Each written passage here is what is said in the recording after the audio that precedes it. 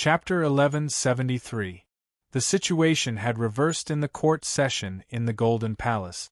The Emperor had turned the tables and Sun Lang was fighting like a cornered beast. Anyone with eyes could see that General Shunsei was at an absolute moral disadvantage. No matter what the reason was, assassinating the Emperor in front of the palace was already an unforgivable act of rebellion. In front of everyone, it could not be denied. It could be said that in this political battle, Sun Lang had already lost. In this situation, the disciple of Marquis Wu, the governor of the capital, Bao Shiren, was like a mantis trying to stop a chariot, blocking the advance of the emperor.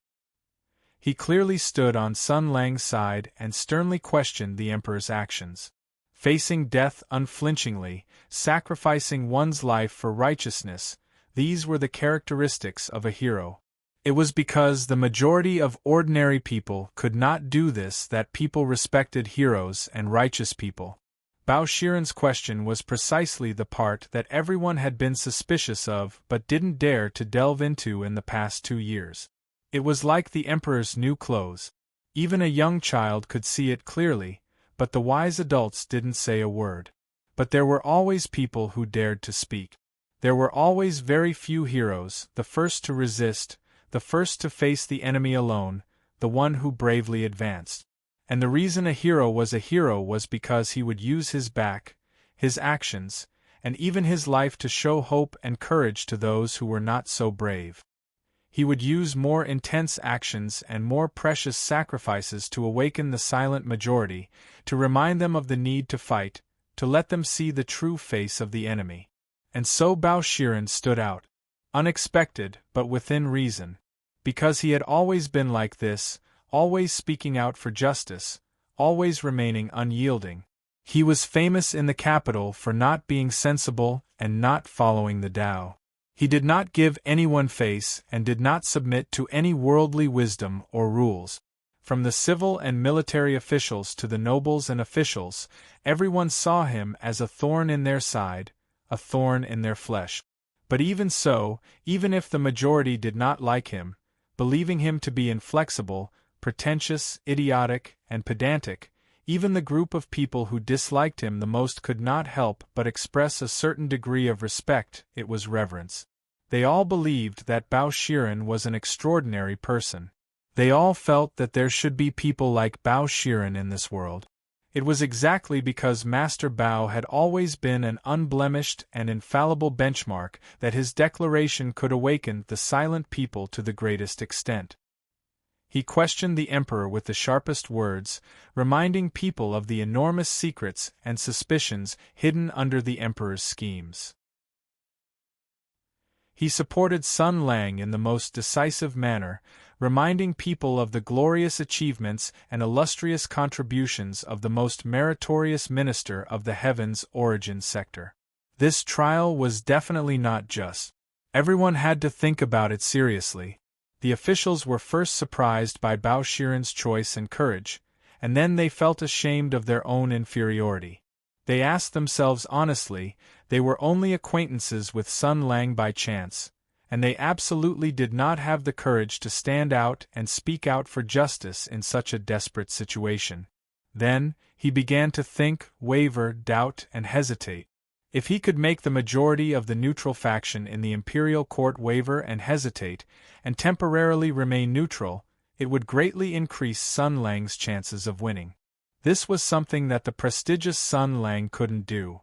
The Minister of War who had disciples all over the world couldn't do. The martial arts hall's big shots with high authority couldn't do either. They might have great strength, great prestige, and great authority, but they couldn't change the thoughts of so many courtiers. Only Bao Shiren could do this. In this world, there was a power that was stronger than authority and violence. If Bao Shiren's attitude temporarily prevented the situation from deteriorating to a certain extent, then the next person's speech caused the already chaotic situation to boil over. Me too. In the face of the emperor's murderous yell, someone stood out. It was like a huge rock smashed into a calm lake. Everyone exclaimed. Li Jianqing's expression changed from bewilderment to ecstasy. He yelled, "You disobedient son! You disobeyed the laws of man, you disobeyed your father. I will not forgive you. Shut up. Empress Tensei's eyes turned sharp, and her murderous intent surged out. How could Prince Ching-Ching, who pretended to be stupid in the past, be compared to her? She said coldly, "Are you worthy to be a descendant of the Li family?" In the Tensei province's camp, Yuan Shiji yelled anxiously, "Your Highness! Be careful with your words and actions." Zhang Sun Wuji scolded, "Sun Lang, what sorcery did you use on Her Highness?" The royalist faction and the remaining officials of the Heavenly Policy residence all spoke out to stop her. Even Sun Lang's lackeys looked at each other with strange expressions. They all felt that the Empress concubine had probably gone mad, or perhaps she had rekindled her old feelings and was momentarily possessed. She actually wanted to commit suicide with Sun Lang and become a pair of mandarin ducks that shared the same fate. Enduring all kinds of gazes that were similar to Sun Lang's, the Empress concubine looked around. Some were anxious, some were angry, some were mocking, some were disappointed, and some were taking joy in her misfortune. She smiled, and there were some sighs in her smile. "None of you trust Sun Lang," she said. "None of you understand me." After saying this, Empress looked at Sun Lang and said lightly, "Do you understand?" "Unfortunately, I understand." Sun Lang shrugged. "What's more regrettable is that you also trust me." Empress snorted. "The most regrettable thing is that we actually have the same goal this time." "You know how to talk." Sun Lang nodded. "Indeed, we just have the same goal." "I don't know what you're talking about, but very good, very good." Emperor Sunran sneered, and his eyes flashed with surprise. Empress's betrayal in front of the palace didn't make him feel angry at all. He only felt happy and happy. He was worried that he had no reason to attack Empress. "You are really my good daughter. You are so hesitant and capricious. Only women and villains are difficult to raise.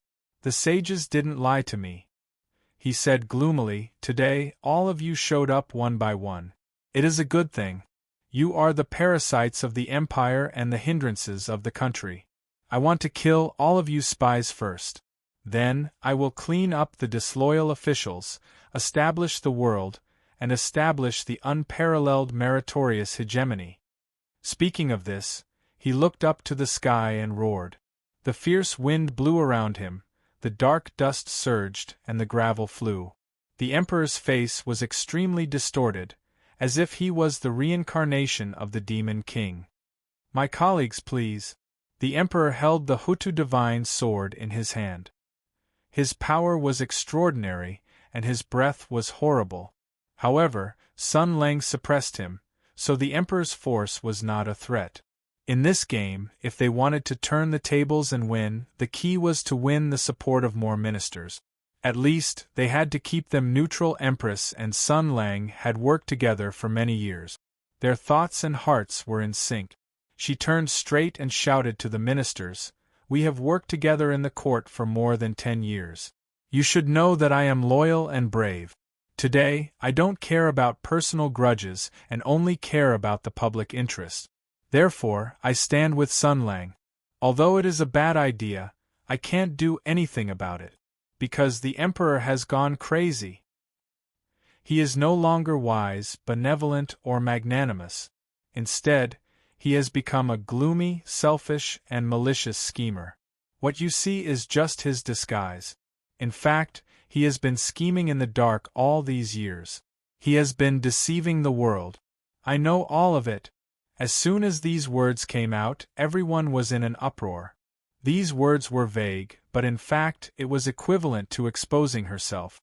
Because everyone knew that Empress was the Emperor's white glove. Her accusation was tantamount to admitting her guilt.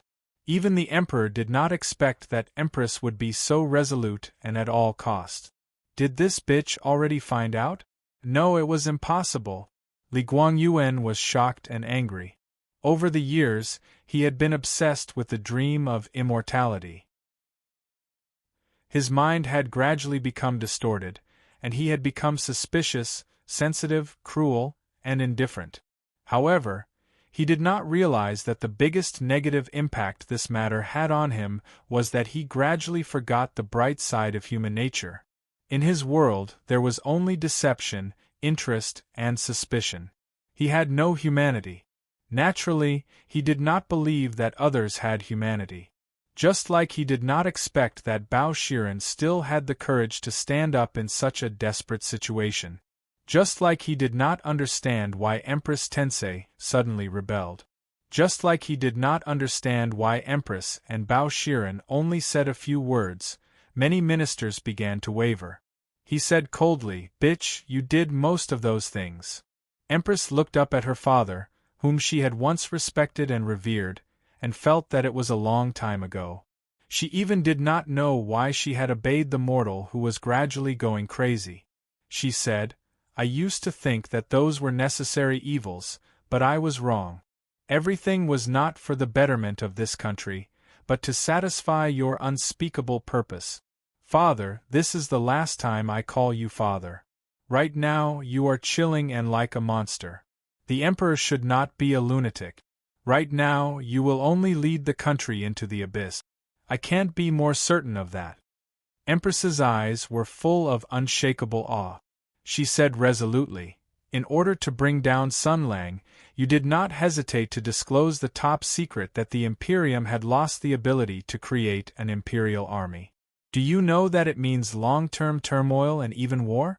Do you know that the peace that the soldiers of the heavens' origin fought so hard for will no longer exist? From the moment you said those words, you don't deserve to be the emperor. You don't deserve to be my king." She raised her voice and waved her arms. "Ministers, is such a king worthy of your loyalty?" The most vicious thing was to strike at the heart. The power of the emperor and the power of ministers, just like the power of husband and wife, must be completely suppressed by one side. That was the most basic demand. The ministers were always inclined to replace the emperor with a gentle and almost cowardly one, because it was the most in line with their fundamental interests. Even if they knew that a tough and decisive emperor was actually more in line with the interests of the country. So, more people began to waver. Bao Shiren's statement aroused their suspicion and uneasiness. Empress's testimony also proved it.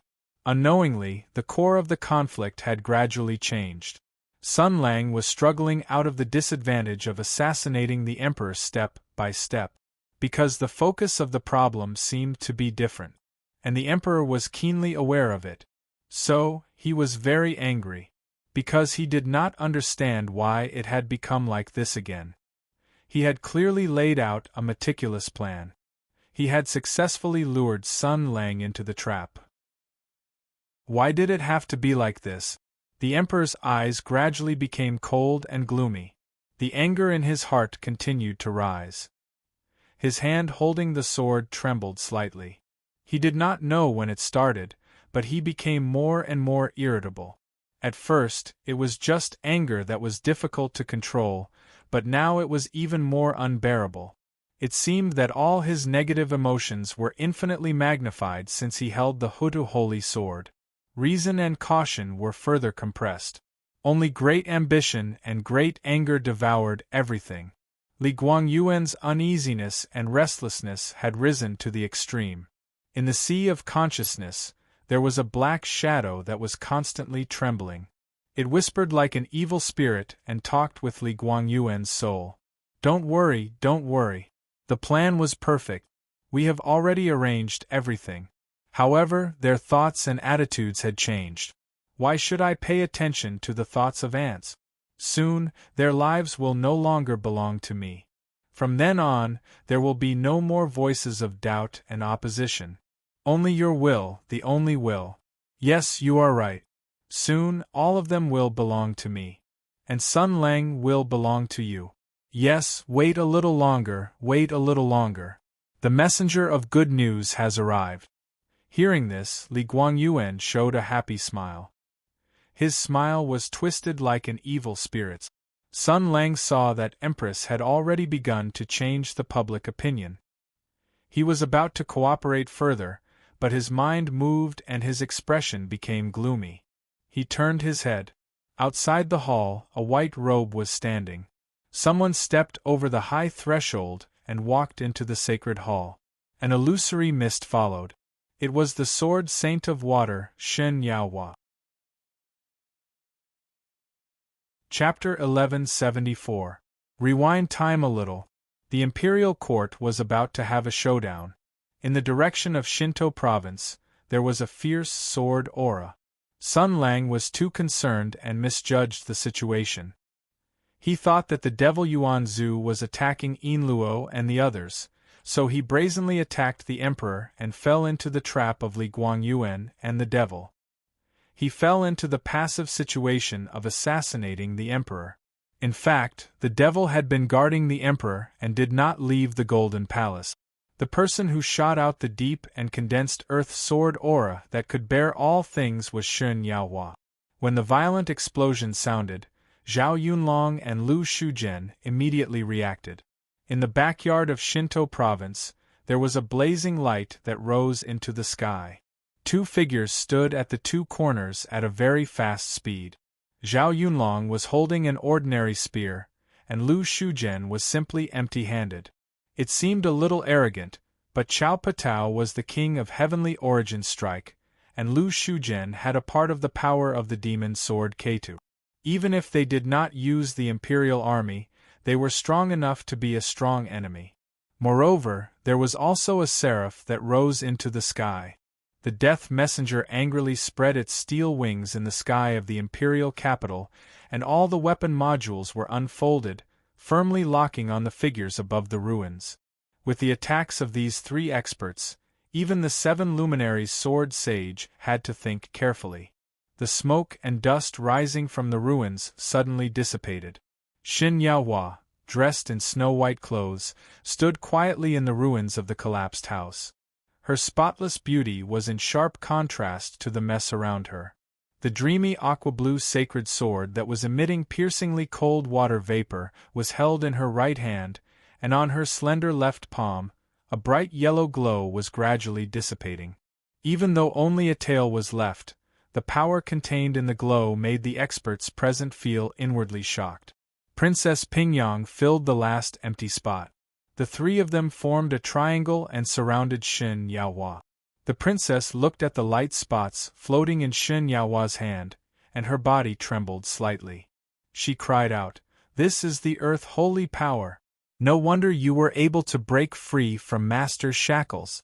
Zhao Yunlong pointed her steel spear at Shen Yaohua. Her murderous aura locked onto Shen Yaohua's position. She shouted in a deep voice, "Don't talk nonsense with her." She took advantage of the court assembly to break out of the encirclement. There must be changes in the court.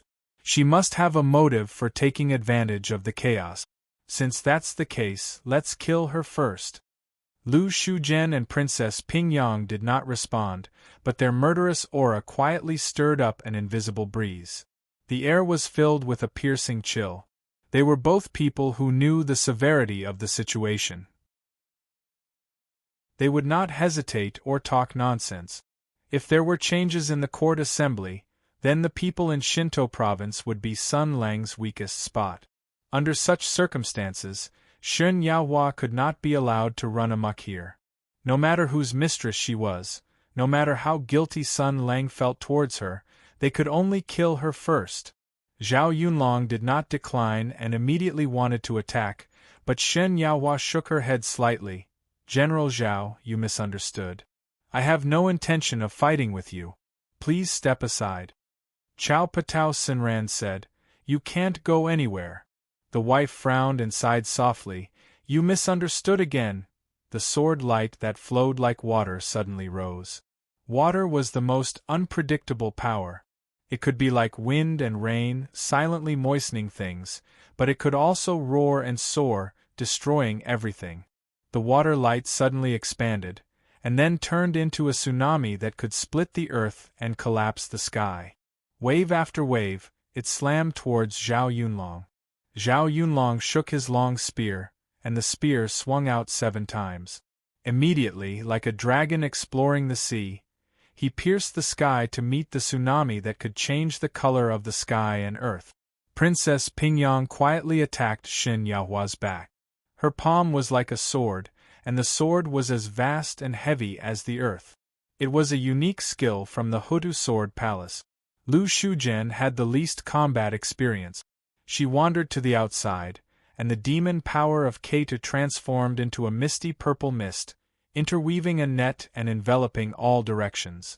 Courier controlled the blazing angel, raised the two cannons in the air, and aimed for a while. Immediately, he scolded, "That's why I hate the warriors of the Empire the most."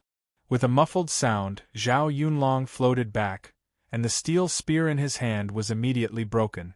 Shen Yahua's ocean-tide sword was also blocked. The wife immediately returned her palm to meet with Princess Pingyang's fist and palm.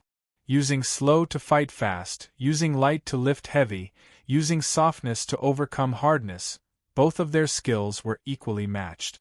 However, Shen Yahua controlled the sharpness of the sacred sword, which was a huge advantage that was difficult to catch up with. After a few rounds, Princess Pingyang had no choice but to retreat. Shen Yahua drew her sword in the air, and where the sharp point pointed, a hole was opened in the heavenly purple mist net. Water is good at defense and can suppress fire. My friend in the sky, I advise you to be careful. Before you break through my sword defense, the entire Shinto province will be destroyed by you. Shen Yahua repelled the siege of the three people and looked up at the blazing angel in the sky. There was no trace of virtue on her face, let alone arrogance, as if she had just done a trivial thing. She nodded to Zhao Yunlong and said, "Thank you for letting me win, General Zhao. If you had used the Imperial Army's edge spear instead of an ordinary long spear, the outcome of that move just now would have been difficult to predict." Speaking of this, a strange light flashed in her eyes. "So, please forgive me for asking, why didn't the general use the Imperial Army?" 3 steel spears were thrown down from the sky. Zhao Yunlong directly picked up 2 of them and spun them twice in his hands. He said coldly, "It's none of your business. If you want to fight, then fight." Shen Yahua said softly, "I have no intention of fighting with you. Please make way. Instead of wasting your energy and internal chi on fighting with me, you might as well think about your next plan. The imperial capital is about to undergo a great change.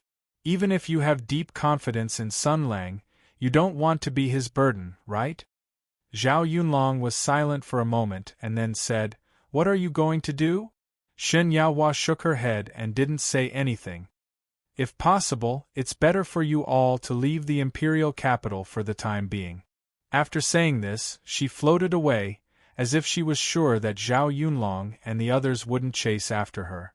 Indeed, the women didn't make a move. Their expressions were somewhat grave. After a while, Zhang Yinluo, Zhao Feihuang, and Su Qingluan also came here. Looking at the ruins, worry flashed in their eyes.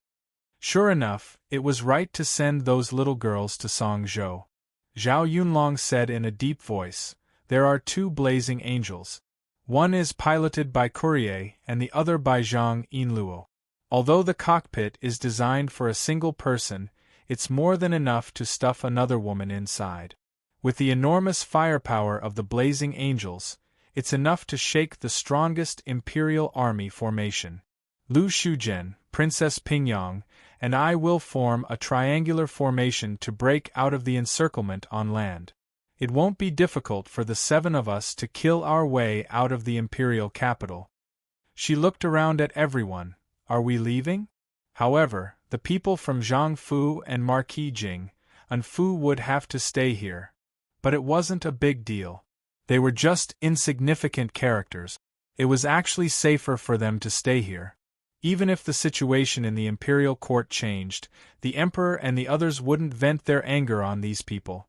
As long as Sun Lang was fine, as long as they were fine. Zhao Feihuang shook his head and said, "The situation isn't clear. We don't need to rush to leave." Zhang Yinluo also said, "If something really happens to the court assembly, we can also stay and see if we can help. We can't let Sun Lang fight alone." Zhao Yunlong said in a stiff tone, "You guys staying alive is the greatest help.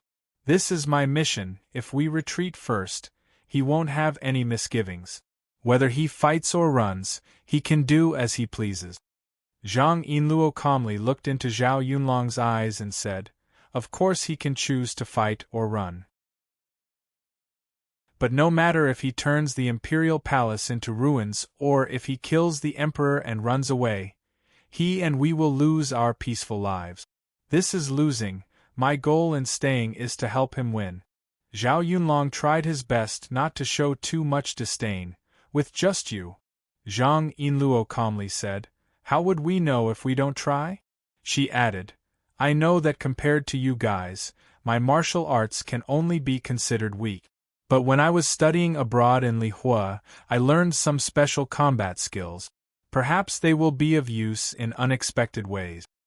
I know you care about our safety the most. Then I can promise you that the Blazing Angel's maximum carrying capacity is far beyond your imagination. Let alone one person, even if I take all of you, I can charge into the sky at an extremely fast speed and leave the battlefield. I only need to abandon a few combat modules." Zhao Yunlong said coldly, "The Imperial capital's defensive array map, the Imperial army with the ability to guide arrows into the sky, and even the sharp vanguard battalion, these are not just for show. But the Blazing Angel is also not for show, and you guys are also not for show." Yinluo said with a smile, "Sun Lang is also not for show, is he? At the very least, you should have confidence in him." Zhao Yunlong was silent for a moment, then said, "In principle, I agree with your suggestion, but I can still stop your actions at any time. You guys also have to work hard to show your value and make me believe that the benefits of staying here are far greater than the benefits of leaving now, understand?" Zhang Yinluo smiled. "Don't worry. Your courage is commendable." Zhao Yunlong said indifferently, "You're not bad. By the way, do you really have a way to help Sun Lang? I mean, help him win?" "I don't know, I'm just going to do my best." Yinluo turned and walked in the direction of her courtyard. Hearing this, she turned and smiled at Chao Patao. "However, if Sun Lang wants to destroy the Imperial Palace, I think I will definitely be able to help. You might not believe it, but I have a lot of experience in razing an ancient palace with a long history to the ground." And at this moment, Shen Yaohua had already arrived outside the Gate of Heaven Influence. The sacred sword of water elemental was a natural pass. The guards hurriedly let her pass. Perhaps they had already received some kind of prior warning. The lotus-like woman strolled slowly in the ancient imperial city, her face dignified and calm, making it impossible to tell what she was thinking. She walked through the long palace path and arrived in front of the imperial palace. She stepped over the high threshold, welcomed all kinds of gazes, and arrived in front of the crowd. The sacred sword of water elemental was in place.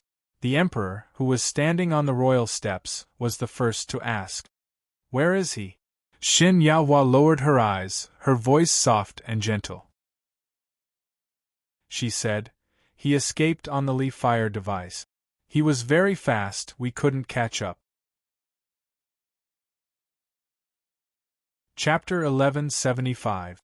Shen Yaohua stood still in the Golden Palace Hall, and the water-exuberant sacred sword glowed. At first, everyone was surprised that the new water-exuberant sacred sword saint was such a beautiful widow. Then, they were attracted by her sword. They had seen the sword of Chun Xing before, but the water-exuberant sacred sword today seemed a little lively. The dreamy blue sacred sword flew up and down, making a pleasant sound. Although the sacred sword had a spirit, this phenomenon was obviously very unusual. Everyone's gaze immediately turned to another direction. Under the imperial sword, the sun and moon sword saint stared fiercely. The sun and moon sword in the hands of the Wei siblings also made a buzzing sound. Then, it was the Hutu sacred sword in the hands of the emperor. The symphony of the four sacred swords created a strange feeling of resonance. Then, the various imperial army released by the ministers in the air also started to vibrate. Suddenly, the entire Golden Palace Hall became noisy. Strange phenomenon. Those ministers who didn't release the imperial army also noticed the strange phenomenon in their bodies. They treated the imperial army as precious as their own lives. They never left the imperial army, and used their own true chi, neishi, and chi to nourish the imperial army so that they could be more intimate and use more power. This tradition had been going on for hundreds of years. Every warrior treated their imperial army with the most sincere attitude, and the imperial army had never disappointed them except today. On this day, the top heroes of the Imperium discovered, to their horror, that the imperial weapon, which they had spent all their time with and had never let them down, was now giving off a terrifying feeling of unfamiliarity. It was as if the children they raised had suddenly entered a rebellious period and started to question and rebel against their own will. They had their own ideas, and they were very bad ideas. Damn, Sun Lang's eyes shone with a sky-blue light. Through the light film of the origin, he saw a strange phenomenon that was enough to move him. In a flash he thought of many things. Some of the puzzles, some of the difficulties, and some of the contradictions had all been figured out. If that was the case, he abruptly turned his head and looked at the hundreds of officials below the imperial stairs. Among them were his enemies, his comrades, and even more neutral people. These people were the elites of the entire empire, gathering the most knowledgeable and brave people in the world. With the Tianyuan generation, there were far too many heroes in the world who had been ensnared. This is going to be fun. Li Guangyuan wanted to say something, but before he could, the emperor chopped down with his sword. Li Guangyuan's cultivation was not worth mentioning, but at this moment, he had merged with the devil. The power of the Huta divine sword was 100% unleashed, and with the devil secretly controlling it, he was a formidable opponent that could not be underestimated. The Great Yin and Great Yang attacked at the same time. The Wei siblings rushed forward at the same time. Spiritual chi swept out and the two swords combined. The sun and the moon rotated, and Yin and Yang attacked together. Two graceful sword lights intertwined and bombarded. With her sword in hand, Shun Yaohua gracefully flew into the sky and struck down from above. In the blink of an eye, the four sword saints had joined forces to attack. Android and the others shouted, "Don't bully us with numbers." Sun Lang shouted, "Don't come over, don't use the imperial army." Unfortunately, his shout was too late. The martial artists of the empire had relied on the imperial army for a long time, and this had become an instinct. In the blink of an eye, Pongji and the others had the imperial army in their hands. There were dozens of high-grade imperial army swords in the field, and as if they were resonating, the resonance caused the blood of the people to boil. Even the most powerful of the heavyweights were no exception. Tianzai shouted, "Your Majesty!" Sun Lang. "Everyone, stop!" Li Guangyuan shouted, "Don't talk too much, help me kill the enemy." Sun Lang said exasperatedly, "Don't cause trouble. Squat on the side and wait for death." Tianzai was already suspicious of the emperor, but he was even more confused by Sun Lang's words. The heavyweights looked at each other and then adopted a very normal solution.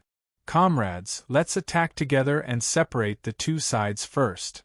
They took out the imperial army together, and dozens of the imperial army weapons shone brightly. Then, they realized that the imperial army, which they had always been able to command, actually refused to communicate and mobilize them. The intensity of the resonance in the field suddenly increased by 2 times, and the martial artists with low cultivation were already on the verge of collapse. The remaining martial artists who did not take out the imperial army also changed their expressions. Their consciousness had sensed that a great danger was about to descend. The scene became a mess. Sun Lang was surrounded by 4 people and attacked like a rotating lantern. Li Guangyuan, who was possessed by the devil, was already a strong opponent, and there were also 3 sword saints of the same level attacking together. Sun Lang could not resist empty-handed, so he could only take out the sacred fire sword and slash violently. For a moment, the light was blazing, and the sword aura was everywhere. With the sacred fire sword in hand, Sun Lang's weapon was no longer at a disadvantage. He displayed the sword techniques that had been tempered thousands of times in the great wilderness mountains and surpassed the mortal world, and immediately took back the initiative. However, there were now 5 sacred swords in the field. The intense resonance caused by the collision of the 5 sacred swords affected the rest of the Imperial army, and the intensity of the mysterious and dangerous resonance field was constantly increasing. The ministers in the Golden Palace felt dizzy, and the weakest official was already holding his head and screaming. Some were rolling on the ground, some were in a daze, and the most resilient person stuttered, Something came in, what is this?" Seeing that the situation was not good, the Minister of War shouted, "Go! Go quickly! Leave first!"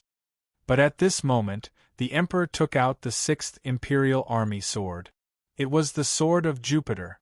The 6 sacred swords gathered together, and an invisible force field enveloped the entire palace, blocking the people who were escaping outside. Something under the Golden Palace seemed to have been activated, and it was a formation that had been carved long ago. Someone had been planning for this day for a long, long time. When the light of Jupiter appeared in the Golden Palace, the ministers who still had the ability to think were shocked, and the sword of Jupiter destroyed the last of their wishful thinking. The source of all these changes was indeed the Emperor. Tianzai roared, "Your Majesty, what do you want to do?" Li Guangyuan laughed wildly, "I am the Emperor, and I have no scruples, and I will do anything." The Emperor was crazy. This was the only thought in the shocked and angry ministers' minds. Now that things had come to this, they began to regret. They should have listened to Sun Lang's proposition, but who would have thought that the Emperor was so crazy? Pongji and the others also sat on the ground. They gritted their teeth and held on, resisting the whirlpool and suction that came from the depths of their souls. But it was like the most original power that came from the depths of their hearts, making them unable to resist or resist. They tried hard to open their eyes, looking for the most familiar shadow among the crisscrossing figures on the imperial stairs. From the Battle of Tianyuan until now, they had been following that shadow. The commander of war would not give up on anyone, the commander of war would not lose any battle, and the commander of war would never disappoint. Someone cried out involuntarily, "Marshal!" Under the fear of the unknown, under the strong sense of powerlessness, and the fact that their own strength was not enough to rely on, the weak people could only pin their hopes on a few heroes. It was not only the people who had always trusted Sun Lang. It was also the people who had once questioned, talked about, viewed with hostility, and despised Sun Lang. At this time, they realized that this former hero still seemed to be standing in the position of a hero. They forgot his bad points, remembered his good points, remembered his merits, remembered his achievements, and remembered the reason why he fought. But at this moment, the person who seemed to have always held the right position was in a bitter battle. 4 sword saints, 5 holy swords, this was a terrifying killing formation that could wipe out all living things in the world. He seemed to be unable to protect himself, so how could he respond to the people's calls? Sun Lang turned his head. He turned his head while being strangled by the 4 sword saints and looked at the crowd. In an instant the same thought appeared in everyone's mind. The commander of war is looking at me. Then they heard the same voice. Sun Lang said calmly, "Trust me." These words seemed to be said to his old subordinates, but also seemed to be said to everyone. Then they remembered his previous question, "But which one of you can trust me?" For a moment, no one could tell what they felt in their hearts.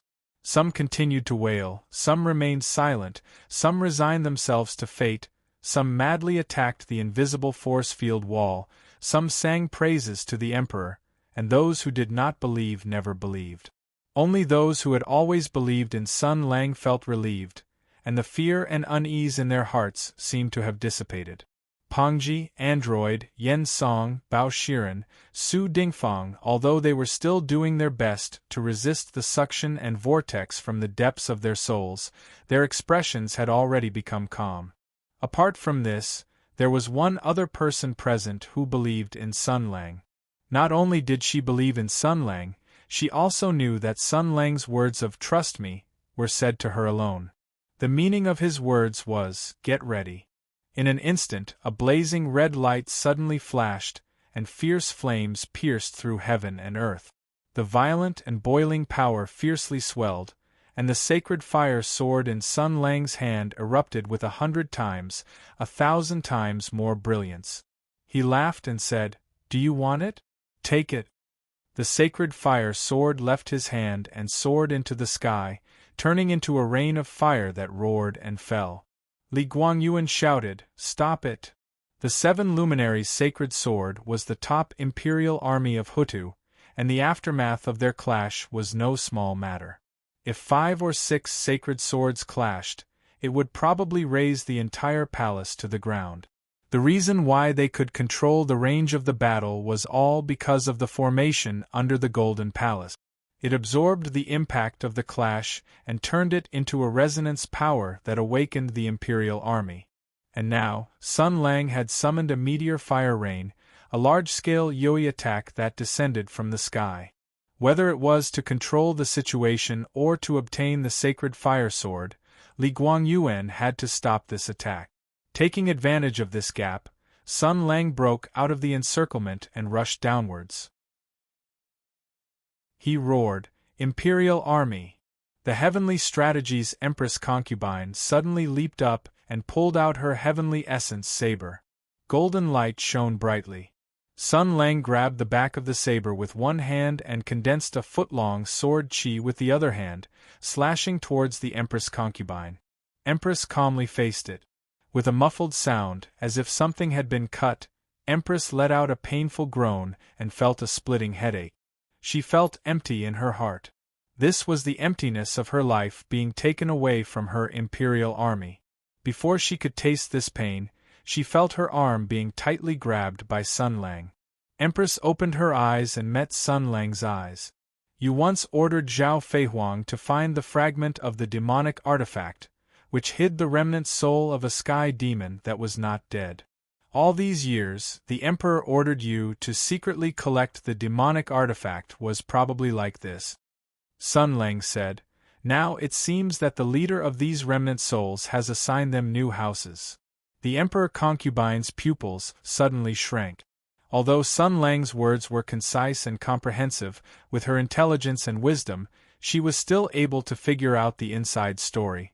"You mean, I used to think that only the top Imperial Army like the Holy Sword could produce complete intelligence, and I used to think that only the 7 luminaries' Sword Saint would be in danger of being possessed. Previously, I hinted that the Imperial Army could be possessed, but it was more of a fabrication to make the ministers feel threatened. Now it seems that I was wrong. The devil can't produce the souls of the Imperial Army on a large scale, and he doesn't need it either. Because living Imperial Army is hard to find, but living Sky Demon is abundant." Sun Lang quickly said, "We don't have much time. Are you ready?" Empress was responsible for collecting the demonic artifact, and only she had the chance to solve this problem.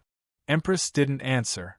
Instead, she sneered and said, "Do you believe me? You still need me to think of a solution." Sun Lang shook his head and said, "You're wrong.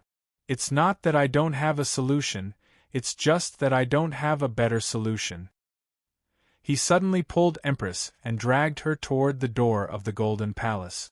The Tianyuan blade flashed, and the unparalleled sharpness of the blade cut a hole in the indestructible force field wall. He waved his arm and threw Empress out. "If you want to save this country, go for it." The force field wall immediately closed, and the light of the holy sword of fire dimmed. Li Guangyuan had also succeeded in capturing it. The officials with low cultivation had already stood up shakily. They looked around in confusion, and finally focused their eyes on Sun Lang. Unforgettable hatred shot out from their eyes. Sun Lang carried the Tianyuan blade on his shoulder and stretched his neck. Well, at least I can have some fun in this situation. He muttered to himself, it's time to avenge a private grudge.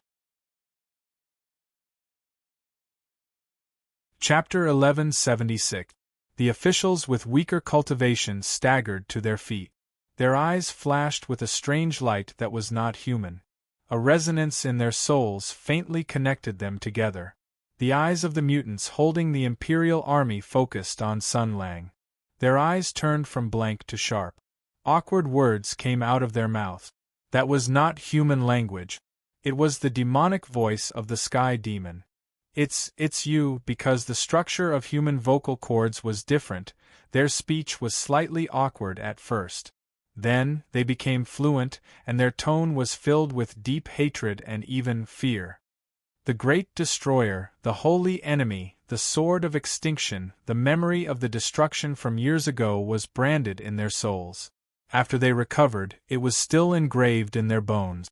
The remnant souls of the Sky Demon let out shrill and angry roars. The human in front of them was the terminator of everything. The brilliant civilization, the powerful army, the last hope, everything had been destroyed by the sword light a few years ago. No, it would not be destroyed. A new opportunity had arrived. This time, they had to defeat this terrifying enemy and create a new hope. Accompanied by inhuman roars, dozens of Imperial Army soldiers crisscrossed and streaked across the broken streams of light. They suddenly attacked Sun Lang, and their brazen killing intent spread wildly in all directions. With a bang, the flying Imperial Army crashed into an invisible wall. The space in front of Sun Lang froze, and the flying star fragments and sparks from the collision scattered in all directions.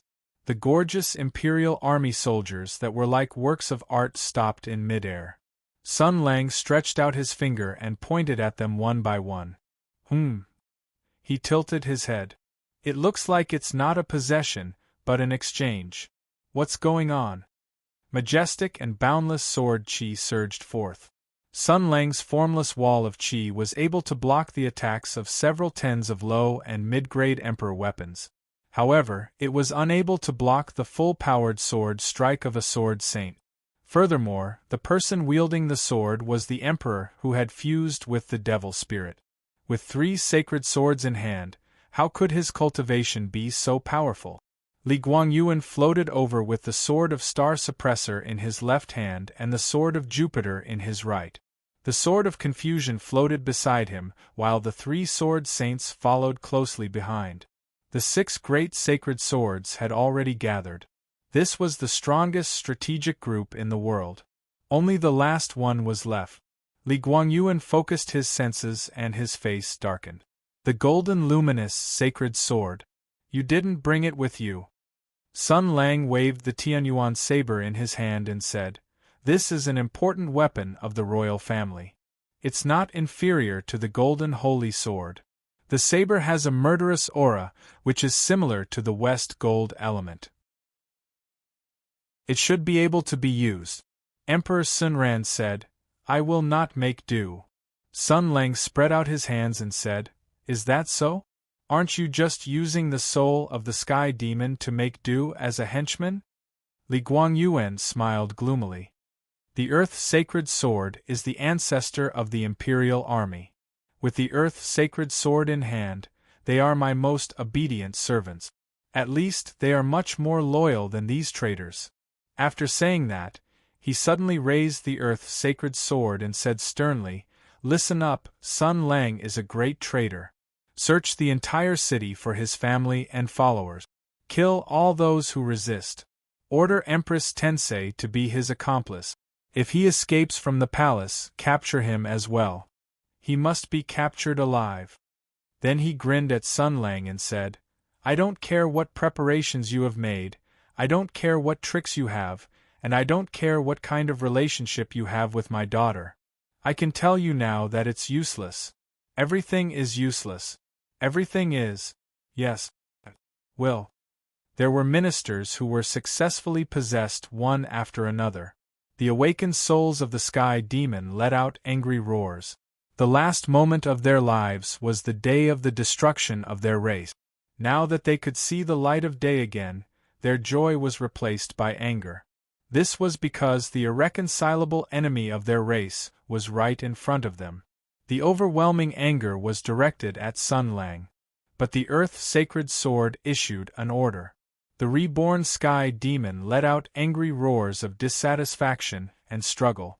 But they still had to obey the order. They controlled the Imperial Army and were about to rush out of the Golden Palace to carry out the Emperor's order. But suddenly there was a flash of saber light, and Gang Chi swept across. With a loud bang, the floor tiles around the Golden Palace shattered. Tall mounds rose and formed a continuous wall of earth. It suddenly appeared in the vast and magnificent palace and blocked the way out. Sun Lang waved the Tianyuan saber in his hand and yawned. "Did I say you could leave?" Li Guangyuan snorted coldly. "Shameless boasting. Sun Lang, you are already at the end of your road. Now that the 6 sacred swords have gathered, the 4 sword saints are besieging you, and the civil and military officials are about to join the battle. What can you do without a sacred sword in your hand and with the Tianyuan saber that will soon be out of your control?" Sun Lang laughed and glanced proudly at everyone present. The 2 sword saints of the Sun Moon Sacred Sword and the dead souls of the Sky Demon, who were possessing the civil and military officials of the Imperial Court. They were enemies everywhere. But so what? He smiled modestly. Why don't you ask the trash here what small work I, Sun Lang, did with my bare hands in the great desolate mountain? Everyone's expression changed abruptly because in an instant, the sky and earth changed color. Dense blood chi and monstrous killing intent gushed out violently, and even the air seemed to be filled with the smell of rust. For a moment they seemed to see mountains of corpses and seas of blood, a boundless painting with the theme of battle, and an endless battlefield of slaughter. "You are surrounded by me. Isn't this a bit cliché?" Sun Lang roared and swung the Tianyuan saber. The 4 elements of water, fire, metal, and earth appeared at the same time. Based on the number of the 5 elements, they turned into the image of all things. With endless killing intent, he soared into the sky and dove down toward the crowd. "Everyone, rise!" With a loud bang, the earth shook as if an earth dragon had turned over. The entire capital felt the strong tremor. Empress, who was rushing out of the palace, sensed something and turned around in shock. She heard a loud rumble coming from the direction of the Golden Palace, as if 10,000 elephants were trampling on the ground. The momentum was extremely terrifying. She came to an abrupt halt. "They've started fighting," Empress muttered. The Golden Palace is where the court assembly is held, and where the heart of the court is located. It can accommodate thousands of court officials, but as a place where peerless experts compete, it's really too small. Sun Lang's plan is very simple. He will hold everyone here while I look for an opportunity to break out of this situation. But as a battlefield, the Golden Hall cannot be fully utilized. If he keeps defending for a long time, there will definitely be mistakes. His temperament is calm and decisive now. If things go wrong, he will definitely kill. But those lackeys of his, some of the ministers and officials he looks down on, or insignificant people, will definitely be killed by him one by one.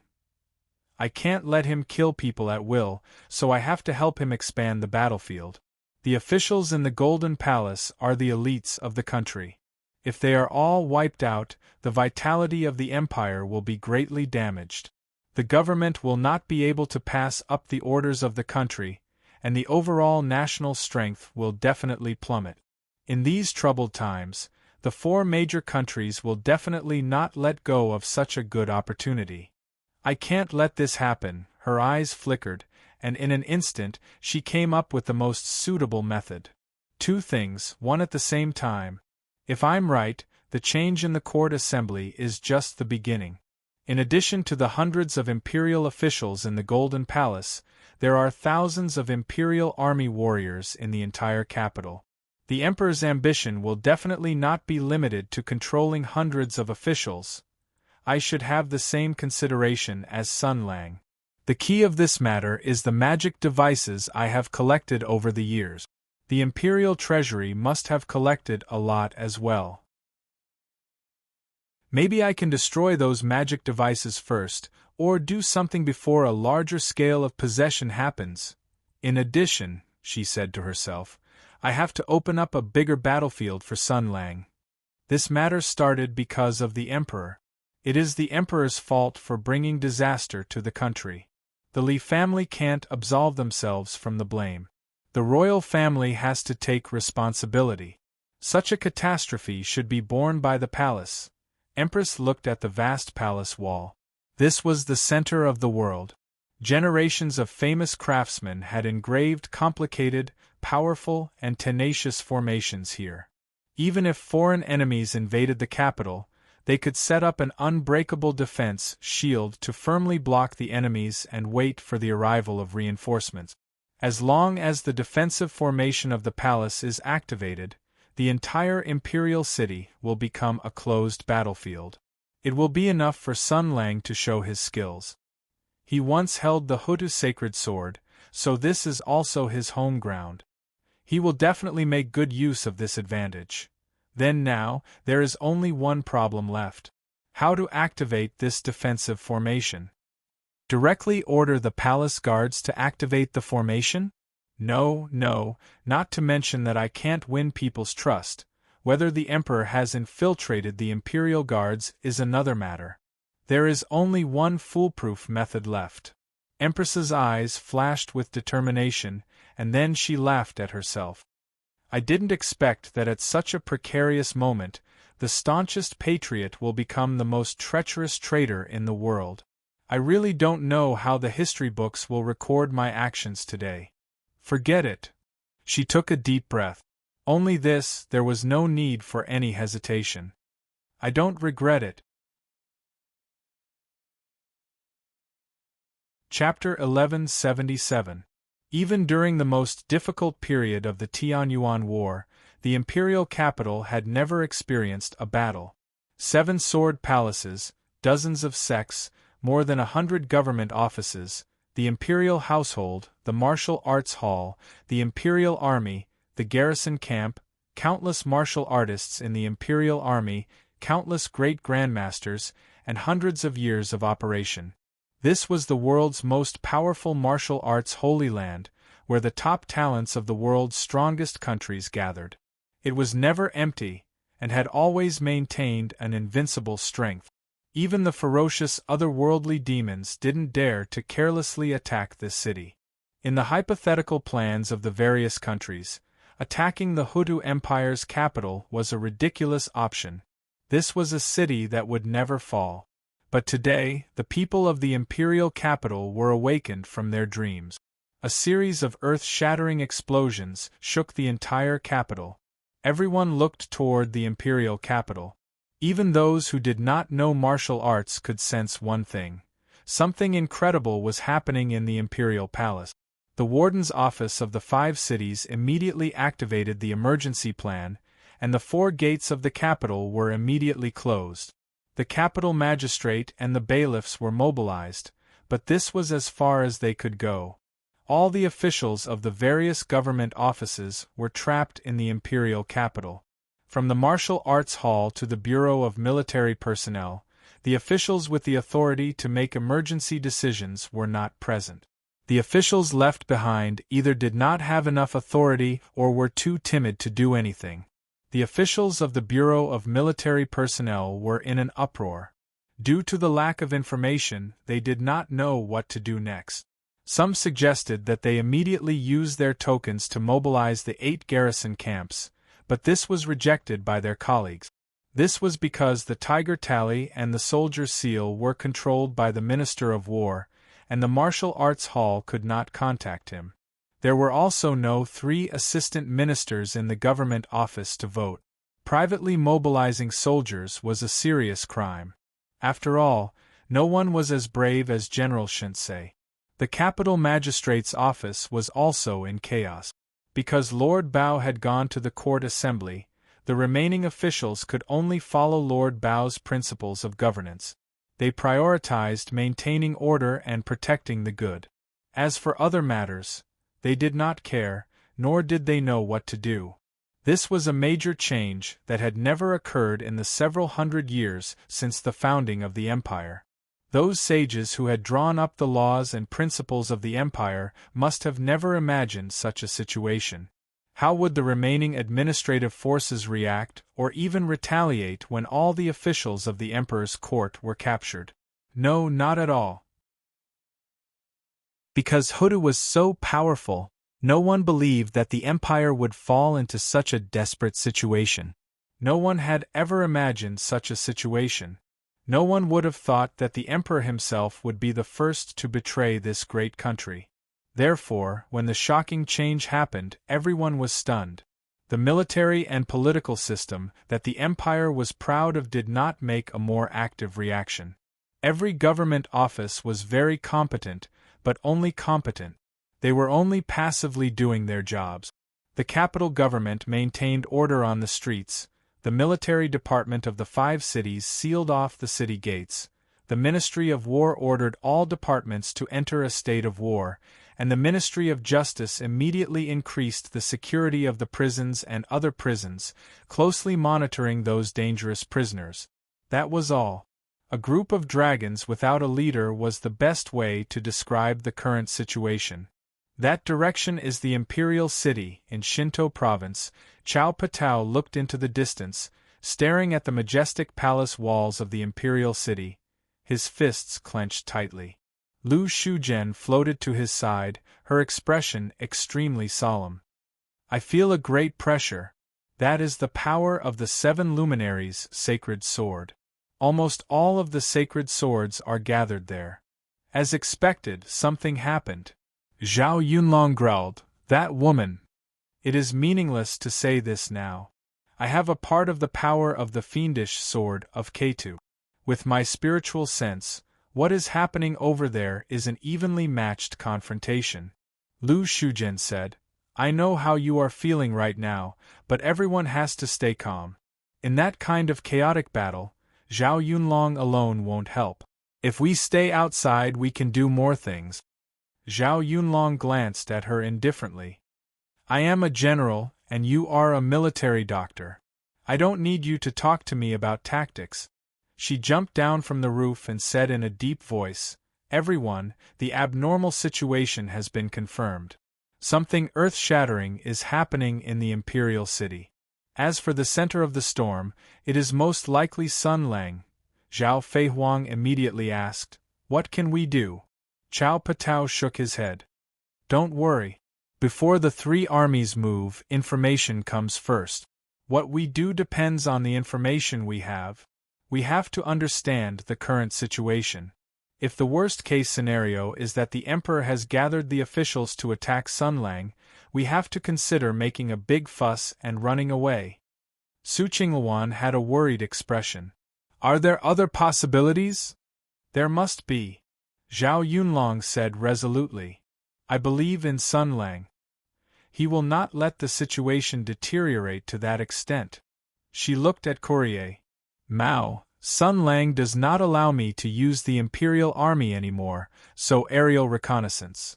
Sun Lang has told me, Zhao Yunlong of Hudu, I have heard of your name during the war. You are a legendary general and a great warrior. Your bravery and achievements have also been recognized by the Church.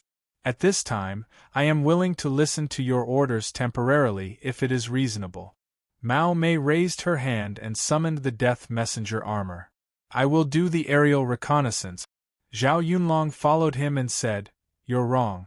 I'm not asking you to perform aerial reconnaissance. What I mean is that you carry me into the sky. This is the capital of Hudu Empire, and we're in a state of war. I'm sure you know what a flying machine from Li Huo will encounter. The Royal Array and the Air Attack Force are not to be trifled with. Zhang Yinluo said, There is also a blazing angel here. I can also help. Zhao Yunlong turned back and said, Stay here. Unless the situation is urgent, You are not to go to the front line personally. This is the bottom line, that I agree to let you stay here temporarily. Otherwise, we will leave the city immediately. Yin Luo's face revealed an indignant expression, but Zhao Yunlong's gaze bore a hint of coldness within his indifference, causing her to resentfully give up on the thought of arguing. I understand. Zhao Yunlong took some weapons. Courier had already entered the cockpit and sat down. She saw Chao Patao standing outside and frowned. Why are you still not coming in? There is no need. Chao Patao tied a bundle of javelins behind his back and said indifferently, I will hang them outside your machine. Don't worry. If you have heard of my name, then you must know that one of the functions of the Imperial Army is to give me the ability to fly through the air. Humph, then don't fall to your death. The thrusters shot out hot streams of flames, and the blazing angel rose into the sky. Zhao Yunlong grabbed the handle of a pod and flew into the sky under everyone's eyes. Her voice was still calm in the fierce wind. She said in the cockpit, Now move toward the Imperial Palace. Pay attention to the altitude, pay attention to the distance, and be careful, understood. Courier changed the direction and moved forward. After a while, she said indifferently, By the way, don't underestimate Aki. I mean Zhang Yinluo. She is actually very powerful. Zhao Yunlong said indifferently, Is that so? It had to be said that after hanging out with Sun Lang for a long time, her vision and so on had reached an unimaginable level. Very powerful and so on, forget it, with her little martial arts. Below, Yinluo expressionlessly retracted his gaze and turned around. Zhao Feihuang shouted, Where are you going? Come and help. Also, it is better for us to move as a group. Yinluo turned around and suddenly smiled very warmly. I am just making some preparations. In the Golden Palace. Do you know? The Imperial Army scattered in all directions. Sun Lang was like a swimming dragon, dodging left and right, shuttling back and forth in the crowd. The Sky Demon had just awakened and had not yet adapted to the human body.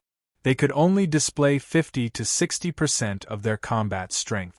There were also many people, and it was a mess. There was no way for them to organize an effective resistance. When Sun Lang rushed in, he was like a fierce tiger rushing into a flock of sheep. He swung the Tianyuan blade and violently beat them up. Ayaya, if this is a game, then this must be the climax. Sun Lang sent a sky demon flying with the back of his blade. He muttered, The teammates of the protagonist are controlled by the evil magic of the big boss and become the pawns of the villain. This is the most annoying plot design because you have to think of a way to defeat these former companions one by one. Furthermore, you can't harm their lives. Who asked them to be your companions? You can only think of a way to defeat them and then use them. Friends. Feelings. Come. Call. Wake up. He stabbed the Tianyuan blade into the ground and grabbed another sky demon who couldn't dodge in time. He took a closer look. Very good, the victim was a big troll from the Censorate and Pongji's sworn enemy. He went against General Sun every day and even participated in the impeachment with a strong sense of righteousness. He was an unyielding person. Sun Lang shouted, Let me help you. You have to wake up. There was a series of crackling sounds as 20 to 30 slaps landed on the sky demon's face. Then, a friendly iron fist landed on the sky demon's handsome chin. Then, a knee landed on the sky demon's genitals. The sky demon's eyes bulged. After taking over the human's body, he quickly understood the sadness that belonged to humans. To be honest, the current situation isn't too bad. Sun Lang pulled out the Tianyuan blade and rushed into the crowd. In this situation, I'll use some small tactics that I'm usually embarrassed to use on my colleague. No one should blame me, right? That's enough. The Emperor led the crowd to chase after Sun Lang. He thought that he had an overwhelming advantage, but he hadn't succeeded yet. After all, he had underestimated Sun Lang and Sun Lang's experience and ability in group fights. In addition, there were too many people in the Golden Palace Hall, and many of his moves couldn't be used. He was really restricted. He held the two sacred swords tightly, and a terrifying power condensed at the tip of the swords. A powerful killing move was ready to be used. Don't worry about the casualties. Put it all on Sun Lang. Now, stop. The powerful energy that filled his body suddenly stopped circulating, and the head of the demon spirit, which was composed of black mist, emerged from the spirit sea. They are my people, and they are also your subject. You have to cherish them like a monarch, and not sacrifice and kill them at will. Do you understand? Li Guangyuan said angrily, but he's so slippery. What do you think we should do? He just wants to delay us, but he will eventually realize in despair that the longer he drags on, the stronger we become, and the greater our advantage. Hunting him is like hunting. We have to make him tired and gradually tire him out. We have to be patient. Do you understand? The devil said slowly. Right now, we urgently need a victory. A victory outside the imperial city and in the imperial capital. In the mind, the emperor and the devil were talking quickly. Take some time for the resonance field to spread outside. We originally planned to order the ministers who had successfully ascended to announce Sun Lang's rebellion and order the imperial capital to attack him together. However, he seems to have a natural sense for the ministers who had successfully ascended. A few of them wanted to secretly break out, but they were all stopped by him. The emperor said, "In the end we still have to take down this thief. Otherwise," the devil said, "no, there's another way. He can only sense his people who have been possessed. In such an intense battle, if a purebred human sneaks out quietly, he probably won't be able to detect it." Li Guangyuan had a thought and looked toward a corner of the Golden Palace. There, His Imperial Highness the Crown Prince was curled up, trying to reduce his presence as much as possible. He looked at the chaotic situation in the field, and looked at Sun Lang's figure who was killing without restraint. His eyes were filled with viciousness and hatred. Sensing the Emperor's gaze, his body trembled and he quickly put on a flattering and loyal expression. Just like a dog. Chapter 1178. With a loud bang, Li Jianqing's figure was thrown out. From the Golden Palace hall that was sealed by Dishan. A few figures quickly flew up and caught His Imperial Highness the Crown Prince. They were the eunuchs in the palace. The leader asked anxiously, "So it's His Imperial Highness the Crown Prince. The situation is urgent, so I won't say much. May I ask Your Highness, what happened in the Imperial Court? Is His Majesty well?" Li Jianqing shook his head. His face was still filled with fear and viciousness. He calmed down for a moment and grabbed the old eunuch. He shouted ferociously, "Have you seen Empress Tensei?" The eunuch was shocked by the Crown Prince's ferocious look. "I haven't seen her, but someone reported that His Highness Empress left the palace in a hurry and asked why.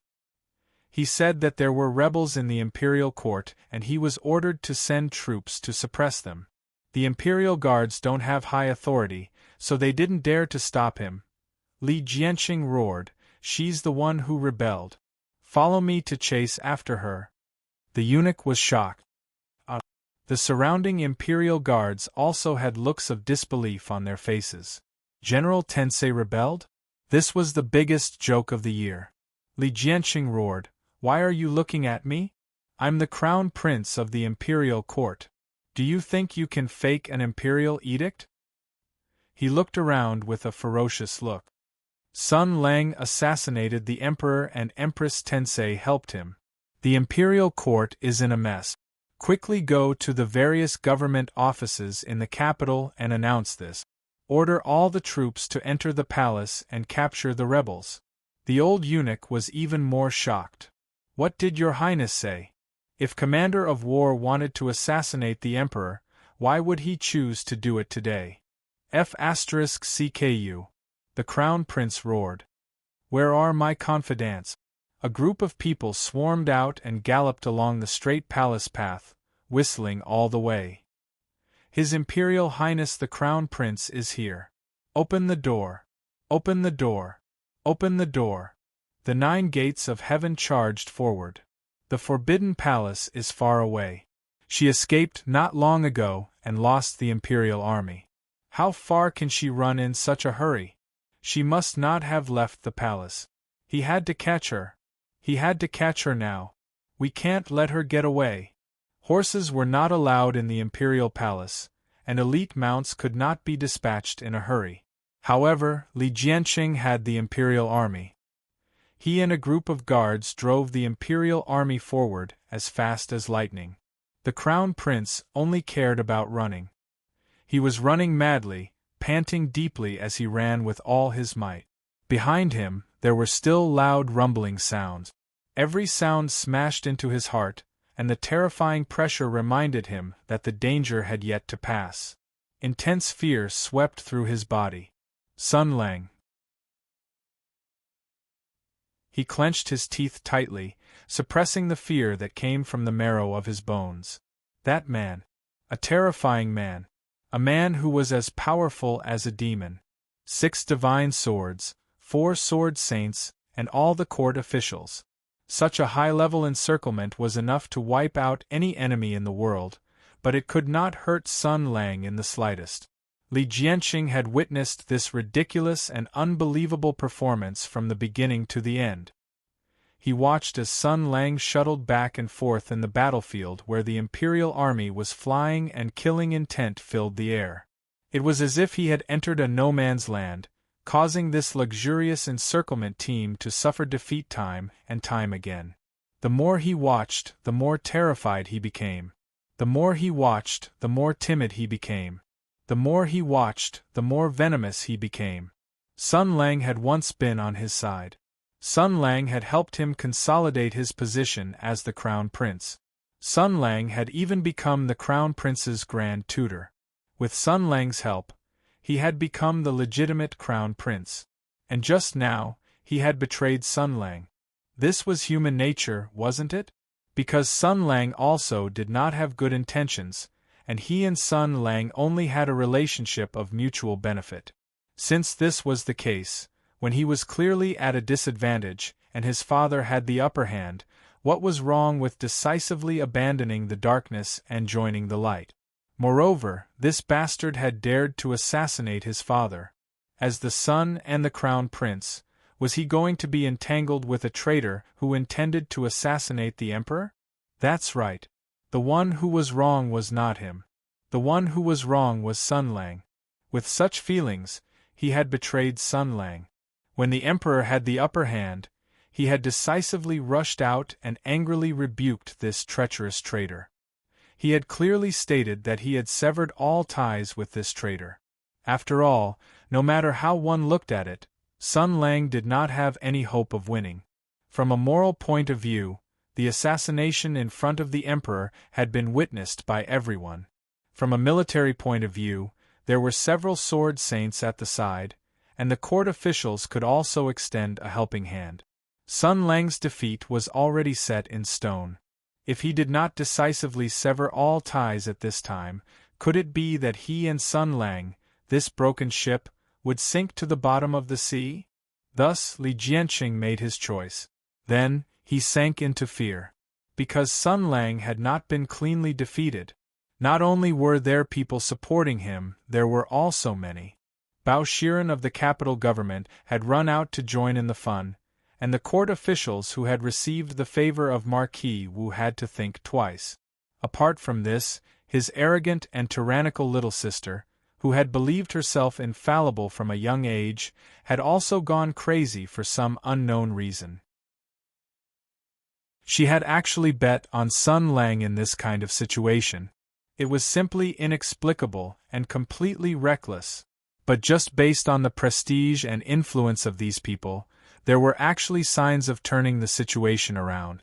But what really made Li Jianqing fall into fear was what happened later. After all, Hudu was a country of martial arts. At the end of this ultimate temple battle, both sides had unanimously chosen to use their fists to speak. Thus, Sun Lang had suppressed the entire court with his blade, and actually fought evenly with the four sword saints in this kind of ambush. Until now, not only did he not show any signs of being defeated, but he also became more and more courageous. This was completely illogical. Li Jianqing had thought that Sun Lang would soon be chopped into meat paste, but now, his thoughts were shaken. He even had a kind of absurd illusion: Sun Lang could win. When he thought of this, the fear in his heart became even more intense. No. He could not let him win. How could he win? He could even win in this kind of situation, and even defeated Father Emperor. Then who in this country could stop him? Then who in this world could defeat him? Most importantly, Gu betrayed him. If he wins, what will happen to Gu? How will he take revenge on Gu? When he thought of Sun Lang's various methods and his casual words of "don't worry," great fear hovered in his heart. Sun Lang must lose, Sun Lang must die, and Gu must do something. Previously, in the Golden Palace, he had been surrounded by killing intent. Although he hadn't been possessed by the Emperor weapon, he had still been forced to flee like a rat and avoid the aftershocks of the battle. He could only grit his teeth and stare at Sun Lang's figure, cursing him to be defeated immediately. He was too weak and couldn't do anything else. But now everything was different. He escaped. With the help and guidance of Father Emperor, he secretly escaped. Father Emperor's familiar yet strange voice still echoed in his ears, reminding him, ordering him, and instructing him. Li Jianqing knew that he had no other choice because Sun Lang must die because he wanted to please Father Emperor. He wanted to live, he wanted to keep his life and wealth, and he wanted to continue to be the crown prince. Therefore, he had no other choice but to follow this path to the end. Moreover, Empress Tensei's figure flashed in his mind. Bitch. You still can't forget your lover, right? You want to live and die with him, right? You managed to escape, and so did I. You are as flustered as a stray dog, but I have Father Emperor's imperial edict and orders. This is a heaven-sent opportunity. You were originally the strongest candidate for the position of Crown Prince, but you actually stupidly chose to stand on Sun Lang's side. This is my chance. As long as I complete Father Emperor's orders, as long as I take care of you, as long as Sun Lang dies, I will obtain Father Emperor's favor and continue to be the Crown Prince, and in the future, Emperor. You will also die, Sun Lang will also die, all of you will also die. I can win. I want to win. I will win. All of you look down on me. I will do it for all of you to see. At this moment, someone shouted, I see her. Li Jianqing looked over and saw the gate of heaven influence open. Empress's figure disappeared through the gate. His Imperial Highness the Crown Prince was seething with anger and roared, Stop her! She is a traitor! Empress had already heard the commotion behind her. She rushed out of the gate of heaven influence and slapped her forehead. Oh no, she muttered to herself. He actually came out. That day, the Emperor pretended to be attacked by an assassin. She and Sun Lang cooperated tacitly, and the Ministry of Imperial Finances was controlled by Tensei Province, while the power of the Imperial House fell into the hands of Prince Qing. One person got the power while the other got the face. Empress had thought that this was a good deal, but today she realized that she was wrong. The Imperial House had been infiltrated by the Crown Prince, and many key positions had been changed to people from the Eastern Palace.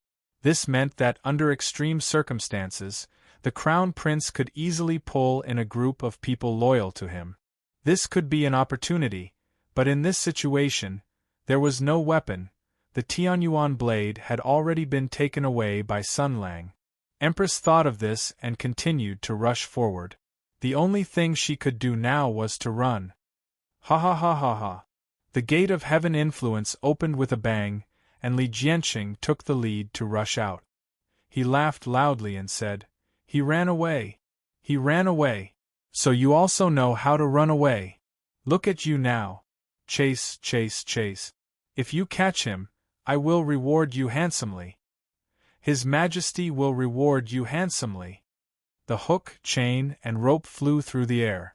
The Empress concubine's figure danced, dodging left and right. She was busy with military affairs all year round and didn't train too hard. But in terms of talent, she was still an outstanding talent of the imperial family. In the past, Sun Lang often gave her pointers and guidance.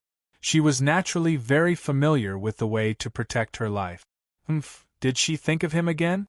The Empress concubine was slightly distracted and her movements slowed down. The sharp hook brushed past her arm, causing blood to spurt out. She gave a muffled groan and staggered backwards. This pause allowed the remaining guards to surround her from both sides. In the blink of an eye, there was an impenetrable ambush from all sides. Li Jianqing walked out of the crowd, his face filled with unconcealable viciousness and pleasure. He was trembling with excitement. An indescribable sense of satisfaction and accomplishment filled his heart. He had finally won. He had finally won once. He had completely trampled this detestable woman under his feet. "You're finished." His voice was even distorted, as shrill as a woman's. "To think that you would have such a day." Empress covered her injured arm. Even in this desperate situation, her waist was still straight, her gaze was still cold, and her words were still as firm as a rock. "If today is my end," she said, "then it's the end of the Li dynasty's own choice." "Don't be an alarmist," Li Jianqing said harshly. "You abandoned yourself. You were entangled with Sun Lang.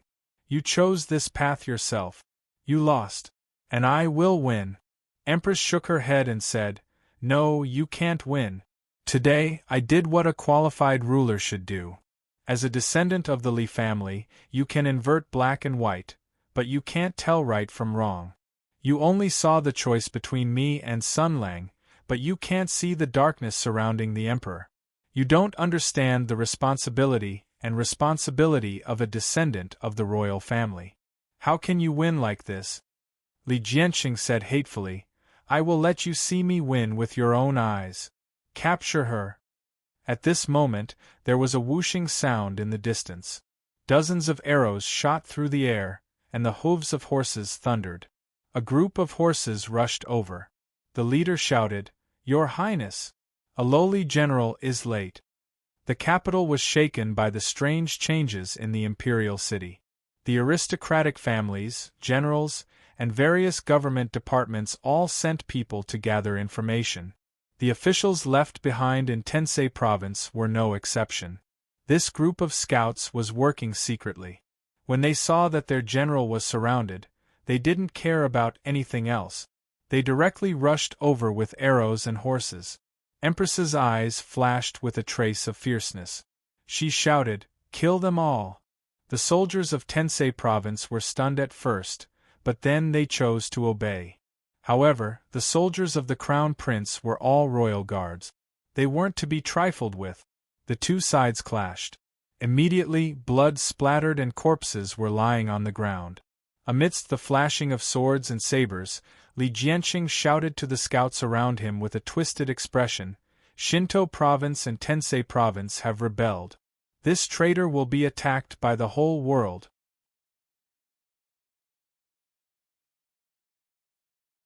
Chapter 1179. Blood, saber light, people screaming and horses neighing. The golden water bridge outside the gate of heaven influence hadn't been stained with blood for a long time.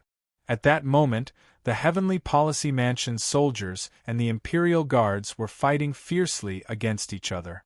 The former carried out their commander's orders without hesitation, while the latter fought back passively in shock and anger. Both sides were top-notch elites who were well-trained. They had a great sense of honor and pride, and they fought without regard for their own lives. Thus, a brutal battle began. The scouts and officials who were wandering around the royal palace were stunned. It had been so many years since a bloody battle took place at the center of the Imperium again. The two parties involved in the battle were even more appalling.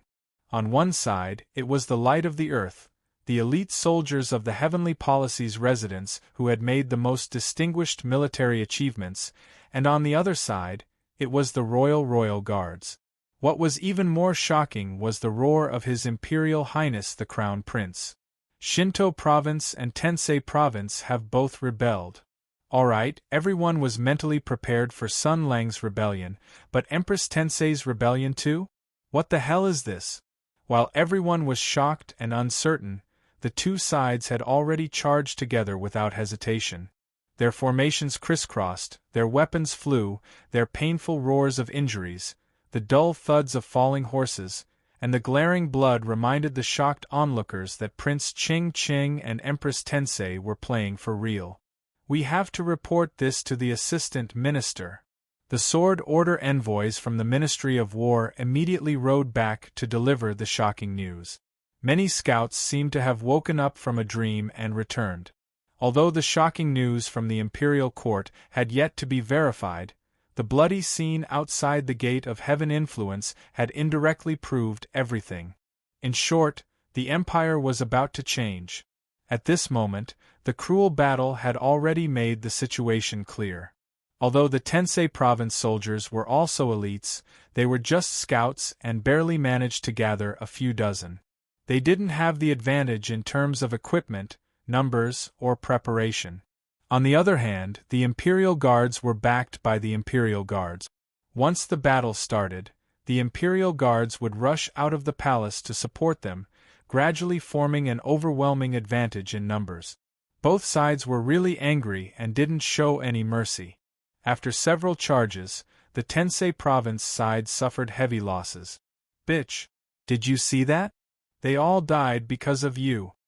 With his sword in hand, Li Jianqing oversaw the battle. Seeing victory was within his grasp, he decided to attack Wei Xiaobao's mind by shouting, "You have made a foolish choice by colluding with that traitor. Not only you have lost your heroic reputation, you have also brought shame to the heavens and earth of your ancestors, and brought shame to the imperial family. Look at your soldiers. They died because of your stupid orders. Your subordinates, your subjects, and their families will all be destroyed because of you." He shouted at the remaining soldiers of Tensei Province, "You are the soldiers of Hutu. You must distinguish right from wrong. There are big and small loyalties. When the general you are loyal to betrays her father and abandons her ruler, do you still want to follow her to the end? At this moment, stopping the general's actions is true loyalty.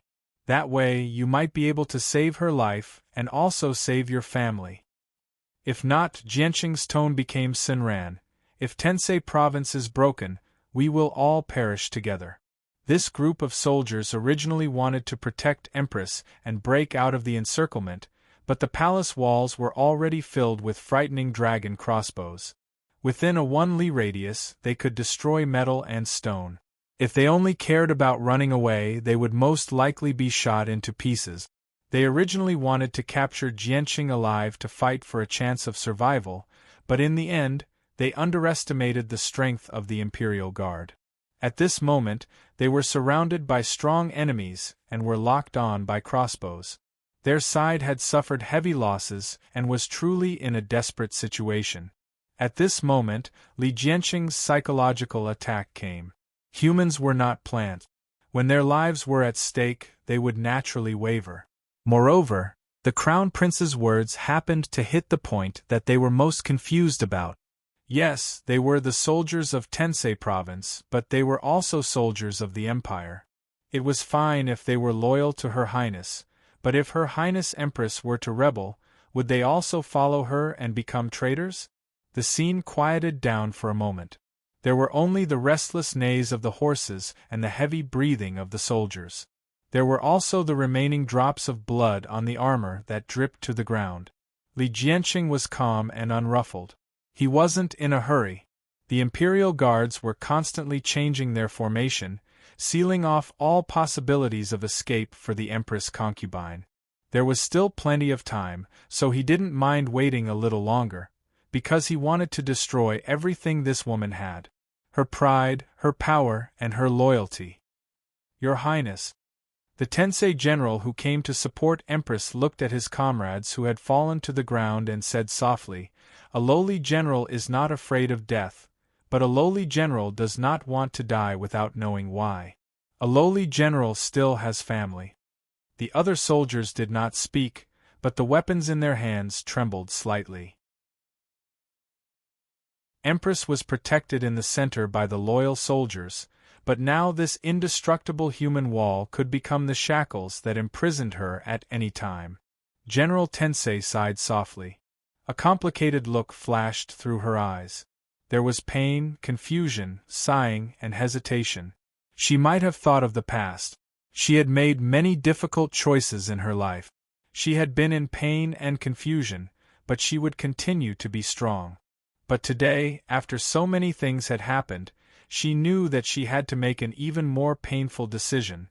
Her scarred soul had begun to waver and hesitate.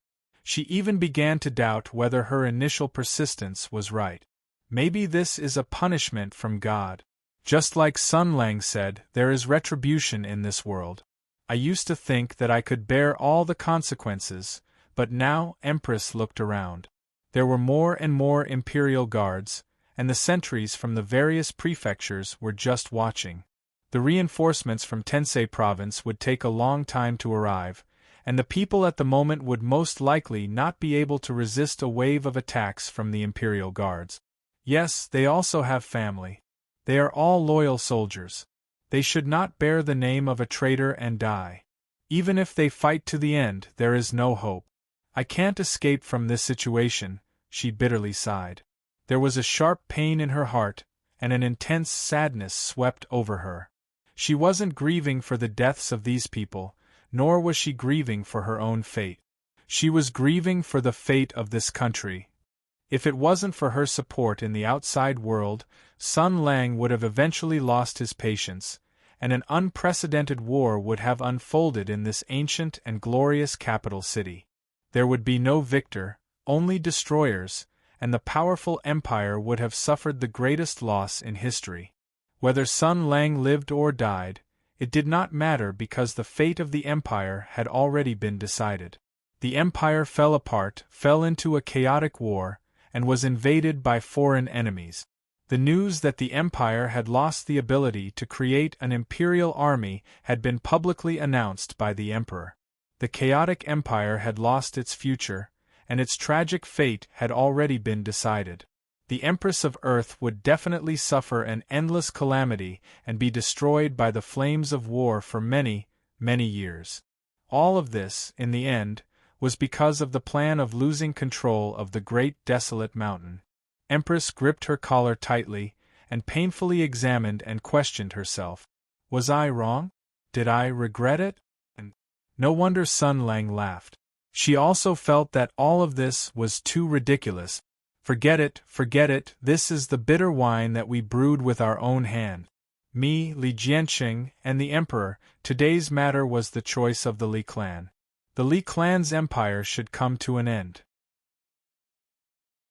If we can't stop it, let's welcome the destruction together. At least the soldiers were innocent. Empress was just about to surrender when she heard the general of Tensei province say in a trembling voice, "Your Highness General, a lowly general just wants to ask you one thing. Did you really rebel?" This question was like a cardiac stimulant, pushing into her heart that was on the verge of death. Empress was refreshed. No. Only this one. She could swear that from the beginning to the end, she loved her country deeply.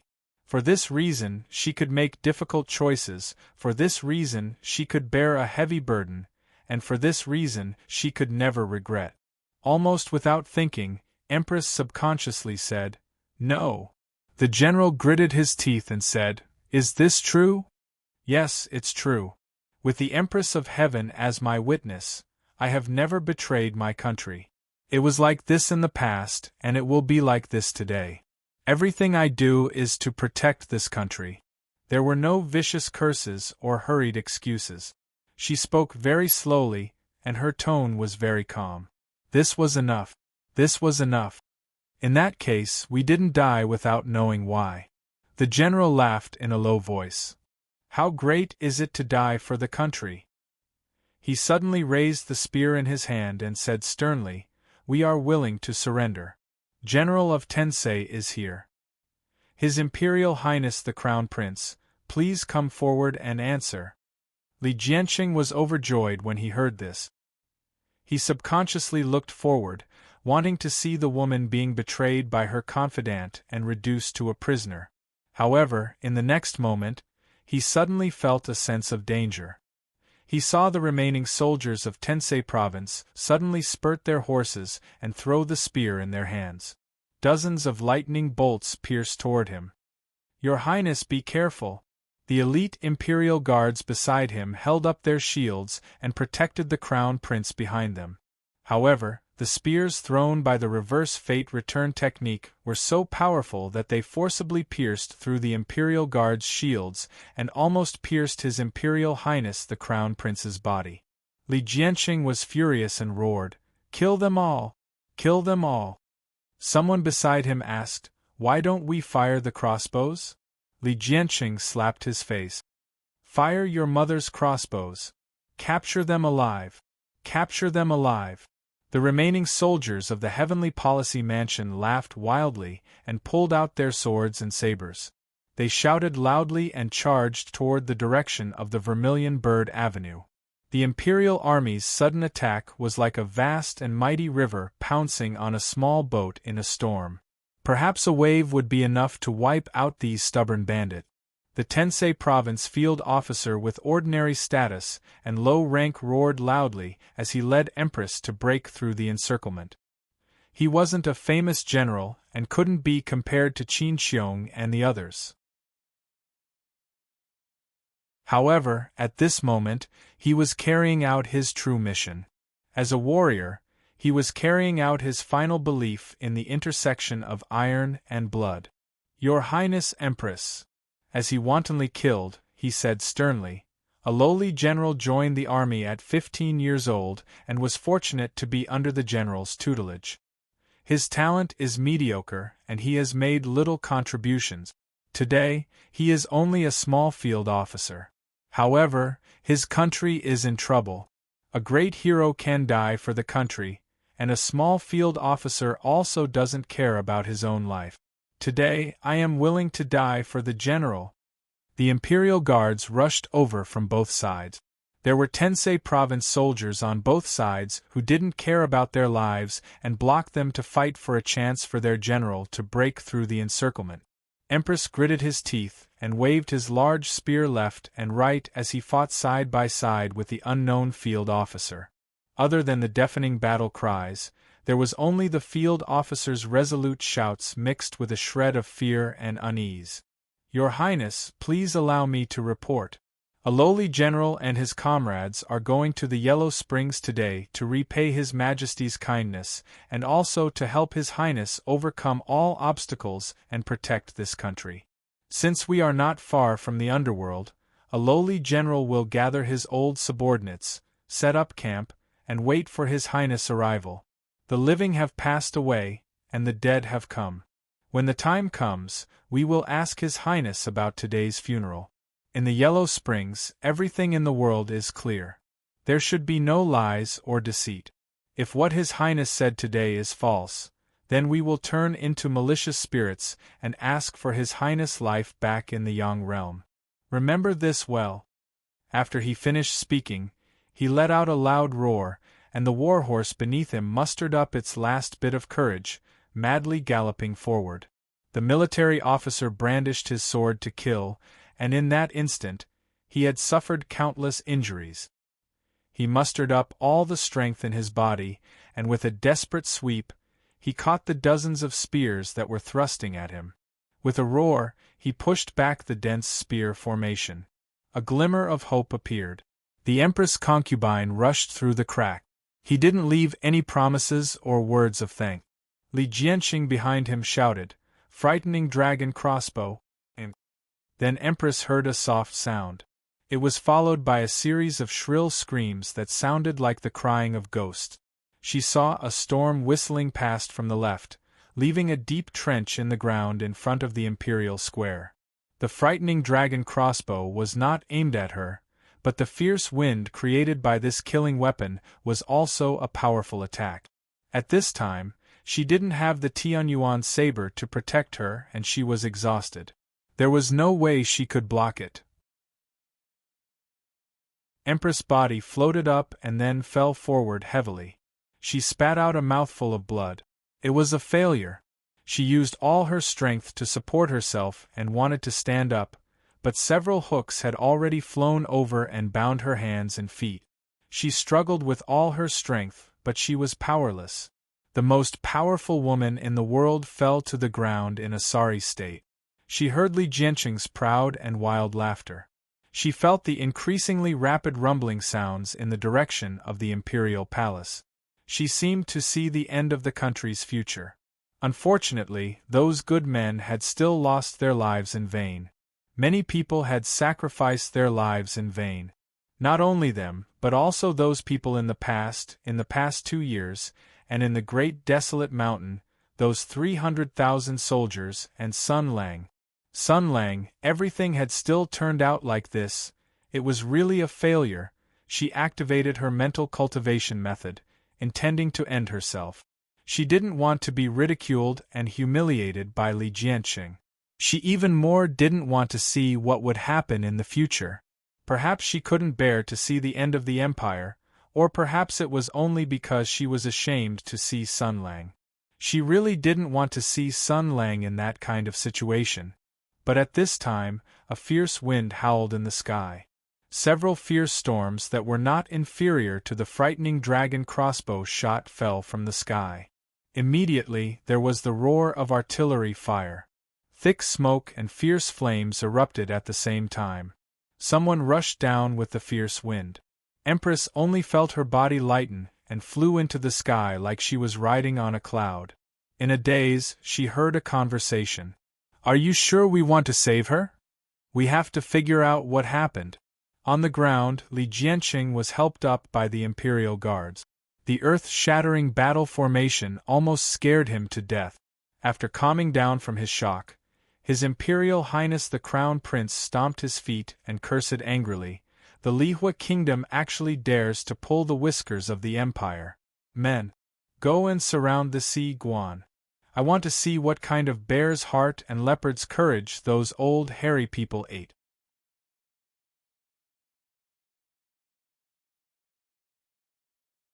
Chapter 1180. With a gust of wind, Empress was suspended in the air and dragged off into the distance. The wounds on her body were throbbing with pain, and her limbs and bones were sore and swollen from exerting too much force. Today, General Tensei was in a sorry state. She had completely lost her composure, but she truly did not care about this. She allowed Zhao Yunlong to grab her as if he was holding a fan of pork. She did not resist, did not speak, did not struggle, and did not make a sound. Her limbs hung down and her eyes were lifeless, but her heart was in turmoil. Countless scenes flashed through her mind like a revolving lantern. When she was young, the Emperor had taught her martial arts and how to read. He had carried her in his arms to handle court affairs. He had told her about the ways of controlling people, brought her on hunting expeditions, and brought her to court. He had told her that people were divided into 3, 6, and 9 ranks, and that she was destined to be noble from birth. When she grew up, the Sky Demon attacked. As a member of the imperial family, she donned armor and went into battle. For her father, the emperor, and the country, she bathed in blood and fought.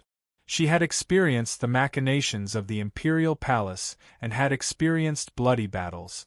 The elite education that the emperor had poured his heart and soul into had shown results early on. Relying on her talent and hard work, she had already grown into a person who truly stood above others. Iron blood and decisiveness, abandonment and sacrifice. Those who achieved great things did not care about trifles, and those at the top did not have any taboos. The emperor's teachings over the years had nourished her and silently changed her 3 views and thoughts. She used justice and severity to command her army, and she used tactics and darkness to ensure her own power. She had done many things right and also many things wrong, but in her heart, there was no longer any compassion or weakness. She had hardened her heart long ago. This was the education she had received from a young age. It was not that she could not distinguish between right and wrong.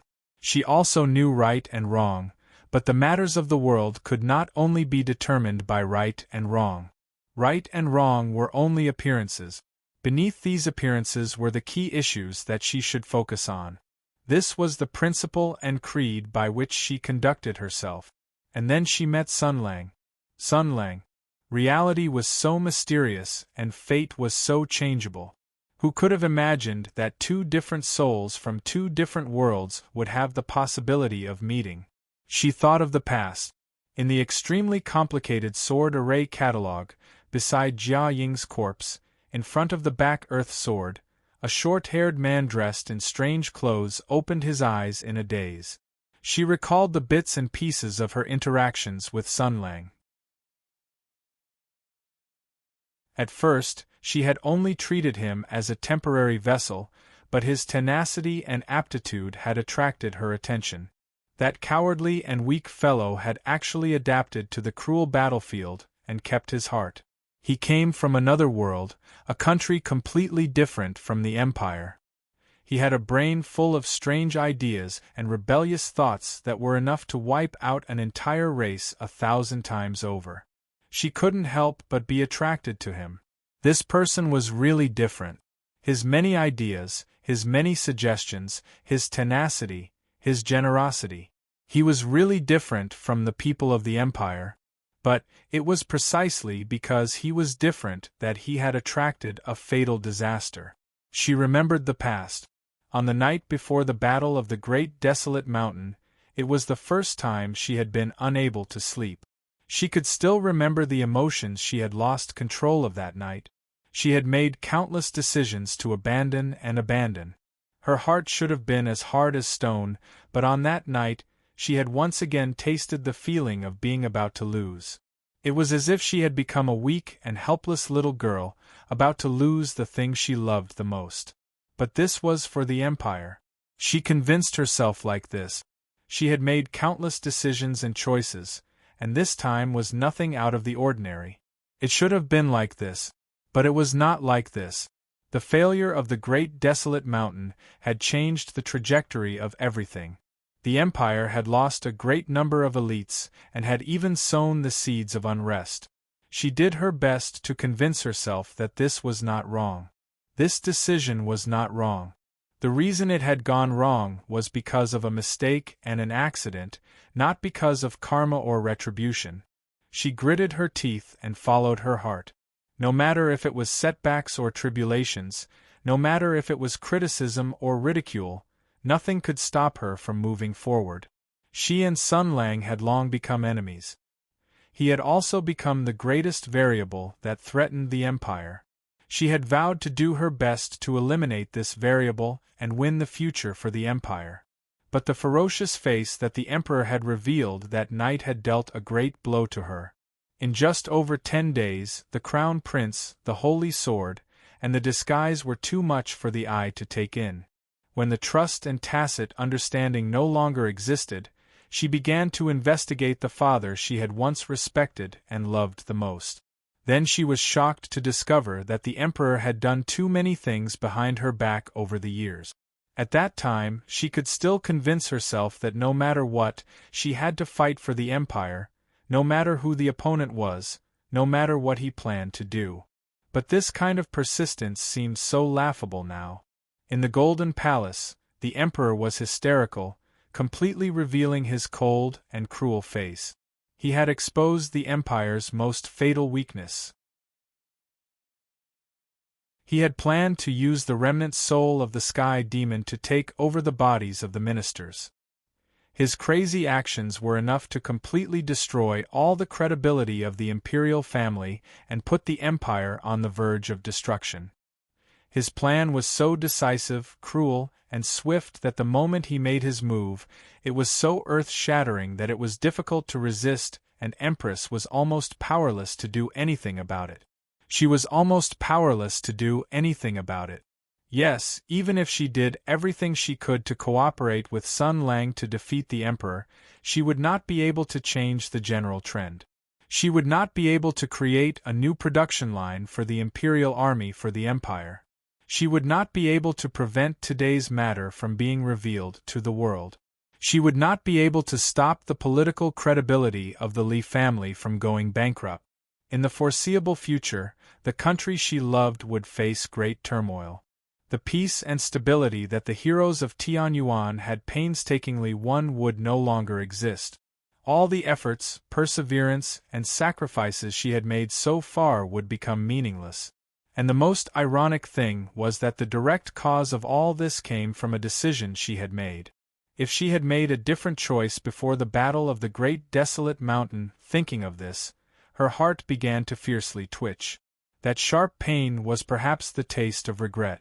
It was she who had caused all this today. She had made the wrong decision and caused the death of many, many people. The many images in her mind became more and more chaotic, changing faster and faster. She recalled the eyes of the first person she had executed. She recalled the moment she had parted with Sun Lang before the battle of the great desolate mountain. She recalled that just now, that ordinary officer had led the men she did not know the name of to their deaths, all because of one sentence she had said. So many people had trusted her, and so many souls had she let down. In the midst of her long thoughts, she suddenly felt her body sink, followed by a sharp pain all over her body. She had been thrown to the hard ground. Zhao Yunlong would not give her a good look. Look who we have captured. A traitor. When a person like Chao Patao was harsh, it was really harsh. Empress did not even bother to struggle. She saw all the pain as her own punishment.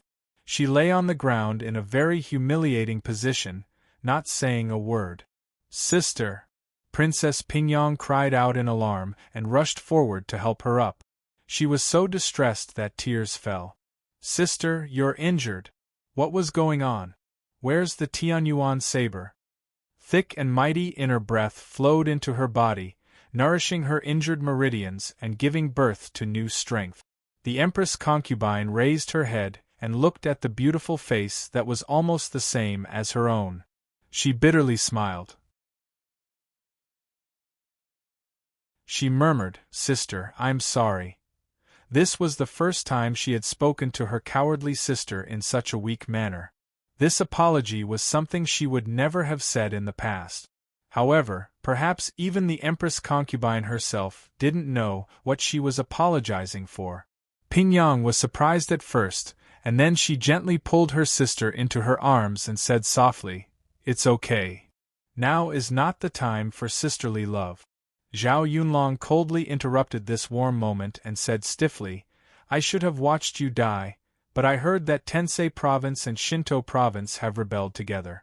This made me curious," she said concisely. "Why are you and Li Jianqing the only ones fighting? What about Sun Lang?" Empress glanced at Zhao Feihuang and Lu Shuzhen, who had unkind expressions.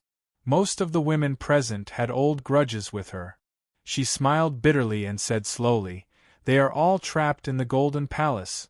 She tried her best to explain the cause and effect of the matter in the most concise terms. Everyone was shocked when they heard this. Even if they had been mentally prepared, they were still shocked by this earth-shattering development. Why is the Emperor in such a hurry to make a move? Zhao Feihuang murmured, "This doesn't make sense. It seems to be in a hurry, but if he is fully prepared, he can catch Sun Lang off guard. After all, no one expected that he would make a move as soon as he recovered from his injuries." Lu Shuzhen looked at Empress. "I am more curious about what you plan to do." Everyone's eyes fell on her again. How should they put it? When they thought that Sun Lang had pinned his hopes of breaking the situation on this woman, it really made everyone's mood very complicated. Empress was silent for a moment, and then said resolutely, "Please send me back to Tensei Province." For a moment the air was quiet and no one spoke. Then Zhao Yunlong said coldly, "Are you sure you want to do this?" "I am willing to bear all of this." Empress said faintly, "I know the consequences. After going through a dilemma, I was hesitant and confused, but in the end I still made the right choice, no matter what the price is." She looked at Princess Pingyang and said softly, This is the responsibility of the royal family. Princess Pingyang said uneasily, Sister, why don't? Empress shook her head. No, you stay here. I can do it alone. She stopped her sister's suggestion with a firm look, and then looked at Zhao Yunlong, and said calmly and firmly, Please send me back to Tensei Province. I can't thank you enough. Zhao Yunlong stared at her for a few seconds, then looked away and said, Mao Zi, send her back. Courier landed on the side and said unhappily, I am not a troop carrier, you. Before she could finish complaining, General Tensei bowed deeply and said in a deep voice, Please. These 3 words were said smoothly. They came from the mouth of the proudest, noblest, and most valiant woman in the world. Everyone was stunned for a moment, and even Courier was a little stunned. This arrogant guy was stunned for a moment and stammered, You don't have to do this. I mean, why? She opened the cockpit in a hurry. You can come in? Okay. Empress walked forward calmly and squeezed in. I need to rest for a while. Watching the blazing angel roar and rush into the sky, Zhao Yunlong and the others' expressions were very complicated. I kind of admire her, Lu Shuzhen suddenly said. She can still have such a temperament and determination under such circumstances. Zhao Yunlong said indifferently, Yes, she wants to protect the elite ministers in the Golden Palace and buy time for Sun Lang, so she has to find a way to activate the Forbidden Palace's formation. The best way to force the Forbidden Army to activate the formation is to lead an army to rebel and attack the Imperial City. However, the price she has to pay is the collapse of Tensei Province that she has painstakingly built.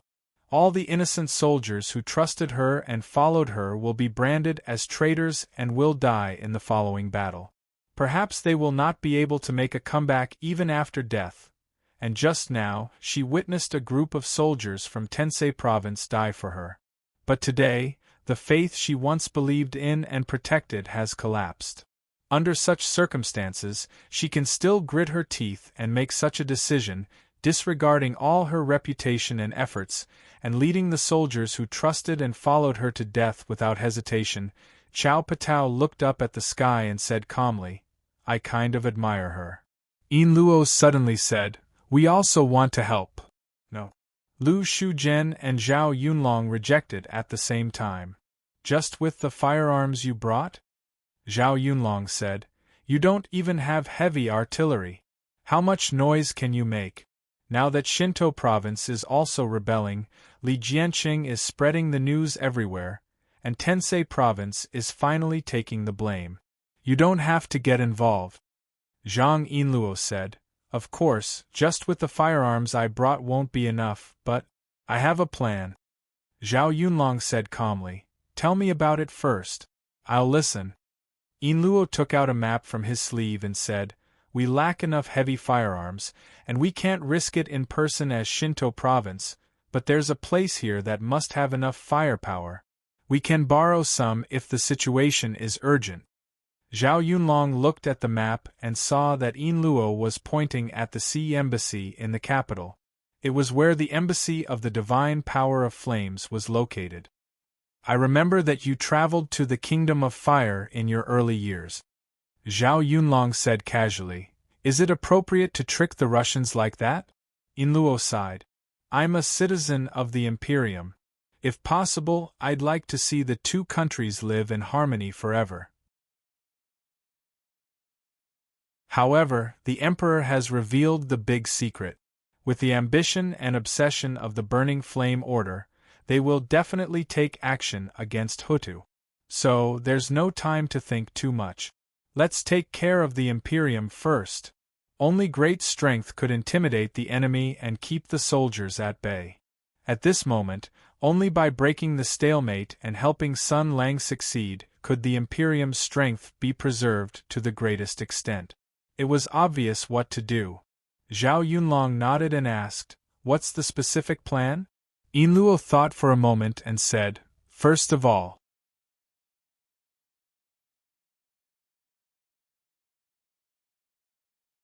Chapter 1181. You can drop me off here.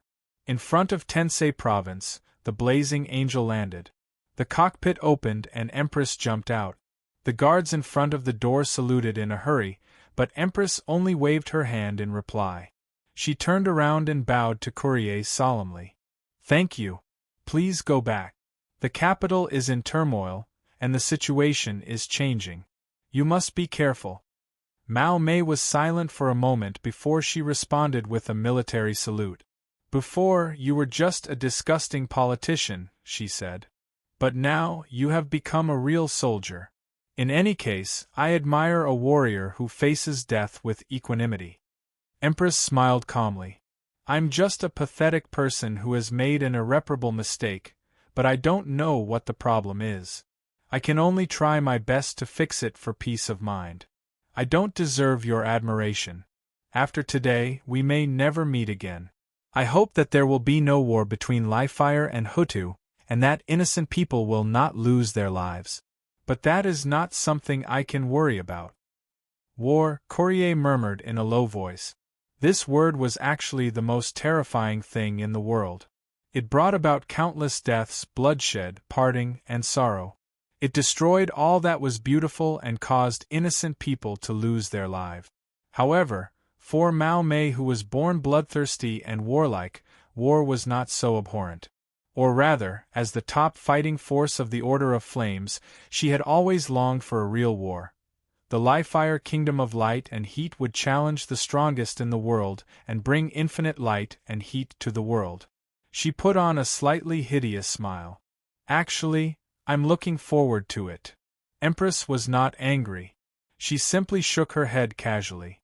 "But I'm afraid that the war you're looking forward to might not go as you wish." The Mao girl spoke the Empire's language very well, but she was still a Russian after all, so she wasn't that good yet. She couldn't understand the Empress concubine's slightly awkward words, so Kirill frowned and asked, "What did you say?" The Empress concubine only smiled mysteriously. "Perhaps you will see it in the near future." "That's ridiculous," Courier said unhappily. "I'm leaving." General Tensei nodded. "I won't be seeing you off. Goodbye." The death messenger took 2 steps back. Mao Mei was about to return to the sky when she suddenly remembered something. "Oh, right." She stared at the Imperial General in front of her through the lowered visor and said slowly, "Perhaps I shouldn't have said too much, but, after we part today, do you have any words for a certain person?" The Empress concubine was startled. In an instant, her cold and solemn face was shaken. The frost melted and spring returned to the earth. Even if it was only for an instant, the Grand General's face had an additional touch of shocking charm. It was as if nearly 10 years of feelings had merged into this moment. "No need," she said softly. "He understands." While Curry was still stunned by the stunning beauty and grace that the Empress concubine exuded at this moment, the Heavenly Strategies General had already returned to his original valiance and stubbornness. The Empress concubine turned around and stepped through the gates of the Heavenly Strategies Palace under the gazes of the soldiers, who were mixed with uneasiness and relief. The officials and generals left behind in the mansion came forward to greet her. Everyone was relieved, but they also had endless questions and uneasiness. It had been such a long time, and it was enough for them to hear some bad news and rumors. "Blow the horn, send the message, ignite the cannon, and activate the Star Stone," Empress said. "Gather all the people we can gather. I want to talk to everyone." At the same time, Courier, who was flying at full speed, returned to Shinto Province. "When I looked down from the sky, there was already some commotion in the imperial capital. I even felt that there was a powerful imperial army aiming at me. It seems that the strong people of the empire were not completely wiped out by the court assembly."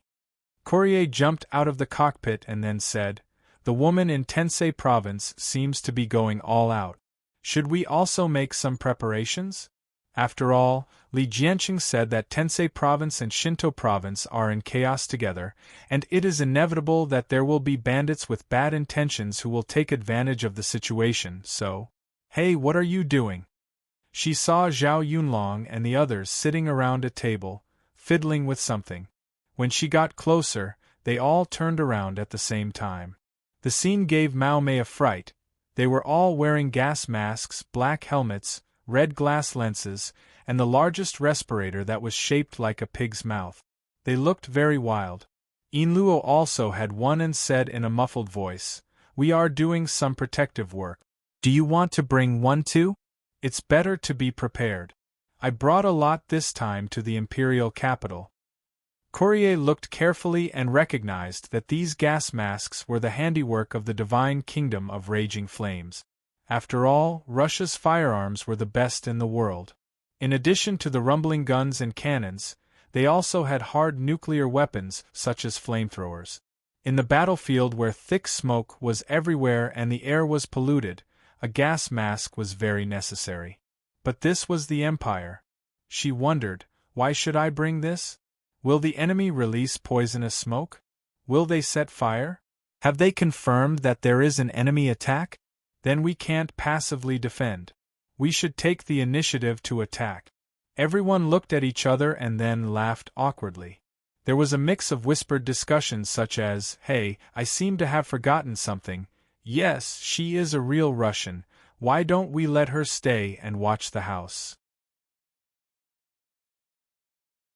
Wait a minute. Mao Mei pressed her hands in the air and said with a subtle expression, "What do you want to do?" Everyone looked at Yinluo. Yinluo laughed dryly and said, "We are going to borrow something." Unbelievable! In the short-distance communication channel, Courier's complaints sounded again. A seraph and a sunfire paladin ransacked the embassy of Lifire in the Empire. This is the biggest black joke of the year. If I were the ambassador to the Empire, I would definitely go crazy. Stop complaining.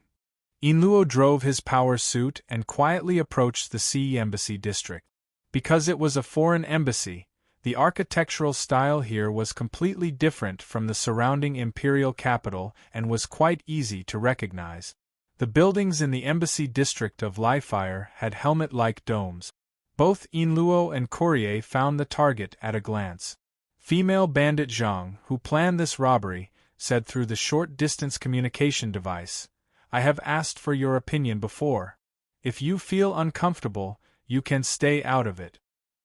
So you can still do such a shocking thing without any psychological pressure." Courier said, "But I am not surprised. When you go crazy, you even dare to tear down the palace of Gideon, let alone a small embassy." "But Akiro, I have to remind you of one thing," she said gloomily.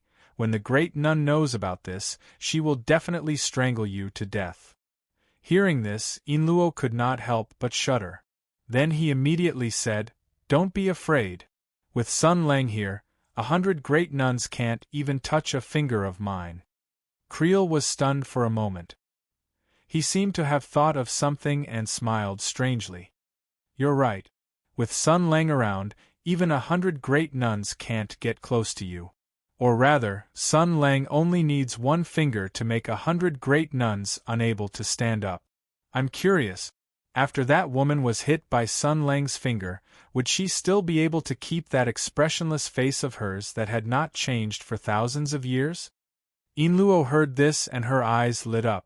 Even a good child like her showed an expression of being moved. "Are you tempted?" "Of course not." Yinluo hurriedly denied it and changed the topic. "Anyway, let's not waste any more time. Follow the original plan. Are you ready?" How troublesome. If it were up to me, I would just charge in and use the Blazing Angel's name to scare the ambassador. I would trick him into taking advantage of the chaos in the capital to bombard the Forbidden Palace. Who knows, maybe he would become hot-headed and give it to me on the spot, Courier said impatiently. "If it is that convenient, why would I need your troublesome plan?" Yinluo refuted. "No, I have already asked around. The ambassadors sent by the other countries to Hudu are all cautious and moderate. Furthermore, they are all civil servants. The ones in charge of the secret weapons storage are the combat monks of the order." Furthermore, they only follow the Church's teachings and orders. Without orders, the blazing angel's name would not scare them. Courier said without hesitation, "Then let's just go in and rob them." Inluo sighed. "Who exactly is the fire dweller? Why don't you care about the lives of your fellow countrymen at all? If we attack by force, there will definitely be casualties. Attacking the theocracy nation is already going against my conscience. I really don't want to harm their lives. You better not do that either." She took off a strange device from behind her shoulder and placed it on the ground in front of her. Then, she confirmed the angle and direction, adjusted it for a while, and nodded in satisfaction. This device was a launcher that Inluo made by hand. The reason why she had to make it herself was because its task was to fire a special ammunition that had never been seen before. Not only that, but it also had to achieve a delayed detonation of the ammunition and a splash effect in the center. Courier saw it clearly from the sky and asked curiously, "What is this?" "It's a firearm that I figured out myself. The cannon is short, the shooting angle is large, and the trajectory arc is high. It mainly shoots in a curve and is convenient for individual soldiers to carry and operate. As a suppressive weapon, there is almost no shooting dead angle. It can kill and injure infantry at close range, and can also cross obstacles to destroy hidden fortifications and enemies. It can fire a variety of shells." Inluo half-squatted, took out special ammunition from the ammunition rack of the power armor and placed it next to the small cannon. "I name this new weapon, Mortar." With the amazing performance of the blazing angel's helmet, Courier saw the special shells in Inluo's hand clearly. Her expression suddenly became very interesting. "Shells? You call these shells?" Inluo calmly picked up a cannonball and placed it at the muzzle. He took a deep breath and said as if nothing had happened, "That's right. A non-lethal biochemical tactic actively rejects cannonball."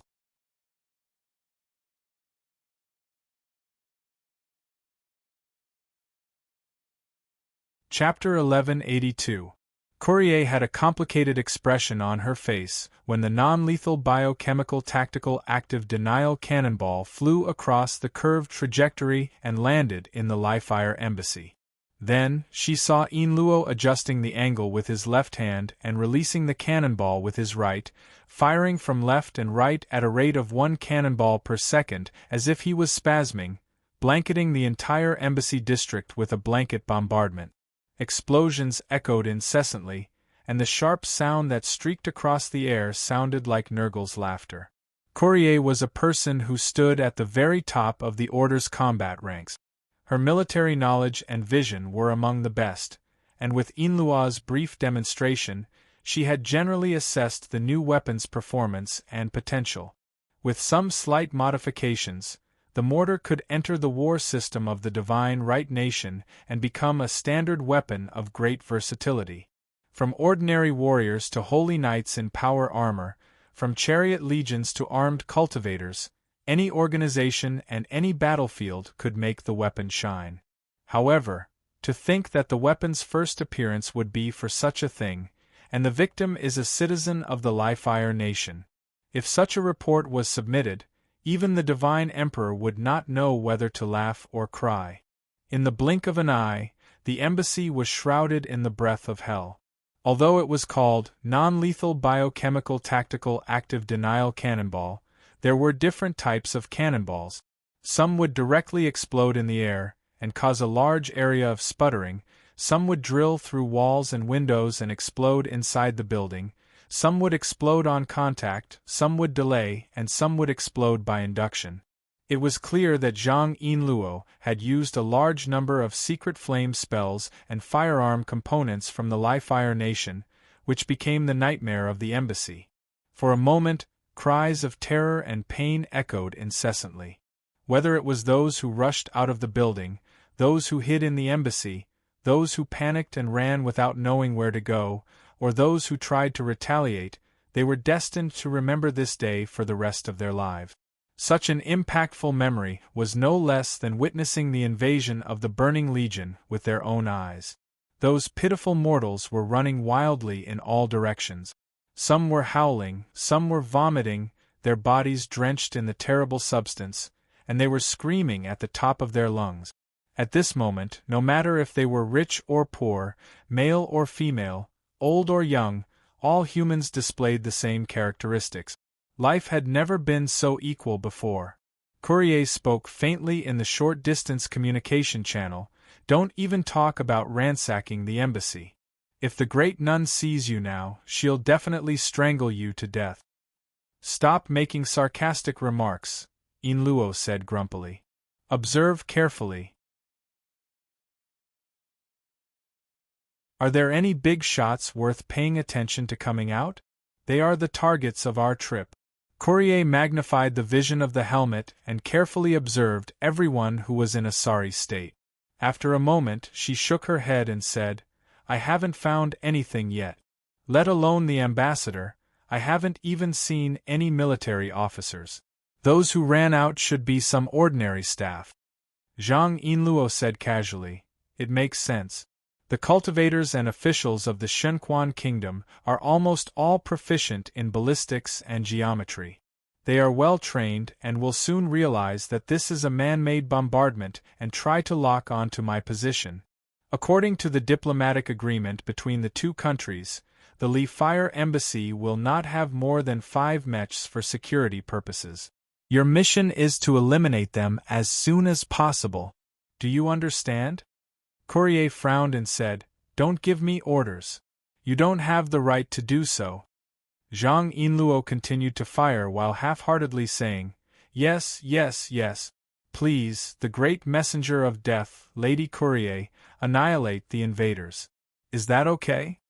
What answered her was the sound of a hurricane descending from the sky. The flaming tail of the seraph pierced through the sky and crashed down like a meteor. 3 mechs rushed out in a battle formation. As military officers of the embassy, they were all elites of the Li Fire. As veteran soldiers, they were very familiar with the screams coming from above. It's the seraph? The 3 of them raised their heads in shock. Even if they were well-trained warriors, when faced with the powerless dive attack of their own nation's supreme, they still showed a moment of confusion and helplessness. Curry put away the heat cannon and microwave gun. His left arm reached out with the impact sword, and his right arm expanded with the vibration wave shield. He directly smashed the first mech, and the powerful impact directly knocked the opponent unconscious. The remaining 2 instinctively pulled the trigger, but the standard blasters equipped with the mechs could not break through the defense of the vibration shield. Courier suddenly rushed forward and cut one of the blasters in half. The shield in his right hand was smashed into the body of another mech 3 down. She said in the short-range communication channel, and before he could finish his sentence, intense flames surrounded the blazing angel, and a powerful explosion shook the surroundings. The shockwave swept up the sand and stones in all directions, and then the smoke dispersed. The gorgeous blazing angel armor put down the colorful shield, and there was a trace of anger in her voice. I said, no matter what, pulling the trigger on the blazing angel, the highest-ranking blazing angel in the battle order, is a very disrespectful act. Inluo complained. You already attacked and you don't allow others to fight back. Courier did not answer, but more intense and dense explosions followed. Inluo listened carefully. She had studied in the Li Fire Nation for a long time, and her talent in firearms was extremely shocking. The skill of determining the number of firearms through the sound of explosions was only the basic content of the compulsory course. Soon, she also realized that something was wrong. Holy fire-propelled grenade, dragon flame stream cannon, white phosphorus shotgun, she said in surprise. These are all high-damage weapons. Evenly fire can only be equipped by the elite troop. According to the diplomatic agreement between the two countries, they can't appear in the list of armed forces of the embassy for the purpose of self-defense. Even if they secretly hid them, they wouldn't take them out so decisively. And the target of the attack is the seraph armor of our country. What is going on? You finally realized it? Ms. Zhang. Death Messenger put away the sword and shield, and the weapon modules on the shoulders, waist, arms, and other parts quickly opened up. Precise shooting, suppressive fire, and explosive bombardment, its body hovered in the air at a low altitude, vented the firepower with extremely high mobility, and cleared the firing points one after another. In the communication channel, while fighting fiercely, she sneered and said, "Every abnormal thing has an internal reason and reason. From this round of firepower attack, I smell the smell of ruthlessness and exasperation. The person who gave the order to attack without caring about anything must be hiding a big secret, and he definitely doesn't want me to know." So after seeing the seraph appear, he hysterically ordered to open fire. Yin Luo suddenly stood up and said anxiously, "Change of plan?" "Of course," Courier said coldly. "This secret, the more he doesn't want me to know, the more I want to know. Time is of the essence. We have to finish this quickly. Maybe he is burning the documents right now." After saying that, the seraph made a circle in the air, put away the firearms, and took out the sword and shield again. The ejector spat out powerful flames, and the gorgeous combat equipment spread out the steel wings. It raised the sword and shield, and like a real swordsman, it directly crashed into the majestic and heavy main building of the embassy. Let Zhao Yunlong do it too. In the dull roar, rubble flew everywhere, and a big hole in the embassy collapsed. Yin Luo outside raised her right arm, and a red signal flare rushed into the sky. Zhao Yunlong, who was lying in ambush on the other side of the embassy area, raised his rifle, and jumped over the high wall with Lu Shuzhen, and quietly rushed into the Lihua embassy. Yin Luo put the mortar aside and said to herself, "I can help, but Sun Lang said that unless it is absolutely necessary, don't use the seraph."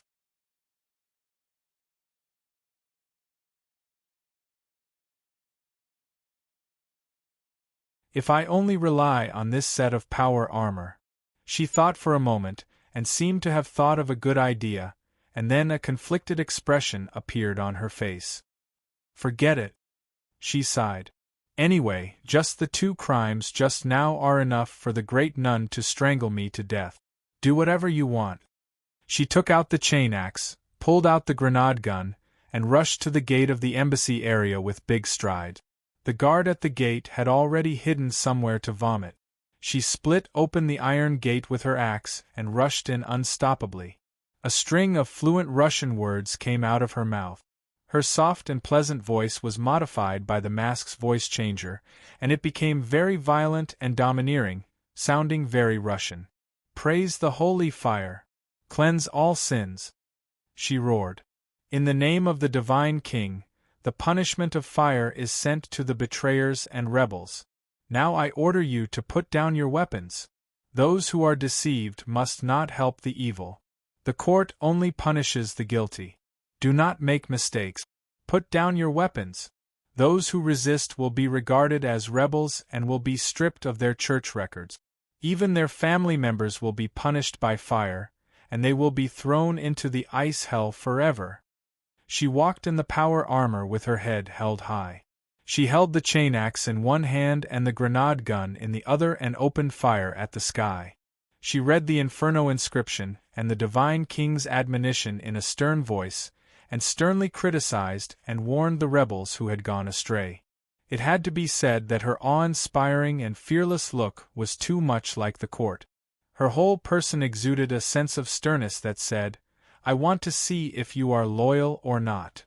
A military officer in a power armor rushed out from the side, but he did not dare to open fire. Yin Luo turned to look at him. Although there was a mask between them, the poor military officer could still see the examination of his soul through the evil red goggles. "Are you going to open fire at me?" Yin Luo strode toward him and asked sternly. "Stubborn fool. Let me ask you, are you going to attack the adjudicator of the court? Are you going to give up your faith? Are you going to betray the church and His Majesty the Divine King?"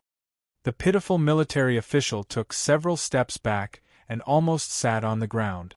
As a burly Russian, in front of this strict and cruel judge, His voice even carried a trace of sobbing. "No, no. I was only carrying out orders. I didn't know you were a member of the judicial court." He stammered a few words and suddenly said agitatedly, "It's all Brother Makarov's doing. It's Brother Makarov's orders. He said you are the traitors, and all of this is for the greater good of the theocracy." Makarov, this name belonged to the Lihua ambassador in the empire. Inluo had inquired about it beforehand. "Get up!" Inluo kicked the man's gun to the side, and his tone was still harsh. "Sinner!"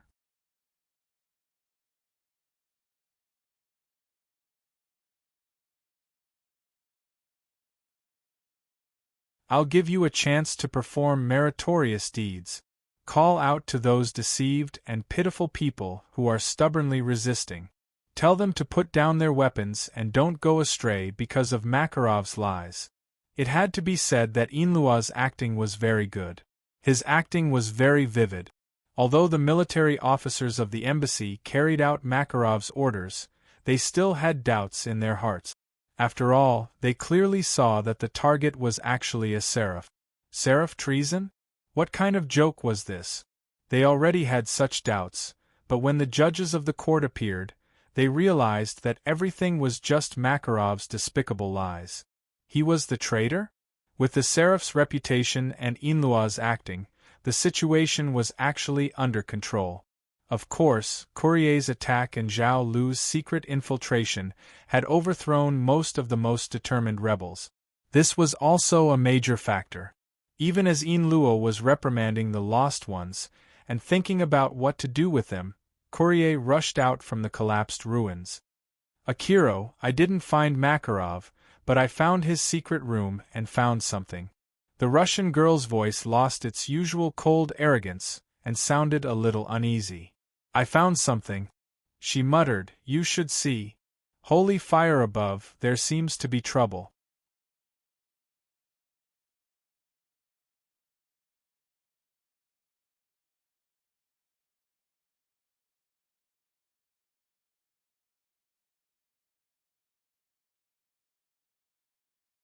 Chapter 1183. Holy fire above. Courrier murmured, "Seems like we're in trouble." Judging from her voice, the ferocious and meritorious seraph seemed to be a little distracted.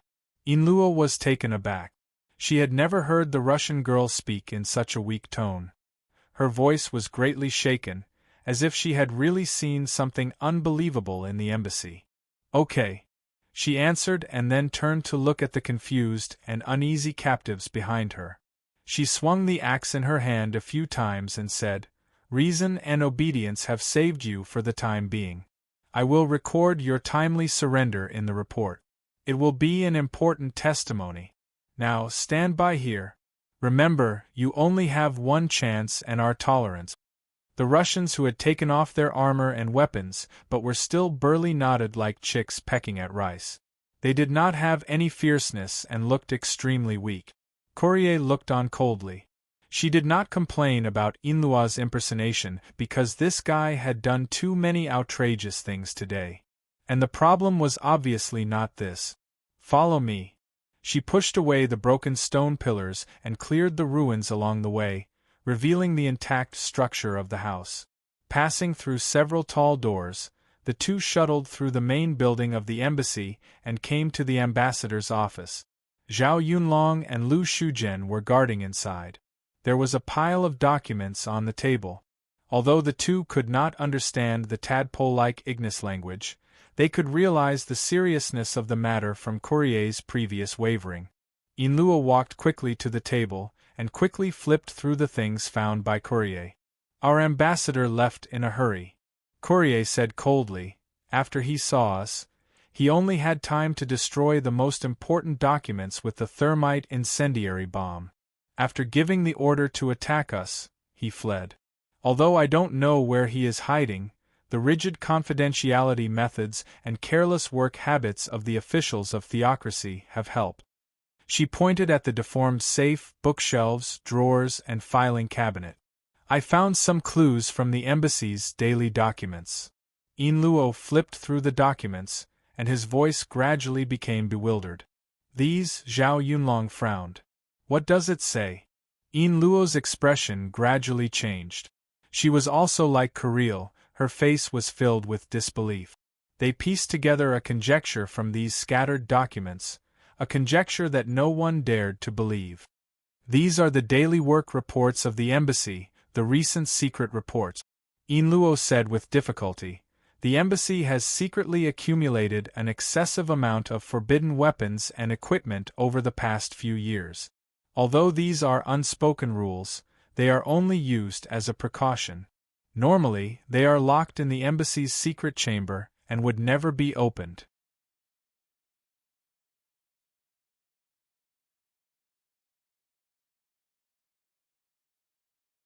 But in the past few days, Makarov used the excuse of inspecting the equipment to open the secret chamber several times, and received the agreement of several military officers and cultivators.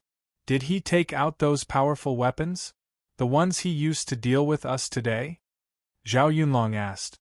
What does this mean? Maybe the capital is in turmoil these days, and he felt the situation is delicate, so he took out these weapons in advance. Chao Patao stopped here. She also realized that it did not make sense. Yin Luo glanced at her. You've also realized where the problem lies. As the Li Hor ambassador, if it's just for self-defense, he doesn't have the right to take out such powerful weapons in such a delicate situation. Because to put it bluntly, these things are just psychological comforts. There's almost no need for them to be used. If they are used, it will definitely be a big matter, just like how ordinary people hide bows and crossbows. She took out another document. Look at this. In the past half-month, the embassy has received dozens of Lihua nationals, and the affairs they dealt with were about returning to their country.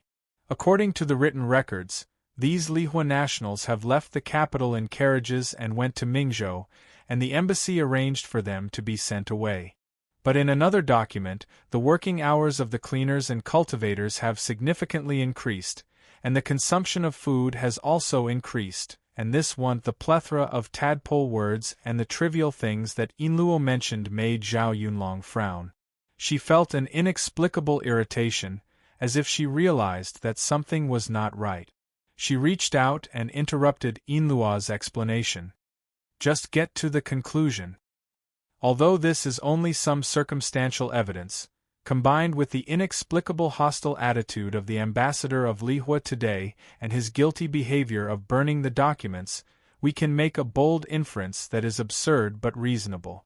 Yin Luo glanced at Courier, took a deep breath, and said with difficulty, I suspect that Makarov received some kind of order from Lihua.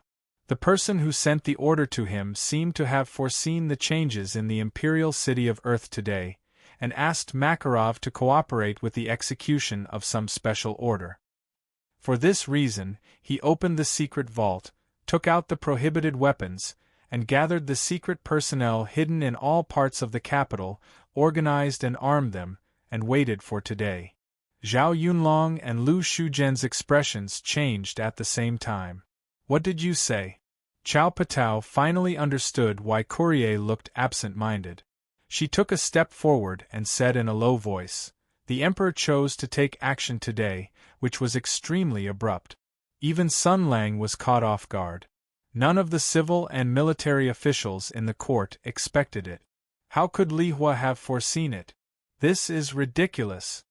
Yin Luo sighed.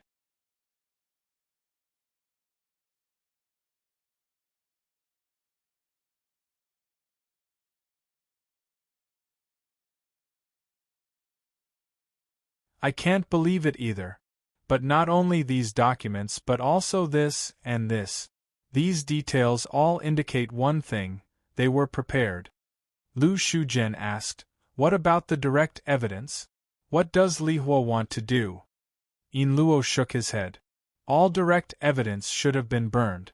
Makarov's goal and the person behind him, we have no idea. But it's clear that if this guess is true, then this matter will be more turbulent than you and I can imagine. They had thought that the emperor directly exposed the destruction of the imperial army's production line in the palace, which would inevitably arouse the greed and malice of the four superpowers. But that was after all in the future. It must be known that the empire was still powerful.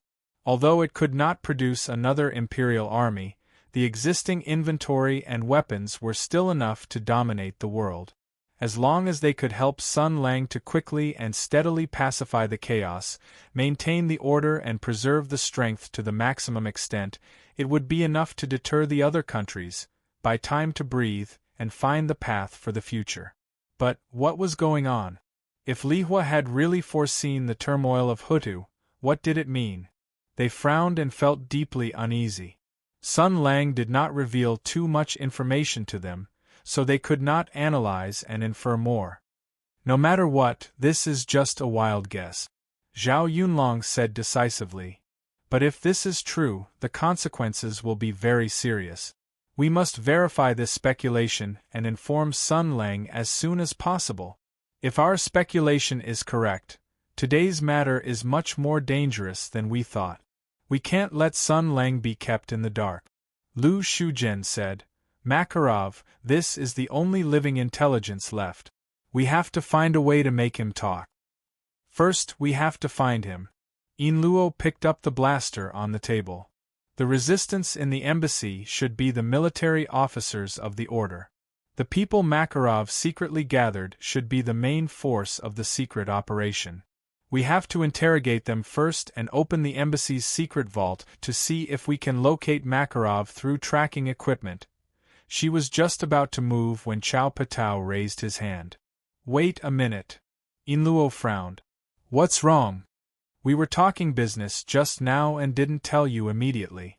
Your action of rushing into the embassy alone was very risky. I understand that you want to do something for Sun Lang to show that you're not just a pretty face, but you have to think about how Sun Lang would feel if something happened to you. Chao Patao said seriously. I hope this is the last time. You can't take risks on your own, or I will forcibly take you away from the imperial capital. After all, even in the worst case, Sun Lang can fight his way out.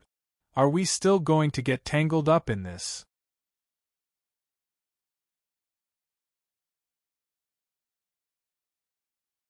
Before Yin Luo could say anything, Courier said unhappily, Akilo has received the most complete Holy Knight training in the theocracy.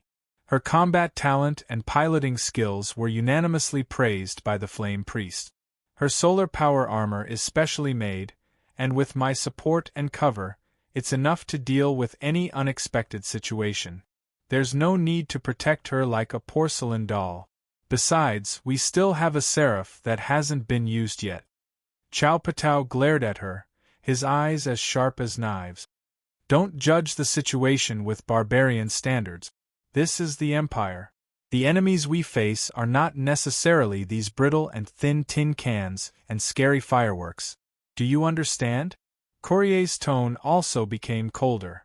When this is over, I will let you experience for yourself whether my armor is brittle and thin, and whether my weapons are just scary fireworks. Arrogant imperial people, when will you wake up from the arrogance of the imperial army? At this moment, talking about the imperial army was like adding fuel to the fire. Zhao Yunlong was infuriated. When he was about to fight back, Yin Luo stood between the two of them. Are we going to have an internal conflict first? General Zhao, I understand your kindness, but please don't underestimate me.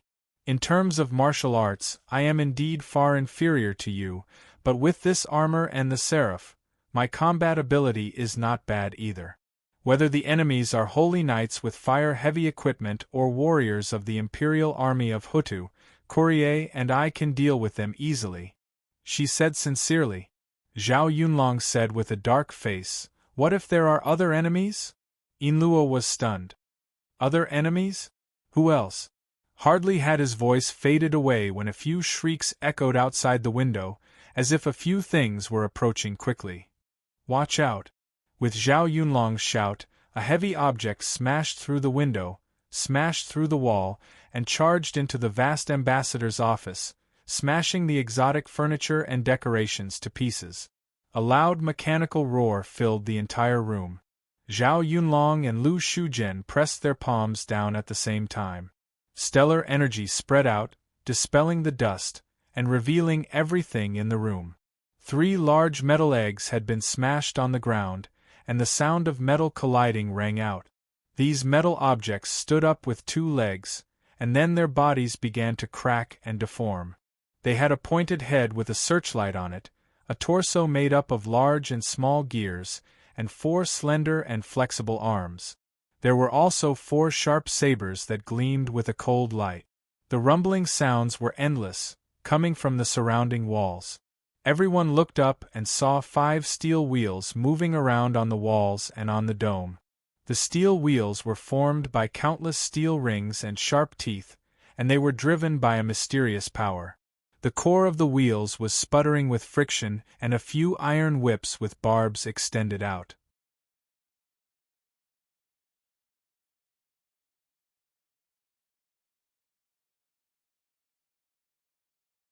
This was a monster made purely of machinery, and it emitted a sense of terror that made people shudder.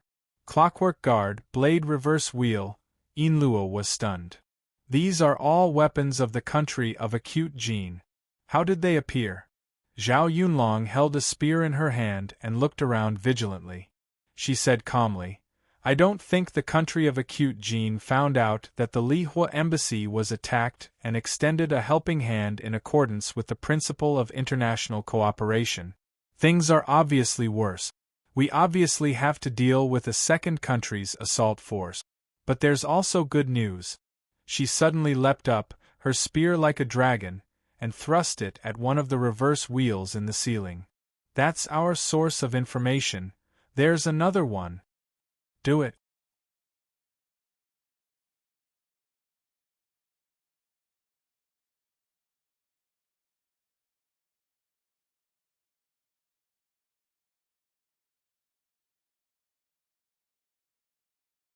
Chapter 1184.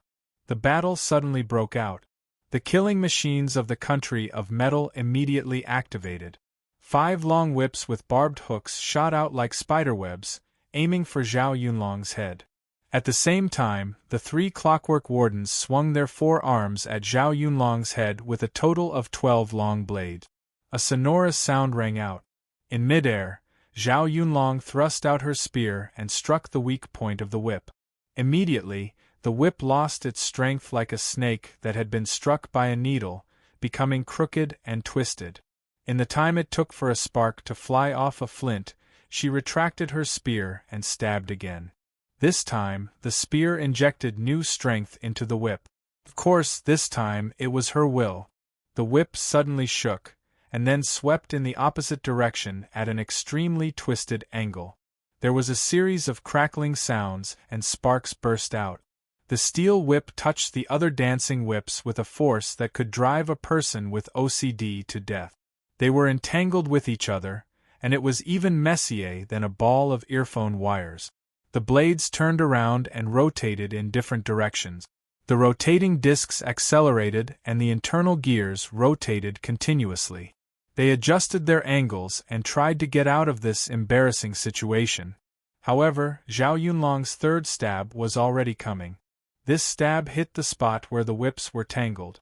An indescribable surging force was released by the delicate and subtle force. The force was transmitted, and the blades trembled together. The magical and exquisite mechanical system stopped working for a moment. At this moment, Zhao Yunlong twisted her waist in the air and swung her spear. Using the connection of the whips, the 5 blades were all thrown into the air. Being in the air meant that there was no way to borrow force. Especially for these machines that relied on friction to gain mobility, it was a fatal moment. Zhao Yunlong shook her spear. 5 cold stars flashed, like snowflakes melting in flames. It was only a total of 8 stabs. Even though the sharp metal weapons were unparalleled in the world, the cold killing machines were still lifeless objects without emotions or brains. When it came to actual combat, how could they be a match for the warriors who had experienced hundreds of battles? Bang! Bang, bang, bang, bang, bang. 5 consecutive explosions rang out in the air. Broken gears and metal rings fell in all directions. In this rain of metal, Zhang Yinluo and Courier opened fire at the same time. Under the precise and rapid rain of bullets, the 12 long swords were first broken, followed by the weak joints of the mechanical lower limbs, and then the arms. A purple shadow flashed, and the head, which was the strongest part, was penetrated by Lu Shujian's sword energy. Zhao Yunlong landed on the ground, Lu Shujian got up, Yinluo and Courier put away their guns.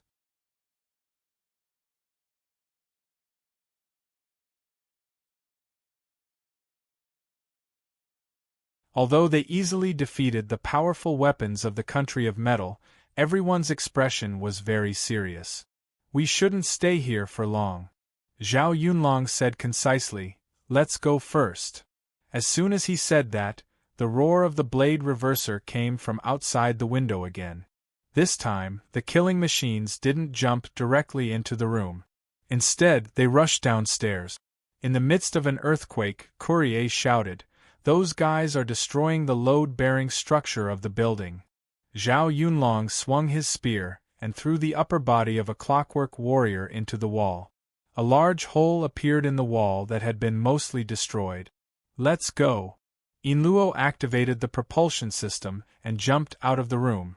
Lu Shujian and Zhao Yunlong followed. Courier had already jumped into the air. She had the best mobility. The moment they rushed out of the building, the load-bearing structure of the embassy was completely destroyed by the blade reverser. Dust flew everywhere and the majestic building collapsed. Yinluo landed steadily on the ground with the cushioning system of the mech. She immediately heard screams and screams. Turning around, she saw the captives of the Li Fire military officers being massacred by the country of metal's killing machines. There was no need to mention the 4 blades of the clockwork warriors. The real nightmare was the blade reversers. They only needed to reach out with a hook, and the powerful force of the blade reversers could tear apart a fragile human body. Yinluo raised her hand and fired 2 shots at the core, destroying a blade reverser that was charging like a ghost. She shouted, "Get your weapons back immediately. Cover each other and defend yourselves. Hurry!" Zhao Yunlong frowned. "You still want to care about them? They're obviously trying to silence us. If they're all killed, we'll have to bear the crime of attacking the embassy and slaughtering the envoys." Yinluo said anxiously, "I know you don't care about that, but in the current situation, the embassy being massacred will be a valid reason to declare war. The Empire is in such a difficult situation. We can't let go of any small chance to improve the situation." Courier had already swooped down from the sky and fired at the sharp metal weapons. Zhao Yunlong pondered for a moment and said, "Lu Shujian, you're responsible for protecting her." Master Lu nodded. "Okay, so what's the plan now?" Chao Patao turned his spear and faced the new batch of sharp metal weapons. "Reorganize our forces and wait for them to come. Judging by the aggressive momentum of the country of metal, Makarov must have run over there. If he wants to silence us, he will definitely come for us. Let's fight." Zhang Yinluo looked around. The surviving military officers used the cover of the flank attacks as cover and scrambled to retrieve their weapons. The Russians were, after all, old Russians.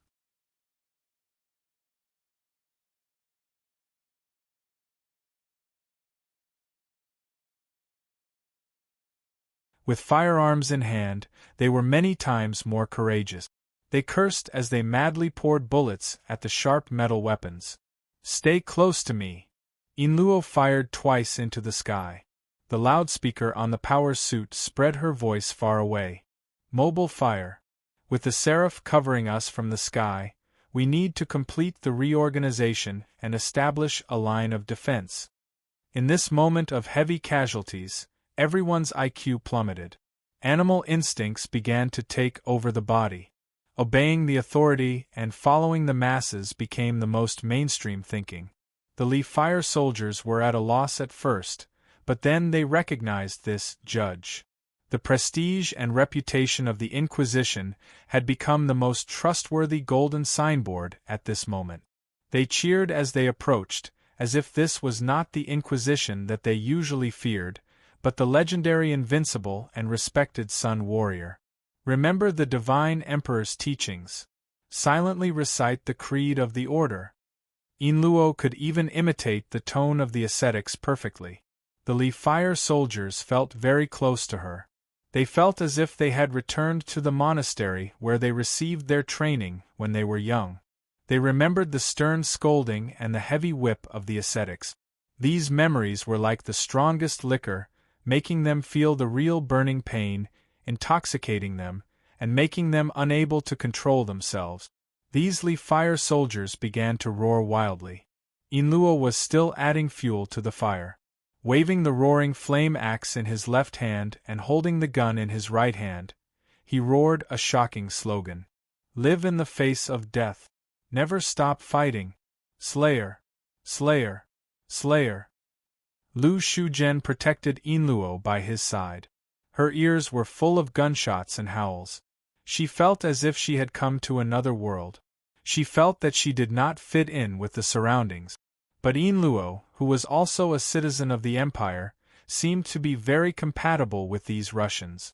God knows what this guy was shouting.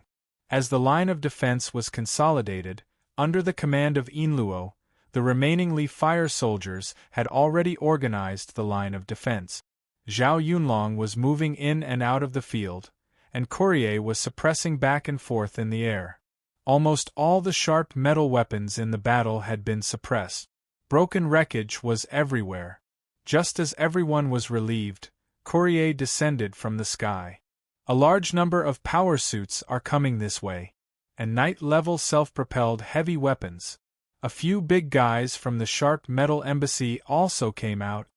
Yinluo asked, "Is that all the Sharp Metal Embassy has?" Courier quickly said, "Their engineers are capable enough to transport a few Vanguard Titans. After all, this is the capital of the Hutu Empire. They can't go too far. In terms of small enemies, the Sharp Metal country is most proud of their combat-type smart machines that can almost pass off as real ones."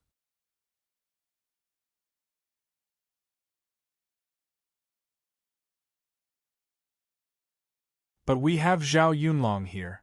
They are just asking to be humiliated. Yinluo was silent for a moment. Then he asked again, "Green wood and black water. Nothing unusual?" Courier said indifferently, "No. The two embassies just sealed the gate, recalled non-combatants, and entered the highest alert state. This is good news.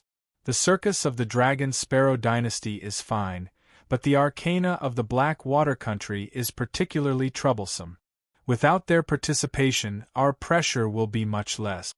She asked again, "So, what should we do now?" Yinluo shouted, "General Zhao!" A white figure flashed, and the iron spear stabbed forward. Zhao Yunlong rushed over. "What's the matter?" Yinluo explained the situation. Cao Patao said decisively, "We will lose if we keep defending. Besides, Li Hua has brought heavy weapons, and this is the Sea Embassy. The enemy is more familiar with the terrain than we are. We have to go." Lu Shuzhen asked, "Where to?" "Anywhere." Zhao Yunlong sneered. "Do you really think the Empire is dead?" Although the officials of the various departments are at a loss, that's only because they don't know how to deal with the current situation. But now, the foreign army is rampaging in the capital. If they don't know what to do, this country will simply be destroyed. Yinluo nodded and then shouted, "Everyone, listen to my order. Prepare to retreat. The great traitor Makarov has brought his evil minions to silence us. We can't just sit around and wait for death. We will temporarily withdraw from here and fight with this evil heretic. We must make him suffer the punishment of the flames." The Russians wailed like ghosts and howled like wolves. Then, they quickly packed up their weapons and ammunition and prepared to retreat. Zhao Yunlong looked at this scene with a subtle expression on his face. "Was she this popular when she was in Li Hua?" she asked Courier. "Much more popular than this. Courier said unhappily, not to mention these ordinary Lihua military officials, even. I'm leaving first. The blazing angel quickly rose into the air. Everyone also quickly retreated through the side door of the embassy. Not long after, fierce artillery bombardment suddenly came, causing the ground to shake. Good explosion. Zhao Yunlong looked back at the soaring air column and sneered. With such a commotion, the cavalry of the 5 cities' warden's office will arrive soon. Before he finished speaking, Courier rushed down again. Another large group of people is coming. Chao Patao said in surprise. The efficiency of the 5 cities' warden's office has increased. Are you talking about your city defense force? Courier shook his head. I don't think so, because the commander of that force is clearly Crown Prince Li Jianqing. And after he saw me, he was very angry. They looked at each other. Chao Patao slapped his head.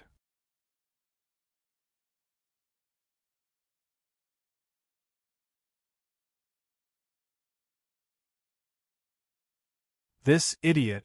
Did he think that if the Lihua embassy people kidnapped that woman, he wouldn't send people to Tensei province to inquire about it? Lu Shuzhen said, they don't have good intentions. We should avoid them. And now, in the imperial capital, the most convenient force to borrow is Tensei province. Let's let Empress deal with these people. Let's go to Tensei province. No. We can't. Zhao Yunlong thought for a moment and shook his head. This is a serious matter. Both Ruijin and Li Hua are involved in this chaos. We should capture Makarov as soon as possible and interrogate him for the information we want. If we go to Tensei province now, it will take too long, and there will be too many variables, Lu Shuzhen frowned. But we don't have enough manpower. It's too difficult to deal with both Li Jianqing and Makarov's forces at the same time. Yin Luo, who had been silent all this time, suddenly raised her hand and said, About this problem, I think I have a bold idea. Everyone looked at her. Although Yin Luo was wearing a power armor, she still looked shy. 2 teams, Makarov and Li Jianqing. Makarov wants to kill us, and Li Jianqing wants to settle the score with Li Hua. They don't know who we are, and they don't know each other's backgrounds, so, she whispered, why don't we lure them, let them run into each other, and kill each other? They were still staring at her. Yin Luo said uneasily, What? Did I say something wrong? Lu Shuzhen shook her head. No, it's just, Zhao Yunlong said. This method is familiar. Sun Lang's teaching is good.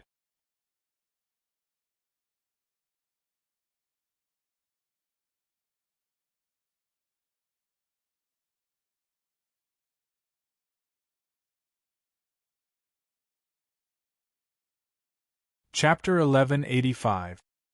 His Imperial Highness the Crown Prince had already heard the cannons rumbling in the direction of the Sea Embassy. After all, in the bustling capital, only the Sea Embassy's architectural style was different. The foreign style, the sharp pavilions, and the towers were also a beautiful scenery. He was galloping on his horse, looking in the direction of the Sea Embassy. There was only burning anger in his eyes. Bastard! Despicable barbarian! Treacherous! How dare you behave so atrociously in the Hutu Empire? Right now, he had almost lost his mind. The changes in the imperial court today, the pressure from Sun Lang, the emperor's orders, the hatred for Empress, and the feelings of inferiority and anger he had for a long time had all exploded at this moment. He had betrayed Sun Lang at the critical moment and grabbed the olive branch from his father. He finally had a chance to prove himself because his cold-blooded and heartless sister had taken the wrong medicine and chosen to stand on Sun Lang's side. He followed his father's will and wanted to capture this disloyal and unfilial traitor. He was about to win. He had won against that woman for the first time and was about to trample her under his feet. At this moment, the cannons rumbled. One could tell at a glance that it was made by the Russians. It brought Empress away and disappeared without a trace. It must have been done by the Russians. Such a good situation, but it was all for naught. Li Jianqing almost exploded. The Empress concubine had been interrupted and saved. Not only did the fruits of victory fly away from his hands, he also couldn't complete the orders his imperial father gave him. If he couldn't capture this slut and bring her back to the palace, how was he going to win his imperial father's favor? How was he going to complete his mission? How was he going to keep his position as the crown prince and his wealth? Chase. He had to chase. He had to surround the Sea Embassy and catch all these rampant bandits. He had to force them to hand over the bitch and then kill them all to vent his anger. At this moment, a sharp whistle sounded from the sky. The Imperial Guard beside him shouted, "Your Highness, be careful."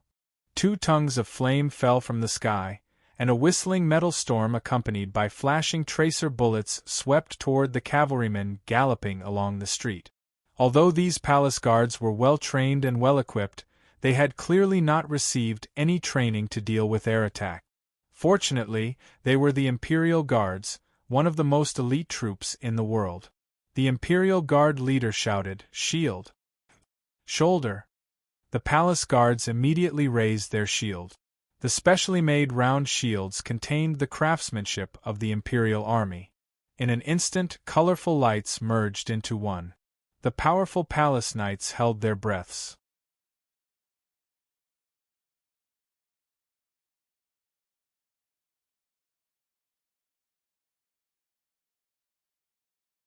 Facing the rain of bullets that fell from the sky like a waterfall, they raised their shields and faced it head-on. They constantly adjusted their positions. The 2 tongues of fire were blocked by the continuous wall of shield. Then, spears and crossbows rained down on the attackers in the sky. "Traitor!" Li Jianqing's eyes almost popped out of their sockets as he roared, "How dare you attack me? You deserve to die 1,000 times over." Courier, who was flying at a low altitude, had already used the cover of the market to burrow into the ground.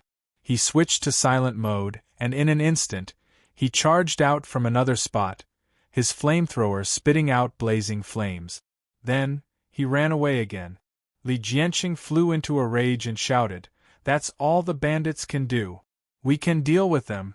Let's hurry to Sea Mansion and raze their nest to the ground. Let's see what these bandits can do." At the same time, the elite operation team led by Makarov was also enduring endless provocation and humiliation. The one who attacked was Zhao Yunlong. Compared to Courier's harassment and guerrilla warfare, Cao Patao had many more tricks up her sleeve. After all, during the Tianyuan War, as Sun Lang's personal and loyal henchman, she had followed the commander of war and done many earth-shattering things. She had basically learned all of Sun Lang's ability to tease the Sky Demon. After all, she had been the lookout at the time.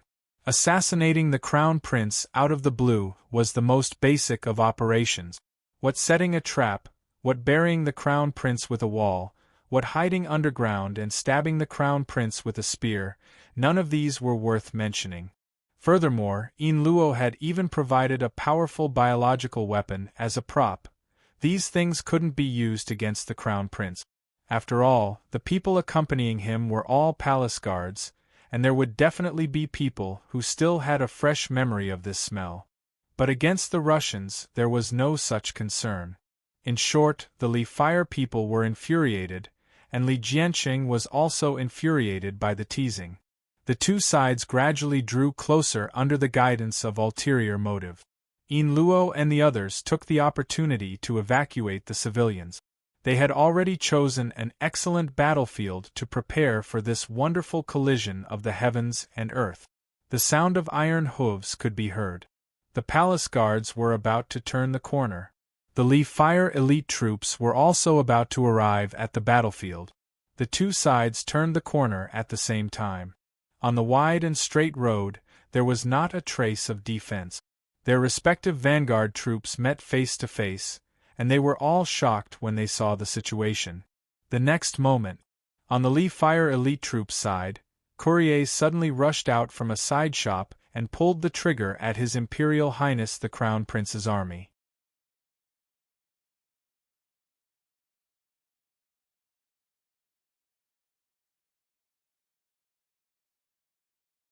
He roared in an extremely Russian tone, "Holy fire above, fellow believers, kill them all!" Wu La. At the same time, Zhao Yunlong also jumped out from the palace guard's side and shouted, "Kill all the Li fire bandits!" The palace guards immediately recognized Courier's eye-catching Li fire exquisite weapon. And the Li fire side also recognized Zhao Yunlong, the hateful Hutu warrior. When enemies meet, their eyes are especially red. The Li fire elite troops pulled the trigger without thinking, and the palace guards' short spears and crossbows were also fired. In an instant, the sound of gunfire and screams sounded at the same time.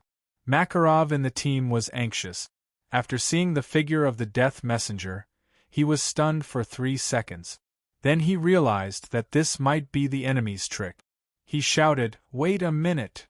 But his shout was already drowned out by the rumbling sound of the gunfire.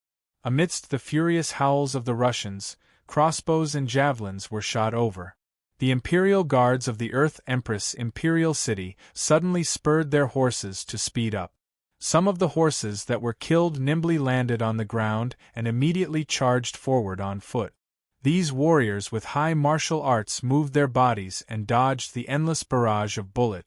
Those who got close to them would use their shields and even their wristbands to block.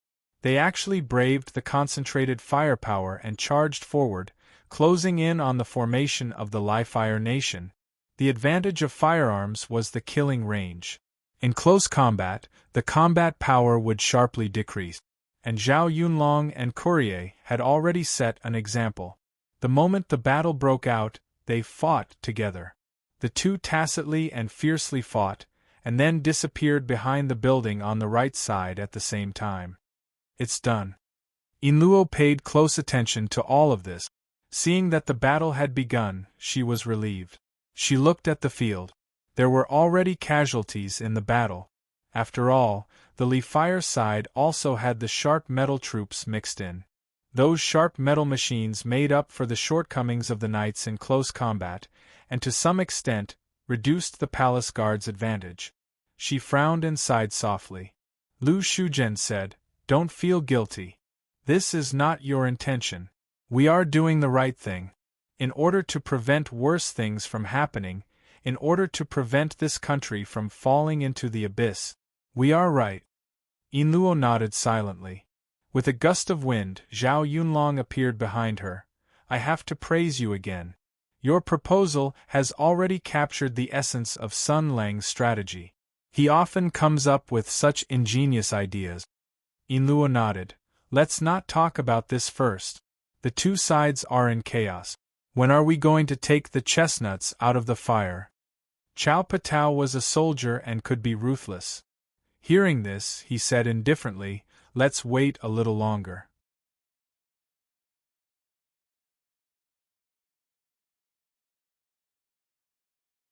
Now that the two sides are in a fierce battle, they are burning with anger and killing intent.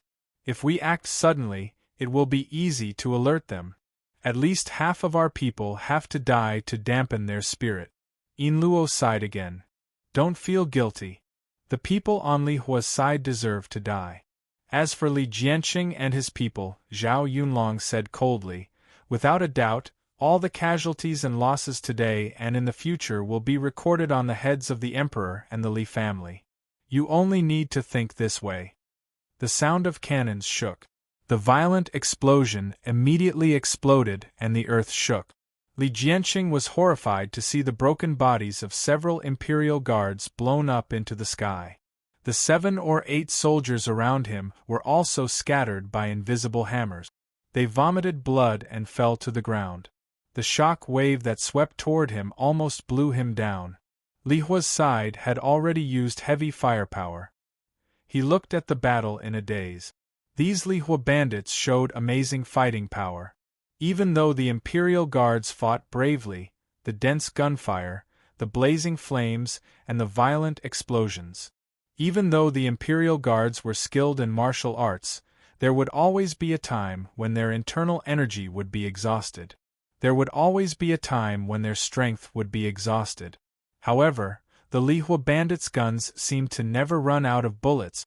The most terrible thing was that he led the light cavalry team to chase quickly and did not bring the heavy Imperial army equipment at all. Even though there were elite warriors who rushed into the enemy's formation in the face of the rain of bullets, before they could kill, the strangely shaped sharp metal weapons would silently attack them, cutting their bodies and taking away their lives. The losses were heavy. What was going on? His face was pale as he looked at all of this in a daze. No, this was not right. The Imperial army. Why was the Imperial army useless? These barbarians, how could they be so powerful? Aren't their firearms marvelous? Weren't they using crooked methods that relied on external forces? How, Your Highness? An urgent call woke him up from his daze.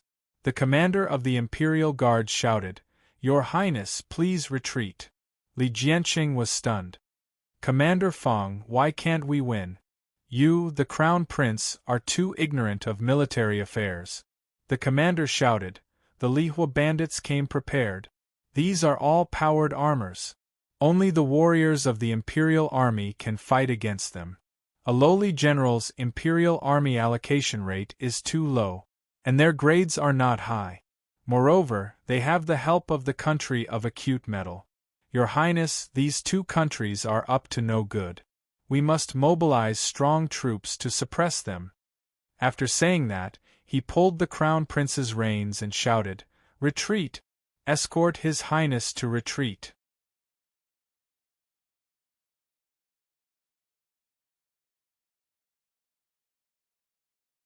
In the Lihua bandits' formation, Makarov mumbled, "This outfit, and that person over there, it's the Crown Prince.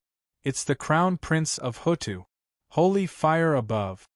He said in ecstasy, "Capture him! Capture him! If we can capture him alive, our plan will be more than half successful. My friends, for His Majesty the Divine King, for the Order of Flames, charge!" Lu Shuzhen, who was secretly observing, sneered. "His Imperial Highness the Crown Prince is so useless." Zhao Yunlong said indifferently, "Keep up. I'm getting more and more curious. These Lihua bandits aren't setting fire everywhere to cause chaos, nor are they attacking the important government offices. What are they doing?" Zhang Yinluo asked. "If we suddenly attack and capture Makarov now," Zhao Yunlong rejected him, "then his men will become the craziest lunatic. Before we wipe them out, they may cause serious damage to the innocent civilians around them." Yinluo clenched his fists. "Are we just going to leave them alone?" "Not really." Zhao Yunlong smiled coldly. "Just change the battlefield. Near the Imperial City, there's no need to worry about that. The Li family will have to bear the consequences of their sins." The Imperial Guards were retreating quickly. Behind them came the mad roars of the Russians and the sharp sound of stray bullets piercing through the air. "Return to the palace. Quickly return to the palace. Send a warning," the leader shouted. "Tell them to send reinforcements immediately. Damn it! Barbarians are running rampant in the Imperial City. What are the government offices doing? Why aren't they mobilizing troops to quell the chaos?" A Imperial Guard asked, "Sir? Which gate?" "Whichever is closest," the leader shouted. "The safety of the Crown Prince is more important." "We're in the north," the adjutant replied. "Then let's go to the Black Tortoise Gate," Li Jianqing said loudly. "Let's go to the Black Tortoise Gate. Returning to the palace is more important. These crazy Lihua bandits, I'll mobilize the army to crush them." His voice was hoarse, and there was a hint of madness in it. The Imperial Guards glanced at him. Although they didn't say a word, they already felt some disdain for this prince. At the same time, in Tensei Province, there was a drill ground in the mansion. Empress stood with her hand on her sword, looking at the silent troops in front of her.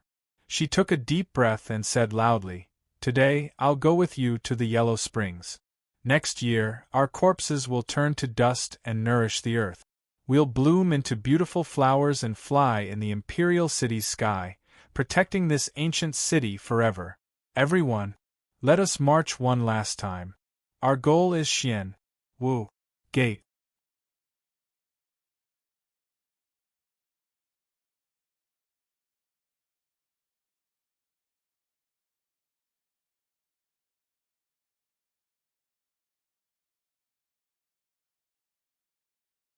Chapter 1186.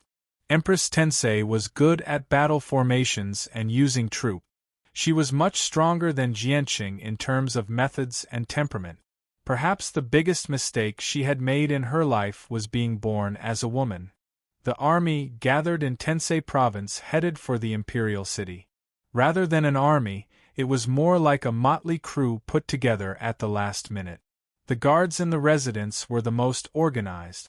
Other than that, there were also hangers-on, assassins, and even servants who were inspired by Her Highness to join this team that was destined to never return. They were well aware of this because Empress had made it clear that this trip was no different from throwing away their lives. However, they still chose to go. It was because Her Highness Empress would also go with them. Her Highness Empress would also go to hell with them. Sometimes, such a simple reason was enough. Even the noblest and most powerful woman in the world was willing to die, not to mention the people who had received His Highness's kindness. How could they not share life and death and valiantly return the favor? The people who stayed behind cried and knelt on the ground as they watched Her Highness disappear at the end of the long street. The old butler was in tears, and the generals who were forced to stay behind were trembling all over. Sometimes, staying behind and living required even greater courage. Her Highness had instructed that the outcome of this trip was unpredictable, but there must be survivors who remembered their sacrifice, spread their stories, and take good care of the families of the deceased. Even if the story that happened today could not be recorded in official history, it had to be passed down from generation to generation. Regardless of whether it was an unofficial history or a joke, there had to be someone who remembered today after thousands of years. As long as there was someone, it was enough. The belief and spirit of the warriors, the huge wealth and power left behind by Tensei province, had to be entrusted to someone, whether it was material or spiritual. Her Highness had already made arrangements and given instructions. This team rushed towards the imperial city. Even in such a chaotic situation, the Empress concubine was still calm. She knew that the most important thing for this trip was to be fast. Although there were many capable people in this army that was pieced together, facing the encirclement of the imperial court's elite troops, their chances of victory were not high. She wanted to stir up trouble in the imperial city and force the imperial guards to activate the palace defense array before the warden's office, the Ministry of War, and even the martial arts hall reacted and conscripted the guards in the capital or even the experts from the Sword Palace. Otherwise, everything would be over. It's all because of that scoundrelly Jianqing.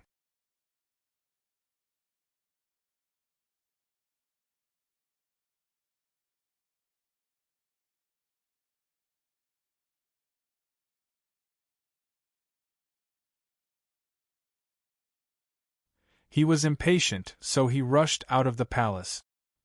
He thought that with the power of the empire, the audacious Li Hua bandits would obediently ask for forgiveness and return the empress. Who knew that they were so audacious that they even dared to fight back? Just you wait. Thinking of this, he could not help but feel guilty. After all, he almost messed up this matter. But it did not matter. Father Emperor did not know. Father Emperor must be fighting with Sun Lang in the Golden Palace right now. He really hoped that the two of them would die together.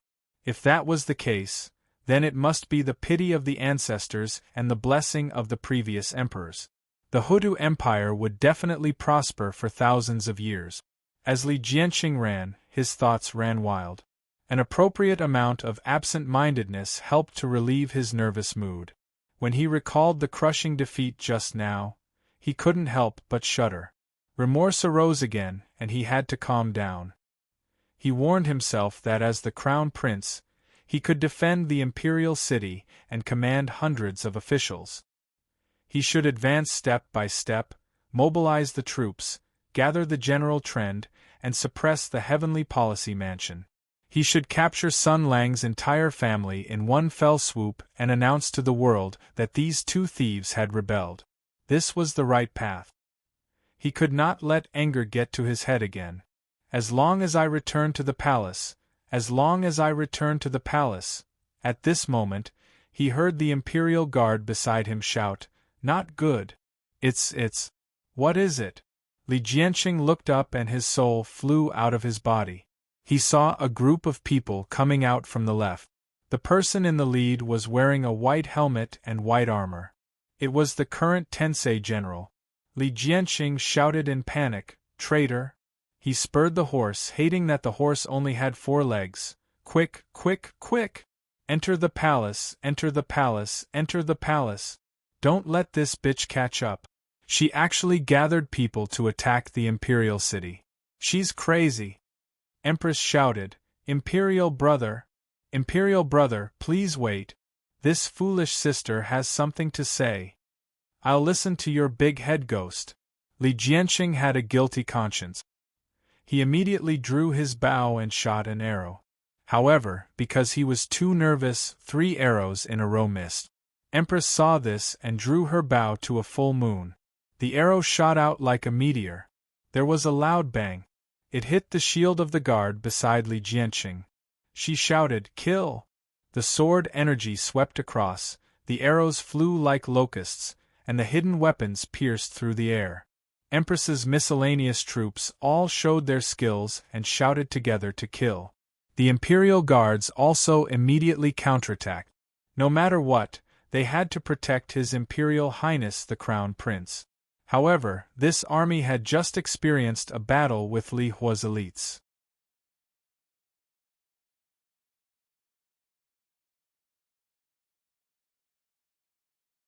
Under the powerful power armor and fierce firepower, they suffered a lot of losses.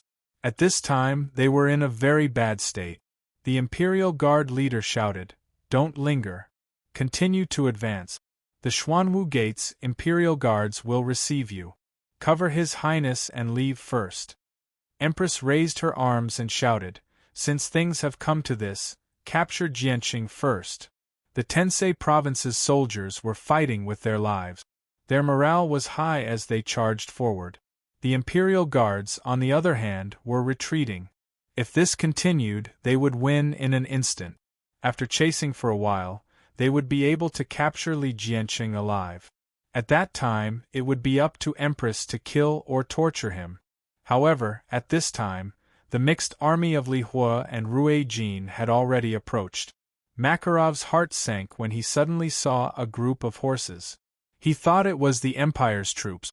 However, when he took a closer look, he saw that the flags and armor were actually from Tensei province. Moreover, the general in charge was a dignified and beautiful woman. Who else could it be other than the general of Tensei?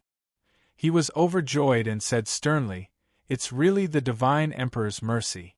The general of Tensei and the crown prince of the empire are here. We don't have to run around anymore. Prepare for battle." The rear of Tensei province's army was attacked. Artillery fire swept over and bullets flew. It was chaos. Empress was commanding the charge. Seeing this, she said angrily, "They don't know what's good for them." She immediately ordered the army to split up and focus on delaying Li Hua's army. This was a last resort.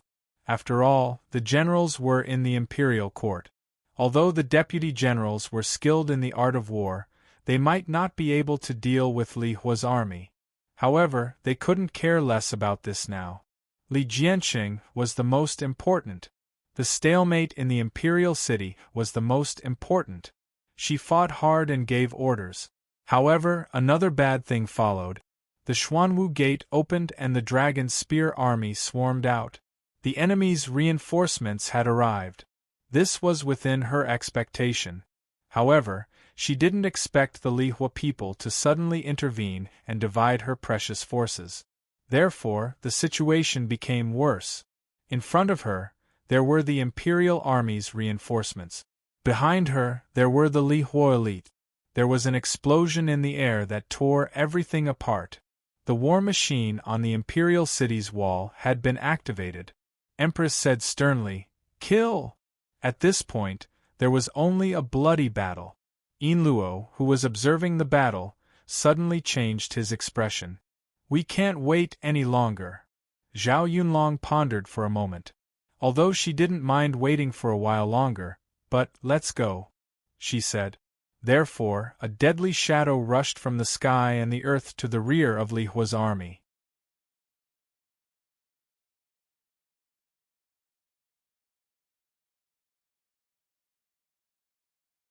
However, this chaotic battle was also beyond their expectations. Even if they quickly joined the battle, they couldn't change the situation quickly. Empress was still fighting hard. However, Li Jianqing was getting further and further away from her. The people around her kept falling. The frightening dragon crossbow on the imperial city's wall had been fired 3 times. Each time, it could cause a large number of casualties. The dragon spear army that came to support her had already joined the imperial army. The pressure became very, very great. She fought hard and was at the front line, but the opportunity was getting further and further away from her. "Your Highness, be careful." In a trance, a soldier beside her shouted. It turned out that a team of dragon spear army quietly moved to the left side of the formation, widened the distance, and began to charge. In an instant, it turned into an earth-shattering force and roared, cutting off the troops of Tensei Province and dividing the battlefield. For a moment there were very few people left around Empress. Li Jianqing, who was about to enter the city under the escort of the Imperial Guards, stopped. He saw everything. He saw the woman's desperate struggle and the disadvantage she was in now. The dragon spear army's surprise attack had already divided the battlefield. No matter how crazily the soldiers of Tensei Province behind her charged, they couldn't break through the defense of the dragon spear army. And Empress was already surrounded. A small group of troops around her still charged this way to protect her, but it was useless. She tried to break out of the encirclement, but it was useless. In the end, her warhorse fell to the ground after being shot by an arrow, throwing her body far away. She rolled on the ground a few times, covered in blood, but then struggled to stand up and rushed in the direction of Li Jianqing. She was reckless. As long as dozens of cavalrymen charged, they could kill her, or capture her alive. But they couldn't. Li Jianqing's blood suddenly boiled. He should have directly hidden in the palace or ordered the imperial guards to capture this woman alive, but after being stimulated by the blood on the battlefield, by the various changes today, and by the scene in front of him, he couldn't help but have different thoughts. This came from the inferiority and pain he felt over the years. In his eyes, there was only this crazy and persistent figure. It was as if she would never give up, as if she would never fall. She was the role model that Imperial Father spoke of, but she was also the nightmare in his heart. This was because he had to be compared to everything. He was compared to this little sister, and then he was defeated, disappointed, and talked about. No matter how hard he tried, he couldn't compare to this woman. No matter how hard he tried, it seemed that she was better than him. But, I don't believe it. I want to win. I can win too.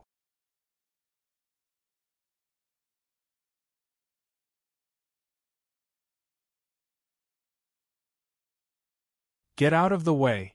She's a relative of the Li clan, leave her to me. All of you watch this. He roared like a lion, snatched the spear from the imperial guard beside him, and rushed toward the lonely figure like a mad tiger, roaring angrily, "I want to watch you die. Kill her, kill her, kill her, kill her, kill her!" The Emperor's cold orders had been completely thrown to the back of his mind. The cold and ruthless Emperor had gradually lost his human emotions, so he naturally misunderstood his eldest son's thoughts. When the threat to his life and the cruel battle destroyed all reason, what filled Jianqing's heart was only hysterical killing intent. Go die, slut. There was no one by her side that could help her. Empress's eyes were silent. She supported her body, standing on the ground, her hands tightly holding the spear, her eyes serious. She knew that her condition was not good, and she also knew that Li Jianqing's martial arts were not bad. In this situation, in her condition, the chance of winning was not high, and the result of losing was death. But she was still very calm, waiting for the last fight of her life to come. Li Jianqing held the spear, rushed forward on the horse, and madly rushed toward Empress. Now, there was no warrior standing around General Tensei. It was a mess in front of the Xuanwu Gate.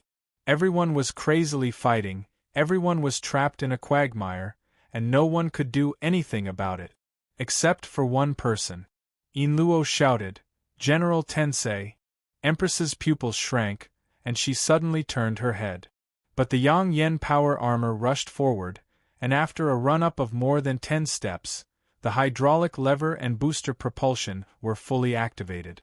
The huge power armor circled 3.5 times on the spot, and all the power was gathered at one point of the arm, and the heavy thermite machine gun passed through the layers of human walls and the chaotic battlefield, and threw it in the direction of Empress.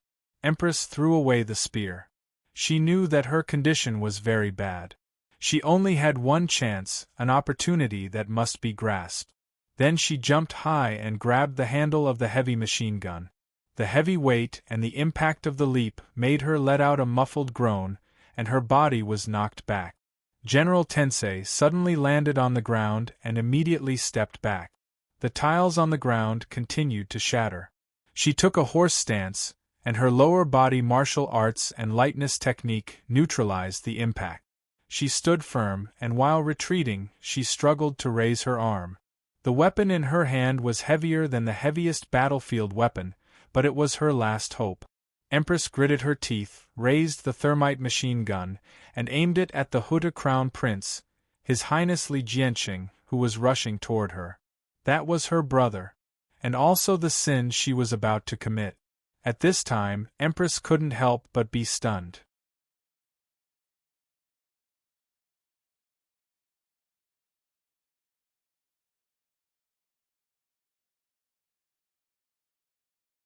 She couldn't help but think of thousands of years later, of the history.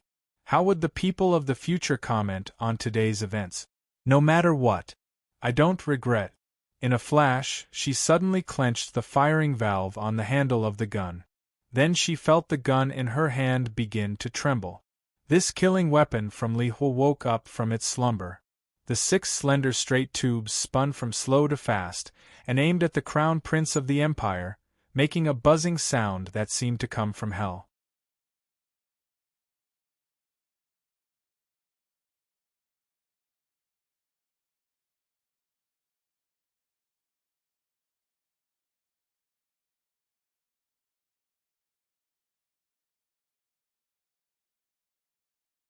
Chapter 1187.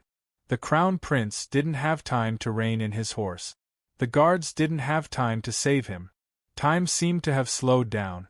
The blood splattered across the battlefield, the arc of light refracted by the sharp blades, the flying bullets, the exploding stones, the undulating mane of the warhorse, the trembling red tassels of the long spear. Everything slowed down. It was as if someone had slowed down everything, witnessed everything, and recorded everything. The thermite heavy machine gun. The bullets were steel balls wrapped in thermite. They were fired at an extremely high speed. After hitting the target, they scattered into fine metal powder and mist. Then, they ignited the fire of hell and summoned the breath of the devil. It was one of the representative works of the divine power of flames in the world.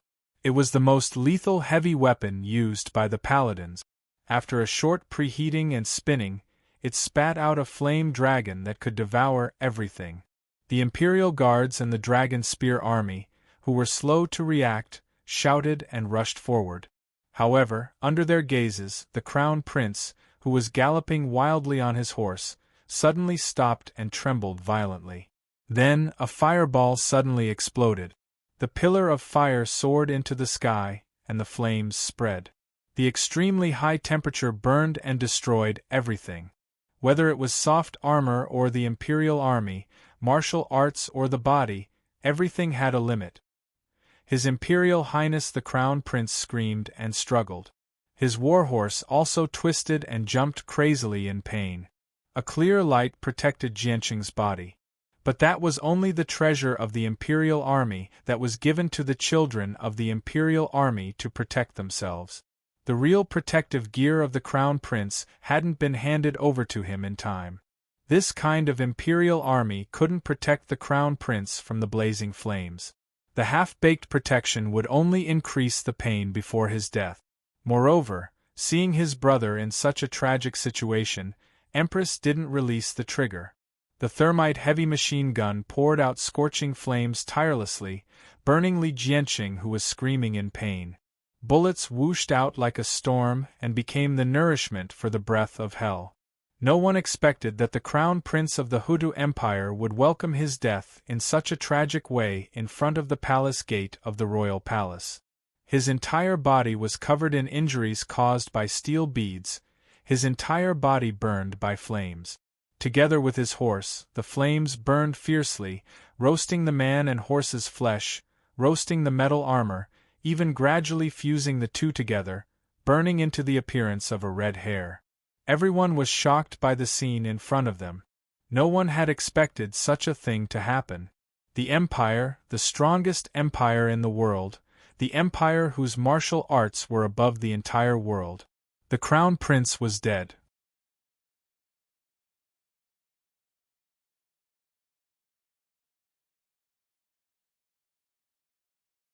Right outside the imperial city, right in front of the Black Tortoise Gate. Cause of death, fratricide. The imperial guards let out a violent howl, not only out of fear, shock, shame, and confusion. They were all soldiers of the empire, proud of the glory and strength of their motherland. They couldn't understand, they couldn't accept, this was not only a personal dereliction of duty, but also a scar of the entire empire. They went crazy, rushing toward General Tensei, who pulled the trigger like crazy tigers. The sense of honor overwhelmed everything. No one was afraid of this strange and deadly weapon. They had to fulfill their duty. They raised their arms and threw the war spears in their hands, using all the strength in their bodies, piercing through the air, whistling and screaming. Empress was in a trance at this moment. He didn't know how to dodge, and he was about to be stabbed into a hedgehog. At the crucial moment, Zhao Yunlong descended from the sky. With a shake of her spear, she swept away all of the throwing spears. She pulled the Empress concubine back and slapped her. "Do you want to die?" The bullets had been used up, but Empress still held the trigger tightly. His eyes were blank, and his body was trembling. Fratricide. Killing the Crown Prince. Her mind had been filled with no other thoughts, but now that she had come back to her senses, she had done the big thing. Even someone as swift and decisive as her now felt waves of trembling, fear, and loss. Under the watchful eyes of everyone, she had killed her own brother, causing the Crown Prince to shed blood in the Xuanwu Gate. All of her achievements and reputation would disappear like smoke, and history would remember this day. She had wanted to change the empire, she had made countless contributions, she had given up on the person she loved most, but now all of her perseverance and sacrifice had become meaningless. She had carried the crime of fratricide, and all of her honor and reputation no longer existed. Infamy and disdain would accompany her until death. She had lost everything. How could all of this be relieved with a sentence of, "I don't regret it"? She looked at Zhao Yunlong, tears falling in a daze. The battlefield was in an uproar. Even the Russians of Lihua forgot to open fire. Lu Shuzhen also looked at Yin Luo, dumbfounded. There was no doubt that this girl's 3.5 turns of body had provided the lethal weapon to kill the Crown Prince. A moment later, a Lihua Russian pointed at Yin Luo and stammered, "It's her, she's the one who killed the Crown Prince of Hutu." Yin Luo was shocked at first, then angry. He shouted, "Why are you blaming me again? You threw the thermite gun over. You instigated her to kill him." The Russian confirmed the accusation against Yin Luo based on the principle of the Lihua Code of Lihua, then fell into deep thought and doubt. "Who are you? Whose side are you on?" At this moment another Russian cried out, "Wait a minute!"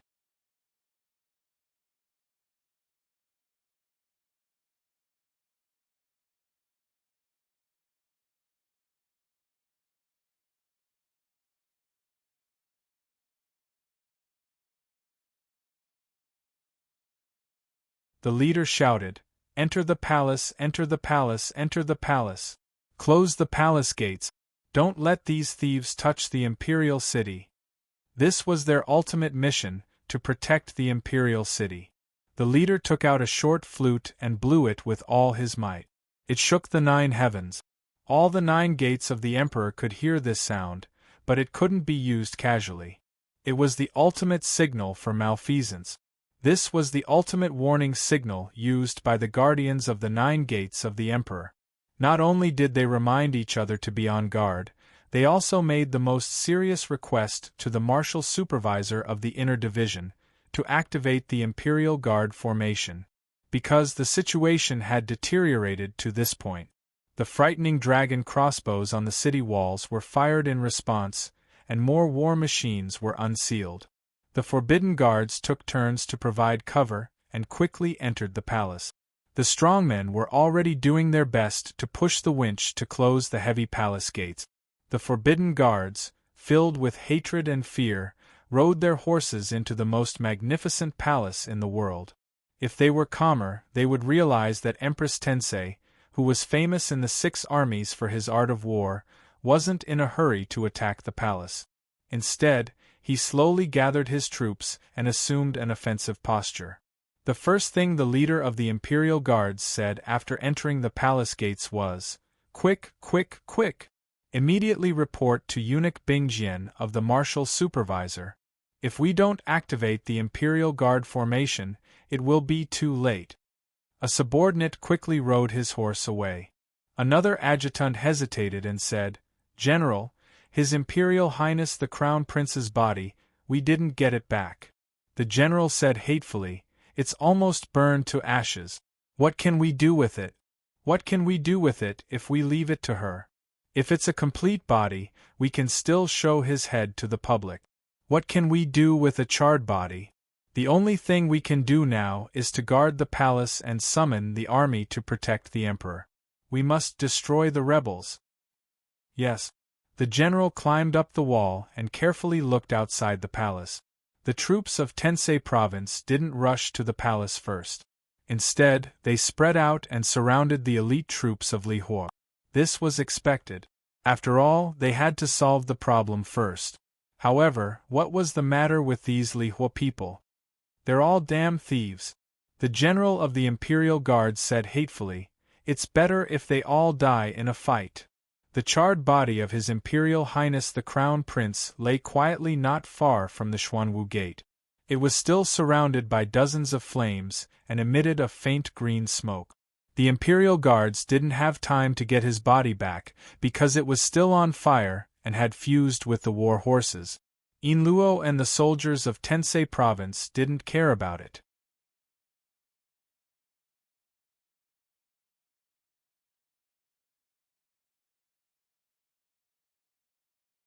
After all, it was just a dead man. What did it have to do with the glory he had when he was alive? That was why no one noticed that within His Highness the Crown Prince's corpse, through those deep burn wounds, there was a fleeting and disturbing golden radiance that flickered.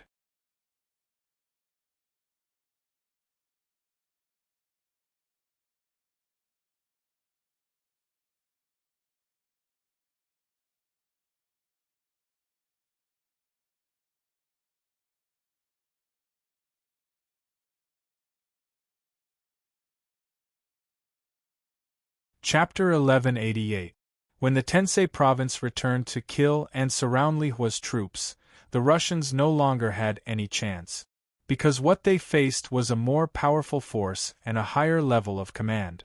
At the end of the Great War of Tianyuan, the world fell into a carnival of celebration. The soldiers returned home in glory, and the civilians wept with joy. But behind the fanatical celebration and joyful commemoration, the various countries engaged in a new round of competition and even conflict over the legacy of the Sky Demon. Battles that were controlled to a certain degree of intensity broke out everywhere. Surrounding the military bases and secret communities of the Sky Demon, the most elite soldiers of the various countries launched a showdown that included probing and competition. Lives were constantly falling, and intelligence was constantly being collected. The strategists of the various countries evaluated the strength of the two countries from the visual results of the battle and tried to find the military weakness of the new competitor. And the person in charge of this on the Empire's side was Empress Tensei. Therefore, she knew how to resist Li Hua's all-conquering concentrated firepower, and also knew how to break through the incomparably sturdy power armor. She even had ideas on how to deal with the sharp metal weapons that assisted in the battle.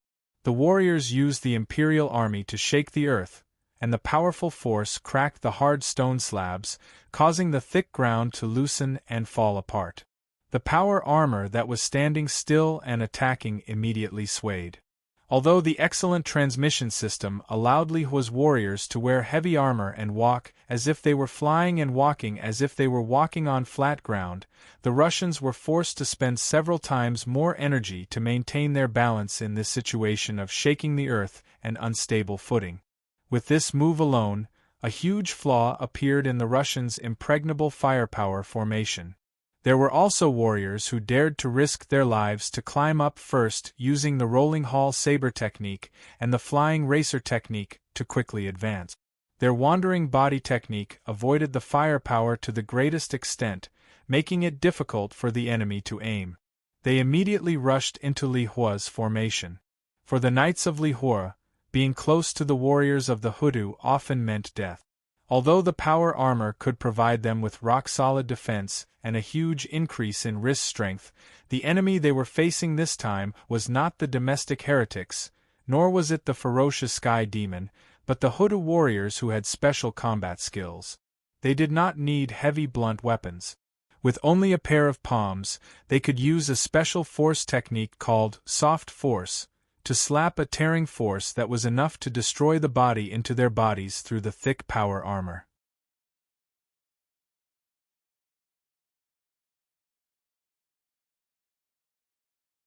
For a time, muffled groans and screams could be heard. The heavy power armor was thrown to the ground by a skillful force. A seemingly light but heavy cotton palm hit the head of the armor. The sturdy power armor was not damaged at all, but it had become an iron coffin. The person controlling the power armor spat out blood mixed with pieces of internal organs and died without a sound. The sharp metal machines in the formation were also unable to provide any assistance. This was because the enemy this time was the soldiers of Tensei province. Although their organization and training were not as good as the Imperial Guards, their individual combat power was far superior. To deal with this small power armor unit, the latter was more important. Inluo looked at the Li Hua people who were dying one after another, listened to their holy names and screams before they died, and sighed silently. She was not pitying the fate of these people, but worried about what would happen next, and what role the divine power of flame played. The bandit leader, Makarov, was soon captured alive. He seemed to have the will to die and wanted to die a heroic death, but Zhao Yunlong and Courier, who had been watching him, would not give him this opportunity. Both Ho Tu and Li Hua made their moves at the same time. Zhao Yunlong used his exquisite martial arts skills to stop Li Hua's attempt to commit suicide. Kryl used his familiarity with Li Hua's power armor to remove Li Hua's armor at the first moment and searched for the poison and poison needles on him. The poison needles in his hair, the poison on his collar, and the miniature red sun bullets in his necklace. Courier threw the things in his hand on the ground and said coldly, "As the envoy of Li Hua, you seem to have received a complete spy training from the Ministry of Legal Affairs. How strange." Makarov spat, "Traitor!" Empress Tensei came over and handed the heavy thermite machine gun back to Inluo, and said lightly, "Thank you. You contributed greatly to killing Li Jianqing this time." Inluo stuttered, "You were the one who killed him. Don't get involved with me." Empress seemed to have thought of something and smiled. "Then it depends on how the historian records it." Zhang Inluo seemed to want to say something, but he closed his mouth and sighed. "God. Let's divert our attention." After the weakness and disappointment just now, Empress had become tough again. Her eyes flashed with a sharp light, stabbing into Makarov's face as if to pierce through his soul. For example, this person, she asked, does he have any value? Yin Luo glanced at Zhao Yunlong. After receiving old Zhao's permission, she said with a bit of unease, earlier, when we ambushed Li Hua's embassy, we discovered some information and came to a conclusion. Someone on Li Hua's side seemed to have predicted today's huge change, so they instructed him to make some preparations in advance.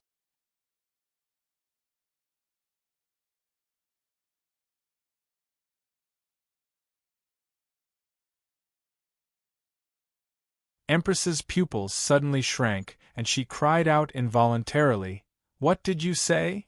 Her reaction was exactly the same as Zhao Yunlong's. This guess was too absurd and too terrifying. Today's change was the conspiracy of the Emperor and the Devil. If someone in Li Hua knew about today's change in advance, what did that mean? What did it mean? It was unimaginable. At this moment, Makarov, who was kneeling on the ground, let out a hoarse laugh. "Pitiful people of the Empire! You are about to meet your end." It was said in the language of the Empire. His pronunciation was perfect. "I almost forgot, emissary of Li Hua, you can understand our language." Empress narrowed her eyes. "You privately led troops in the capital of the Empire, attacking the Crown Prince and myself. You cannot escape the death penalty, and there is no way for you to live. But if you know what's good for you, you can die quickly and painlessly. I can promise you this." Makarov spat out a mouthful of bloody spittle. "We don't have much time, and I have other things to do." Empress looked at Zhao Yunlong and asked, "My subordinates are proficient in interrogating prisoners. Why don't we let them deal with this, and make this guy talk as soon as possible?" Zhao Yunlong shook his head. "You also know that we don't have much time. We have more suitable candidate." She motioned to Yin Luo, and Yin Luo sent a signal to the sky. Soon, Princess Pingyang rushed over with Zhao Feihuang. Chao Patao didn't explain much, only saying, "Let Miss Zhao do it, it'll be faster." Princess Pingyang put Miss Zhao down and ran to Empress Tensei's side, her face full of concern. "Sister." Empress looked at her sister and forced a smile. She suddenly reached out and hugged her sister tightly, whispering, "I'm fine, but I'll have to trouble you." Ever since Ping Yang could remember, the two sisters had never acted so intimately. She was shocked and embarrassed. Hearing Empress Concubine's words, she asked, "What?" Empress whispered, "Nothing. Nothing," and on the other side, Zhao Yunlong had already given Miss Zhao a concise order. "This Russian has something we want in his head." Chao Patao said, "Let him speak." Miss Zhao smiled. "It's finally time for this young miss to show off her skills." Her eyes flashed with a light blue divine light. That day in the Marquis Jinggan Fu, she had almost been controlled and fused with by the magic tool's soul. Fortunately, Sun Lang had come to her aid. Not only did she manage to keep her life, she also miraculously gained the ability to control the magic tool's mind. This was a very suitable skill for the shrewd and black-bellied girl who liked to play with people's hearts. Through this kind of mental power, she could better manage the Marquis's estate, cleverly gain more advantages in negotiations, and make people who saw her have a better impression of her. This was the most basic operation.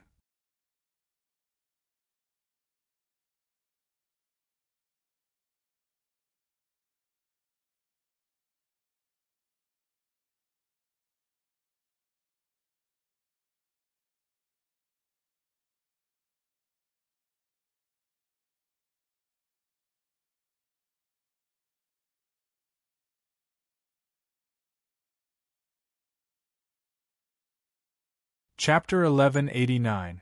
Zhao Yunlong, Lu Shuzhen, and Princess Pingyang acted at the same time. Even though the three of them were the top experts of the Empire, they were still unable to stop this blue flame in time. That burning soul energy was like a rainbow as it plunged into Jianqing's corpse. Blue and golden arcs of light violently shook. Li Jianqing's corpse floated up into the air, and a bright golden light erupted from within his body. A beam of light shot up into the sky, shooting straight into the clear sky. In an instant, lightning flashed, thunder rumbled, and a cold wind blew. Clouds began to swirl in the sky. Dark clouds pressed down on the city, thunder rumbled, and the sky changed color. Fierce winds suddenly blew across the earth, as if the apocalypse had arrived. The Tensei province army, which was resting and on guard, was in an uproar. In the next moment, a dazzling golden light rose from the imperial city. Countless illusory streams of dragon chi soared into the sky, transforming into complex and cryptic characters that connected to each other to form an indestructible barrier. The imperial palace's protective formation had finally been activated. Clearly, this terrifying phenomenon had convinced the hesitant sword-wielding great eunuch of the civil and martial directorate. The imperial capital was in chaos. Originally, it was only the imperial city that was shaking violently, but now it seemed to have enveloped the entire capital. Everyone looked up at the sky and could see this uneasy energy gathering. Something terrible was about to happen. Mr. Zhang, Empress, looked at this pillar of light that connected heaven and earth and muttered. Zhao Yunlong frowned. What? There's an advisor that the Emperor placed here. His whereabouts are mysterious, and his motives are questionable. Just like Makarov, he's able to disintegrate himself, Empress said uneasily, and Li Jianqing's corpse is clearly some sort of key. The Emperor must have implanted something in his body, so he took the opportunity just now to send him out. No wonder Li Jianqing wasn't possessed. I thought that he still had some feelings for his father, but I didn't expect. Zhao Yunlong said indifferently, I don't know what's happening in the imperial court, but judging from this earth-shattering aura, it's clear that something incredible is about to be activated. What do you think? Empress's expression suddenly changed. Not good. In the Golden Palace, the fierce battle continued. Sun Lang had been besieged by the civil and military officials of the court for a long time, but his momentum was still like a rainbow, his courage unstoppable. He was like a fighting machine that did not know fatigue.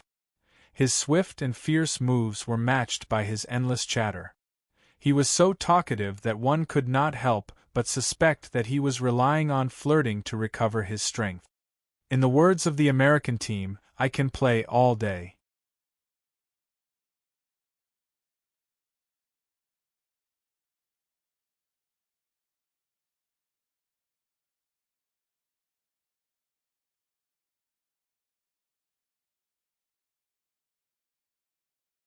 Although the demon spirit gave him unparalleled power, his body was no longer young, and his soul had not been tempered 1,000 times. He would be tired, and he would be injured, especially when facing an opponent like Sun Lang. The fatigue of the body was secondary, the weakness of the soul was the most fatal. Is there any way to make him shut up? He always says things that I don't understand. The Emperor said angrily, I can't take it any more. How much longer is he going to be noisy? The devil, who had long been prepared, was speechless at this question. He said helplessly, I've also endured him for a long time. You can just treat this as his wailing before he is defeated. Speaking of which, where is my dear disciple, His Imperial Highness the Crown Prince? Sun Lang made a circle in midair, and dodged the attacks from a few Emperor weapons. He glanced around and said, Where is this thing that deceives its master and destroys its ancestor hiding? Your Majesty, do you know? The Emperor's spirit was lifted. He had been nagged by Sun Lang for a long time. He couldn't win an argument, and he couldn't win an argument because he didn't know where to start. This time, when he talked about Li Jianqing, he finally had the ammunition to fight back. Did you just find out? He said coldly. He has already left the main hall and secretly left the palace. Jianqing has my seal and can win the trust of the officials in the imperial capital. He will spread the news of your rebellion to the public. He will dispatch an army to flatten Tensei province and capture my rebellious daughter alive. He will also catch your entire family in one fell swoop. Sun Lang didn't panic. He just smiled and said, "Aren't you overestimating your useless son? On the surface, Li Jianqing has been concealing his strength and biding his time, but in reality, he has developed an inferiority complex. He is a coward on the outside, weak on the inside, sensitive to inferiority complex. His mentality is not firm, and he is not shrewd enough. He can only be played to death by your daughter." This was indeed Li Jianqing's fatal weakness. The emperor had been observing the talents of his children all these years, so he knew his children's temperament and abilities like the back of his hand. Of course, he could see the burning flames hidden under Li Jianqing's magnanimous and gentle appearance. He longed to prove himself and to win. This meant that he couldn't be as steady as Mount Tai, which meant that he might be in a hurry to succeed. This was very dangerous. The emperor's heart sank when Sun Lang pointed out the most worrying part. Just now, the Golden Hall awakened the spirit of the weapon and possessed all the civil and military officials, but only released Jianqing. Li Guangyuan did indeed have a little father-son affection. After all, he was his own blood.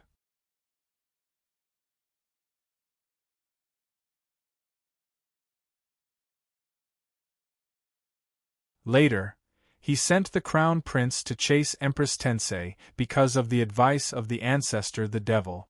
Because he underestimated Sun Lang's combat ability, he had no choice but to use this strategy of deceiving the world and send his useless son to do this big thing.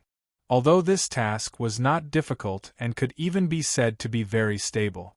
In the emperor's view, Li Jianqing only needed to rush out of the Golden Hall, use the identity of the crown prince and the token to order the martial arts supervisor to issue an order to order the officials of the martial arts hall and the Ministry of War to enter the palace.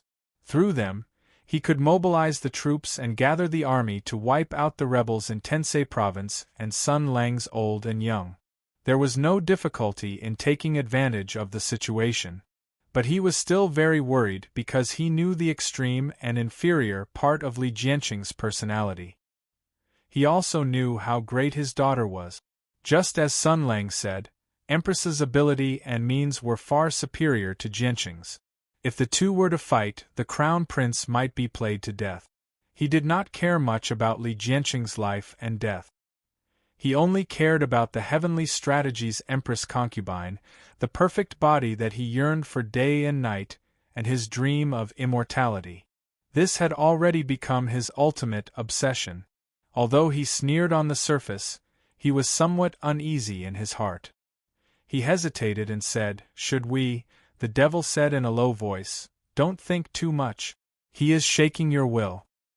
"I know, but what he said is indeed the truth." The emperor said uneasily, "If something really goes wrong," the devil said, "I have already arranged it." Li Guangyuan hesitated and said, "Should we find a way to confirm?" The devil Yuan Zhu suddenly shouted, "I said I have already arranged it." The emperor was shocked. In the sea of consciousness, the devil's consciousness was constantly tumbling and shaking, which reflected the restlessness in the depths of his soul. This was especially strange to Li Guangyuan, because in his impression, this ally had always been calm and composed, as if nothing could make him lose control. He asked, "What's wrong with you?" Suddenly, the sky thundered, and there was a faint sound of a dragon's roar outside. Li Guangyuan's expression changed. "This is the activation of the palace protecting array. How did it come to this?" At this moment, the sea of consciousness suddenly boiled. Li Guangyuan swore that he had never seen the devil so excited.